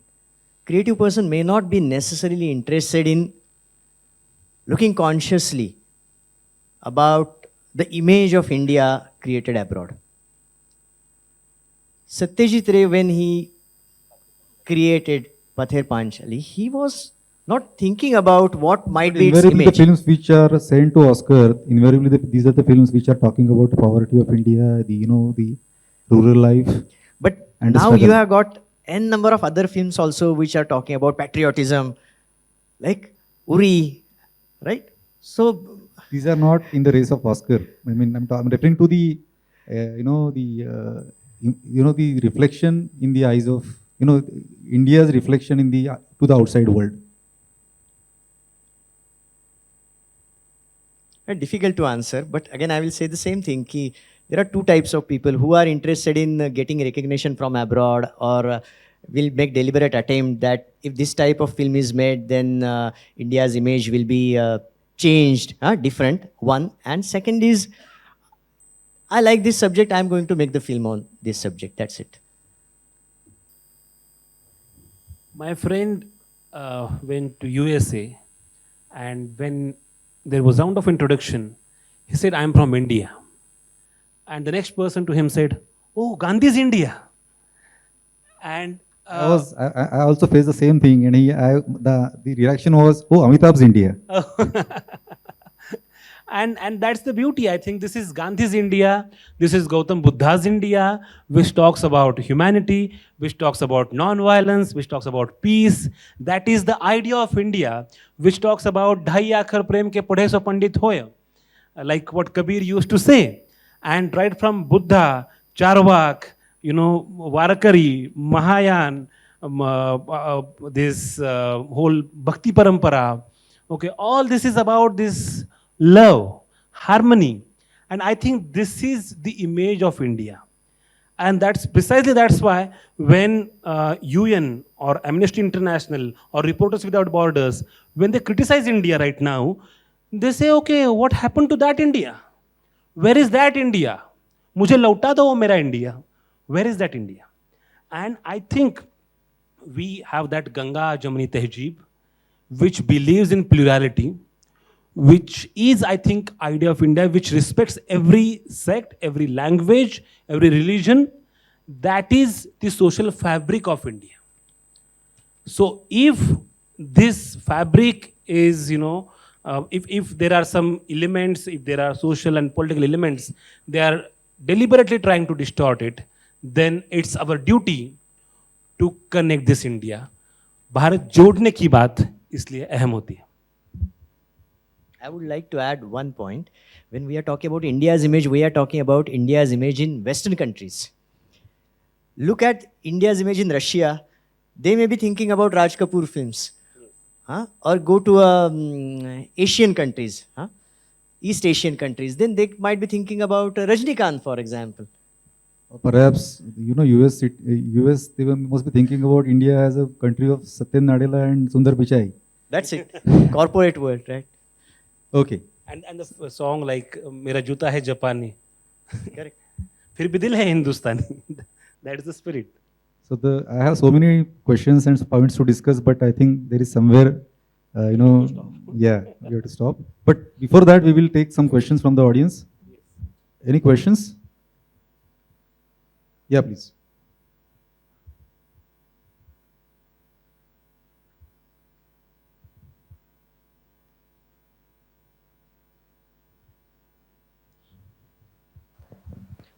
One comment and one question. I guess the representation and the impact of India outside India depends on whom you are going to interact and who are you. So since I have a lot of connections with business community, they study more than we study India. So always remember, it is not about Raj Kapoor or Kareena Kapoor or somewhere. So when an industrialist from US is going to invest $1 billion in Sangli, in MIDC, he knows more Sangli than you people. So let's not have this funny discussion. So those who are really interested in making money in India, they do a lot of research on India. You are missing the point. We're talking about No, just image of India and So it media is- responsibility. It's not So that it's not it's that not about responsible. image of India alone. It's You are, I not think, it's not misleading responsible. No, I'm taking it in right direction. Because if we're talking about the role of media, Yes, especially it's very social media, minimal. films and other It's- forms of it's media. very minimal So role. what is their response about India's media? Have you? Yes, What is their yes. reaction about India's media that India we would is- like to know about from you? My friend, he's working in US and he's in media. He says, look, Kaustubh, let's try to be practical. If it is meant for making money, then think about money. And if it is for some holy or some, social responsibility kind of thing, then start your own venture so that you can have no vested interest issue in India. Venture in media. Yes. And now, my question to the panelist: social media is not paid version where we, buy newspaper or we subscribe to news channels, or we buy books, and then idea, opinions, are reached to the ultimate audience. So how social media need to be regulated in terms of spreading the opinion? How to do this? Because if it is going to be the opinion maker, as sir said, fifth pillar. Why we want to regulate so far as making the impression or making the propaganda? Na? It is the role of the social media, I think. Let it make its own business. Right? This is profit making business. So anybody who has got power, money, he is in a position to spread his or her thoughts. That's what I think. First of all, when actually Gokhale sir mentioned this Raj Kapoor's India, he was referring to cultural bonds, okay, cultural image of it. You were referring to what about, monetary benefits and all those things, and that is perfectly fine. Okay, but that is different part altogether. Now, the question you asked about social media, that when mainstream media is trying to silence the voices of dissent, you have social media, and as Marshall McLuhan says, everybody is media and medium is the message. He said it in 1980s, and which became relevant in India after social media emerged. So if you see that, okay, something is not being shown, something is censored in the mainstream media, then you have every right to express it on Twitter, on Facebook, and so that you can mobilize people. So, you have that much voice on social media. Again, there are a number of limitations, as I mentioned, that Cyril Sam and Paranjoy Guha Thakur, they criticized the role of Facebook. And recently, the London Story, which is human rights defender organization, they criticized Facebook's role that because it gives rise to hate speech. Okay. And I think most of you must be knowing about Swati Chaturvedi's book, I Am a Troll. And this role of troll company is very deliberate task, as you rightly mentioned about propaganda. This is propaganda. So now you need to fight against that propaganda. So of course, Facebook, Twitter, all these MNCs will work for their monetary benefits, but we are not for, for the profit of those, we are not for the profit of Mark Zuckerberg. There is our purpose as well. And we are also using that medium. This is what I believe in. Okay, thank you. Any other question? No censorship on questions. Anybody can ask. I have one question to Sagar Gokhale sir. Sir, what is your opinion if someone is banned for his creativity in media? As you said that one cartoonist made a cartoon of that Parliament, yeah. So, what is your opinion about that? So, if there is some creative, if there is some creativity, and if he is banned, then what is your opinion? Is it okay for that creativity or not? My only point is, who is going to decide that sentiments are hurt or not? Okay. 10 people, 100 people, 1,000 people, 1 lakh people, are you going to sign? And if 10 lakh people say, then sentiments are hurt on. Let there be some mechanism, and which we have already. Let the judicial system decide, rather than you deciding, no, you are hurting the sentiment. The only question in their mind is when the session will end. No, this really was a thought-provoking session. They're thinking so many things. There are so many things in the head, right? Yes. So many thoughts.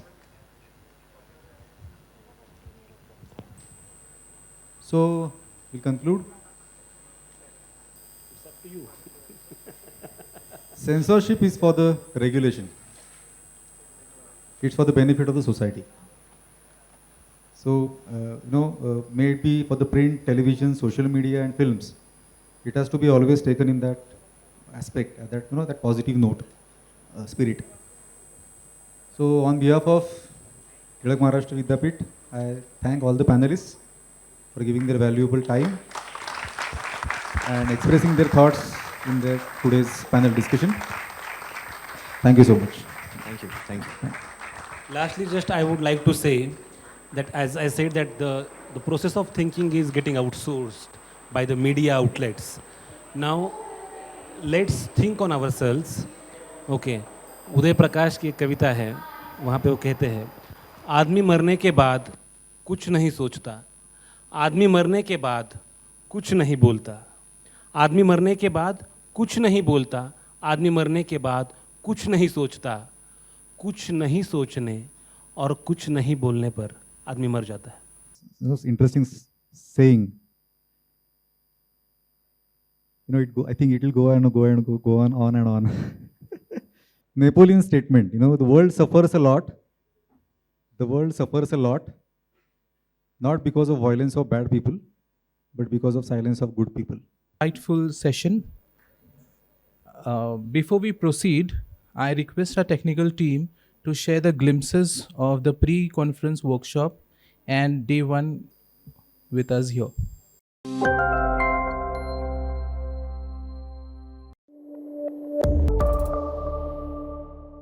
Thank you. A very good afternoon to our guests, staff members, eminent speakers, and most beloved audience. We are now moving towards the valedictory session. And for this session, we have amongst us the convener, Dr. Keshav Sate, sir. I would like to request, sir, to say a few words about the conference. Hello. Hope you have enjoyed the 2 days conference. Academically also, and having a chit chat with your friends in between. Because every conference, any educational conference, needs to have an ambience which gives you a possible closeness amongst your friends. Now I am here to present a summary of 2-day national conference. The theme of the conference, as you know, that Media 75, Past, Present, Future, Metamorphosis of Media in Independent India. The conference took off with the pre-conference workshop on film appreciation on 13th October 2022. Mr. Anil Dhankar, and distinguished film academician, and Prashant Desai, film scholar, were the resource person. The workshop was very valuable because students could understand the grammar and filmmaking process and its role in society. A comprehensive approach to cinema has to be inculcated in filmmakers so that film can have a mix of entertainment and societal approach. And the main theme, the main program, the inaugural session was graced by Dr. Deepak Tilak, Sir Chancellor of Tilak Maharashtra Vidyapit, Acting Vice Chancellor Dr. Geetali Tilak, Dr. Rohit Tilak, President Tilak Smarak Trust, Dr. Pranati Tilak, Dean of School of Management, Tilak Maharashtra Vidyapit, Professor Daivata Patil, representative of ICSSR, and our keynote speaker, Aruna Raja Patil. Dr. Geetali Tilak, in her welcome speech, illustrated the legacy of Tilak Maharashtra Vidyapit and its contribution in the national education movement. She also spoke about the present media ambience and its complex nature. She also pointed out the disruption of technology is a great challenge, and TMV Mass Communication Department is ready to impart education in every walk of media to the students. Her speech was an indication of department's vision towards changing media demands. Dr. Keshav Sate, HOD of the Department of Journalism and Mass Communication, Tilak Maharashtra Vidyapit, elaborated the journey of media in the last 7 decades. While illustrating purpose, importance, and significance of this conference, he spoke mainly about changing contour of media world, particularly in print, TV, and advertising sectors. The advent of new media technology and quantification of media streams have been addressed in his speech. He expected that the conference would throw light on various challenges before media and will try to find out the solution to benefit media academicians and industry as well. Professor Daivata Patil, the representative of ICSSR, explained the role of ICSSR in this educational conference and highlighted relationship between media industry and media education. Dr. Deepak Tilak Sir, Chancellor of the university, spoke at length on print journalism practices then and now. He said now journalism profession is a business and not done for some noble purpose, which was previously done by personalities like Lokmanya Tilak and others who were involved in freedom movement. He also expressed concern about the paid news practices and cutthroat competition faced by print journalism, paving way for some unfair practices. Our keynote speaker, Aruna Raje Patil, a renowned filmmaker, said and detailed her journey in film industry. She emphasized the art and craft of cinema. She also elaborated image of India on the global map by citing various anecdotes in her offshore journey. Why we are not yet a front runner in the competition of Oscar was her question. She spoke at length on filmmaking process and qualities required to be a good filmmaker. She spoke about the changing trends in the film industry. Initially, it was like a company where different people came together and worked technically and gradually and developed into an industry. Bollywood and Indian cinema has become a synonymous with each other. Bollywood films are all about masala movies, whereas true Indian cinema includes all the regional movies. She spoke about how the taste of audiences has changed over the years. In the discussion, she said that there is nothing such as a good movie or bad movie. There is always something you have to look at it very critical manner. She also spoke on various trends in cinema industry. Dr. Sanjay Kumar, editor-in-chief of International Finance magazine, who primarily focus on the digital medium and its uses. As we live in the digital era, it is very important to understand the correct and optimal uses of digital and social media. He started with times when printing used to happen through blogs, but today we have whole digital media to express. It's a power in our hands. He mentioned when how social media emerged like FB, Instagram, LinkedIn, and useful tips to use this medium. Dr. Mochish, in his plenary session, went through radio development over the last 75 years. How community radio came into the picture. Initially, All India Radio was not allowed to play songs, and then Radio Ceylon became famous. Geet Mala of Amit Sayani. Then FM radios came into the picture. In the 90s, that changed the whole perspective of radio. 384 private radio stations are there. He touched upon the literacy and awareness parts, and also because of the reach of radio is to 99% of the population. That is about All India Radio. It can be used as a powerful media to create an address for a media literacy. The next session was of Sri Rajesh Khele, director of animationwala.com, who delivered a speech on opportunities in the animation sector. He explained the need for the manpower in this field and also guided students to become a successful animator. He has also presented a report of FICCI on the animation gaming VFX growth in India. He narrated how different types of animations are created. The hard work and practice are the essential qualities to be successful in the field, were the thrust of his presentation. It was followed by a speech and question-answer series. Mr. Chetan Deshmukh, Principal VFX Executive at Amazon Studios, explained the VFX techniques and worldview on this growing profession. He shared his experiences and memories of growing years to encourage the students to have a right path in this field. In question-answer series, explained the role of Indian manpower in the world market. He categorically said that our skilled people are now no more cheap labor. Overall, he gave a best possible worldview of the comparatively new profession. The second day started with the session of Samir Parikh, globally recognized photographer. He spoke about the evolution of advertising industry. He gave brief understanding of the history of photography and advertising business from independence till modern advertising. He shared his experience in field of photography and how creativity is affected due to digitization was also explained in his session. Pushkar Shrotri, active producer, spoke about the emergence of OTT platforms and that they are there to stay. Also, he emphasized on content is king and good content should be created by students. Also, he said that out-of-the-box concepts should be developed for OTT. It was followed by panel discussion. It was conducted on the topic of media censorship, ideals and reality. It was conducted by Dr. Girish Rangnekar, Adjunct Professor of TMU Mass Communication Department. The participants were Dr. Sagar Gokhale, Assistant Professor, Symbiosis University, Sri Ranjan Avte, Assistant Professor in Political Science, Pune University, and Advocate Rajendra Ambule, Advocate Mumbai High Court. The panel spoke about the censorship in general and media censorship in particular. Advocate Ambule explained the various laws related to media and its limitations. Freedom of speech and expression has to be maintained is the general mandate of the law.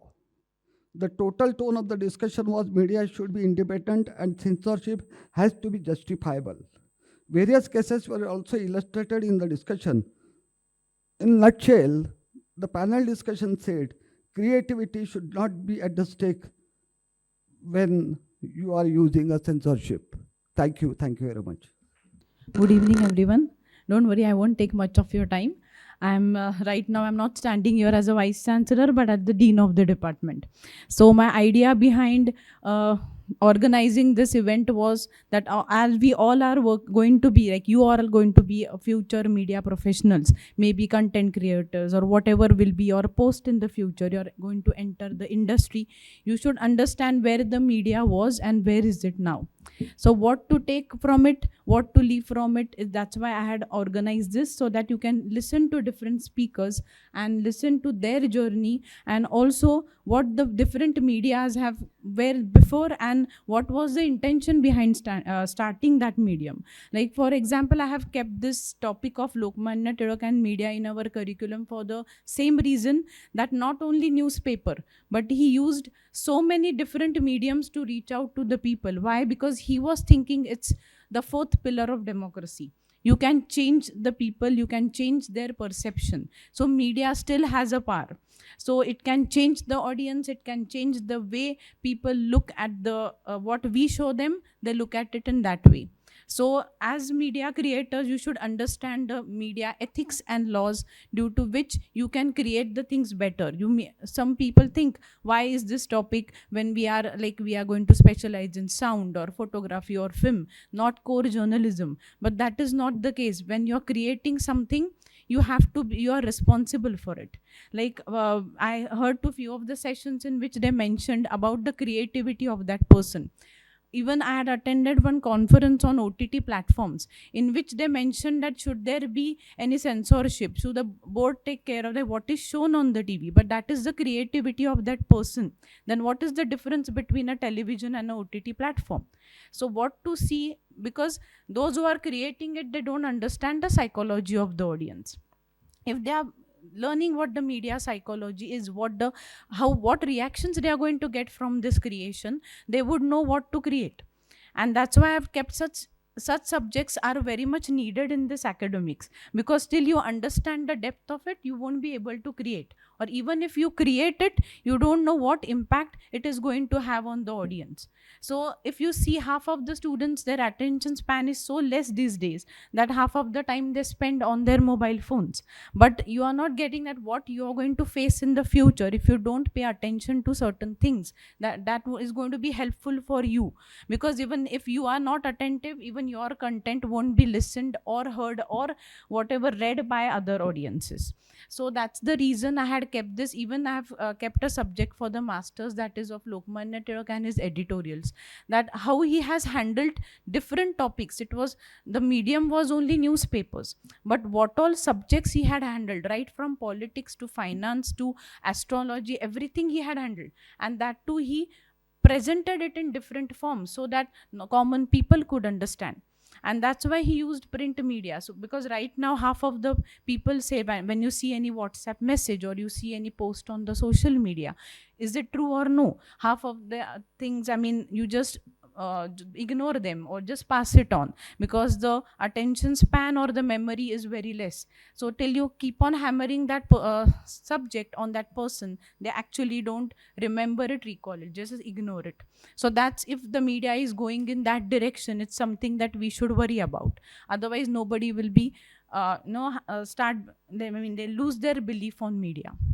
So that's what you future journalists or media content makers should think, that if we want to keep this media alive and we feel that people should believe in it, see to it that your generation follows the ethics, the laws, and continue, so that this medium, even after more 75 years, people should still believe that this is the fourth pillar. They shouldn't take it casually. So whatever you do, whatever you create, be careful before putting it on the social media, because you are the next generation now. Because I have been working in print media for past 19 years now. So I've seen the changes, I've seen what has happened, and then there is a lot of risk. And so because print media, of course, is answerable, because we have lot of defamation cases in case we publish anything. But for social media or any other media, today it is there, tomorrow it is not there. So they are not answerable to anyone. The information need not be authentic. So that's what I want to just say today here, that please think about it. You are going to be a future of this media. So even the animation, the creators, copying somebody's work and just reconstructing it is not what is expected from you. Be real, try to do, practice hard, because what I've seen in students, where we were students and now what the students are, hardly handful of them actually are very sincere and working towards it. Because once I had, for the game students, I think I had tried that, let's do a game which is not there in this, nobody has created before, and let's patent it. But I couldn't find a single content from the students which could be patented, because nothing was original. They have just taken it, disrupted it, changed it and put it on. So if you want to make your some position in the media, you have to be original. It's not easy, I can understand, but at least few of you can try it, and slowly after practicing, because copying something and just changing it just because it is not plagiarized doesn't mean that it is the original version. So try working on it, so then we can take this media, as we all are into media, we can take it to a new level, so that people again start believing in us. And then that I think would be a better future. So all the best to all of you. Thank you. Thank you so much, ma'am, for your inspiring words. May I now call upon the coordinator of this conference, Mr. Dhammaratna sir, to propose the vote of thanks. Over to you, sir. Good afternoon, all. Dignitaries on and off the dais, respected panelists, my colleagues, and all the participants attending this conference in person and from online mode. Dushyant Kumar once said, with respect to partition literature, इस रास्ते के नाम लिखो एक शाम और, इस रास्ते के नाम लिखो एक शाम और, या इसमें रोशनी का करो इंतज़ाम और. So I think this conference is our attempt to put that light on the trajectory of media, which we all now, attending. And that's why we called it as metamorphosis. So myself, Dhammaratna, a conference coordinator of this conference on Media at 75, past, present and future. I'm here to present vote of thanks to all of you. After 2.5 days, we are here in our very last window of, last session of vote of thanks. As described by our HOD, Dr. Keshav Sate sir, in his valedictory session, this conference has been an amazing platform for exchanging ideas, having productive deliberations, both academic and industry oriented. I hope all the participants have enjoyed this intellectual treat, and with that hope, I can say that this conference is successful in its own promises and goals. I must say this success is a result of all the stakeholders that are involved directly and indirectly in this event and in the organization of this event, which was planned comparatively in very short time after the approval from ICSSR WRC. For the same reason, And as a conference coordinator, I want to say thanks from Department of Journalism and Mass Communication to all the stakeholders involved in this conference. First of all, I want to thank our Chief Patron and Chancellor of TMV, Honorable Dr. Deepak Tilak sir, for letting us organize this conference and extending all the support that we needed time to time. I want to thank our patron and officiating VC, Honorable Dr. Geetali Tilak ma'am, for guiding us in all the tricky parts of the conference organization and giving all the support. Along with that, I must extend our sincere thanks to Professor Dr. Smita Shukla, who is Director of ICSSR WRC and our Chief Patron, for having this collaboration, which has been very instrumental for the success of this conference. TMV management, I also want to thank TMV management, including Registrar Dr. Abhijit Joshi sir, Deputy Registrar Dr. Asmita Dani ma'am, and our Secretary Khadilkar sir. I want to thank Professor Daivata Patil ma'am from Savitri Mumbai University, who was here as a representative from ICSSR. I want to thank for all the support and guidance that we got from Dr. Keshav Sate sir for organizing all these 2.5 days. I want to specially thank all the faculty, non-teaching staff, and members of organizing committee, technical committee, food committee, design committee, logistics committee from both Department of Journalism and Mass Communication and Department of Digital Arts. I want to extend my thanks to all the peons from both the department and this auditorium also for all the arrangement. I would like to thank all the media representatives, journalists presented here for these 2 days. And I would like to specially thank all the students volunteers from both the department working day in and day out and supporting organization committee for smooth functioning of this conference. Last but not least, very special thanks to all the research scholars, participants, and students who have joined this conference here in physical mode and those who have attended it on Zoom links. Thank you so much to all of you for your hard work. I also want to thank our anchors, Dr. Ketki Shinde ma'am and Atif sir. There were so many changes that came in the last minute, and the plan was a bit different, and they all accommodated all the changes accordingly. So especially thank to both the anchors. Thank you so much to all of you for your hard work, time, efforts, and energy and sincere contribution in this conference. Kindly contact registration team for your certificates of participation. I hereby declare this conference is concluded, and I hope to see you all again on such other academic platform. Dear all, please join me in cheering all the student volunteers and students and the success of this conference. Hip hip, hip hip, hip hip. Thank you so much. Hi, I'm photographer Samir Parekh, and I'm delighted to be here at this milestone conference of this great historical institute, and also to be in the corridors of Lokmanya Tilakji's institute is a privilege and an honor. It was fabulous interacting with the students of this university, with the great faculty they have. And I'm really glad to be here. Thank you. Hello, this is Pushkar Shrotri. Today I'm being honored to be a part of this conference which was held at Tilak Maharashtra Vidyapit Pune, and I'm thankful to all the organizers and the students present for the conference. They were very curious to know and get the knowledge from everybody, all the speakers, and the organizers have done their job so well. I congratulate all of them and the students, and I would love to visit this Tilak Maharashtra Vidyapit again and again. Thank you so much.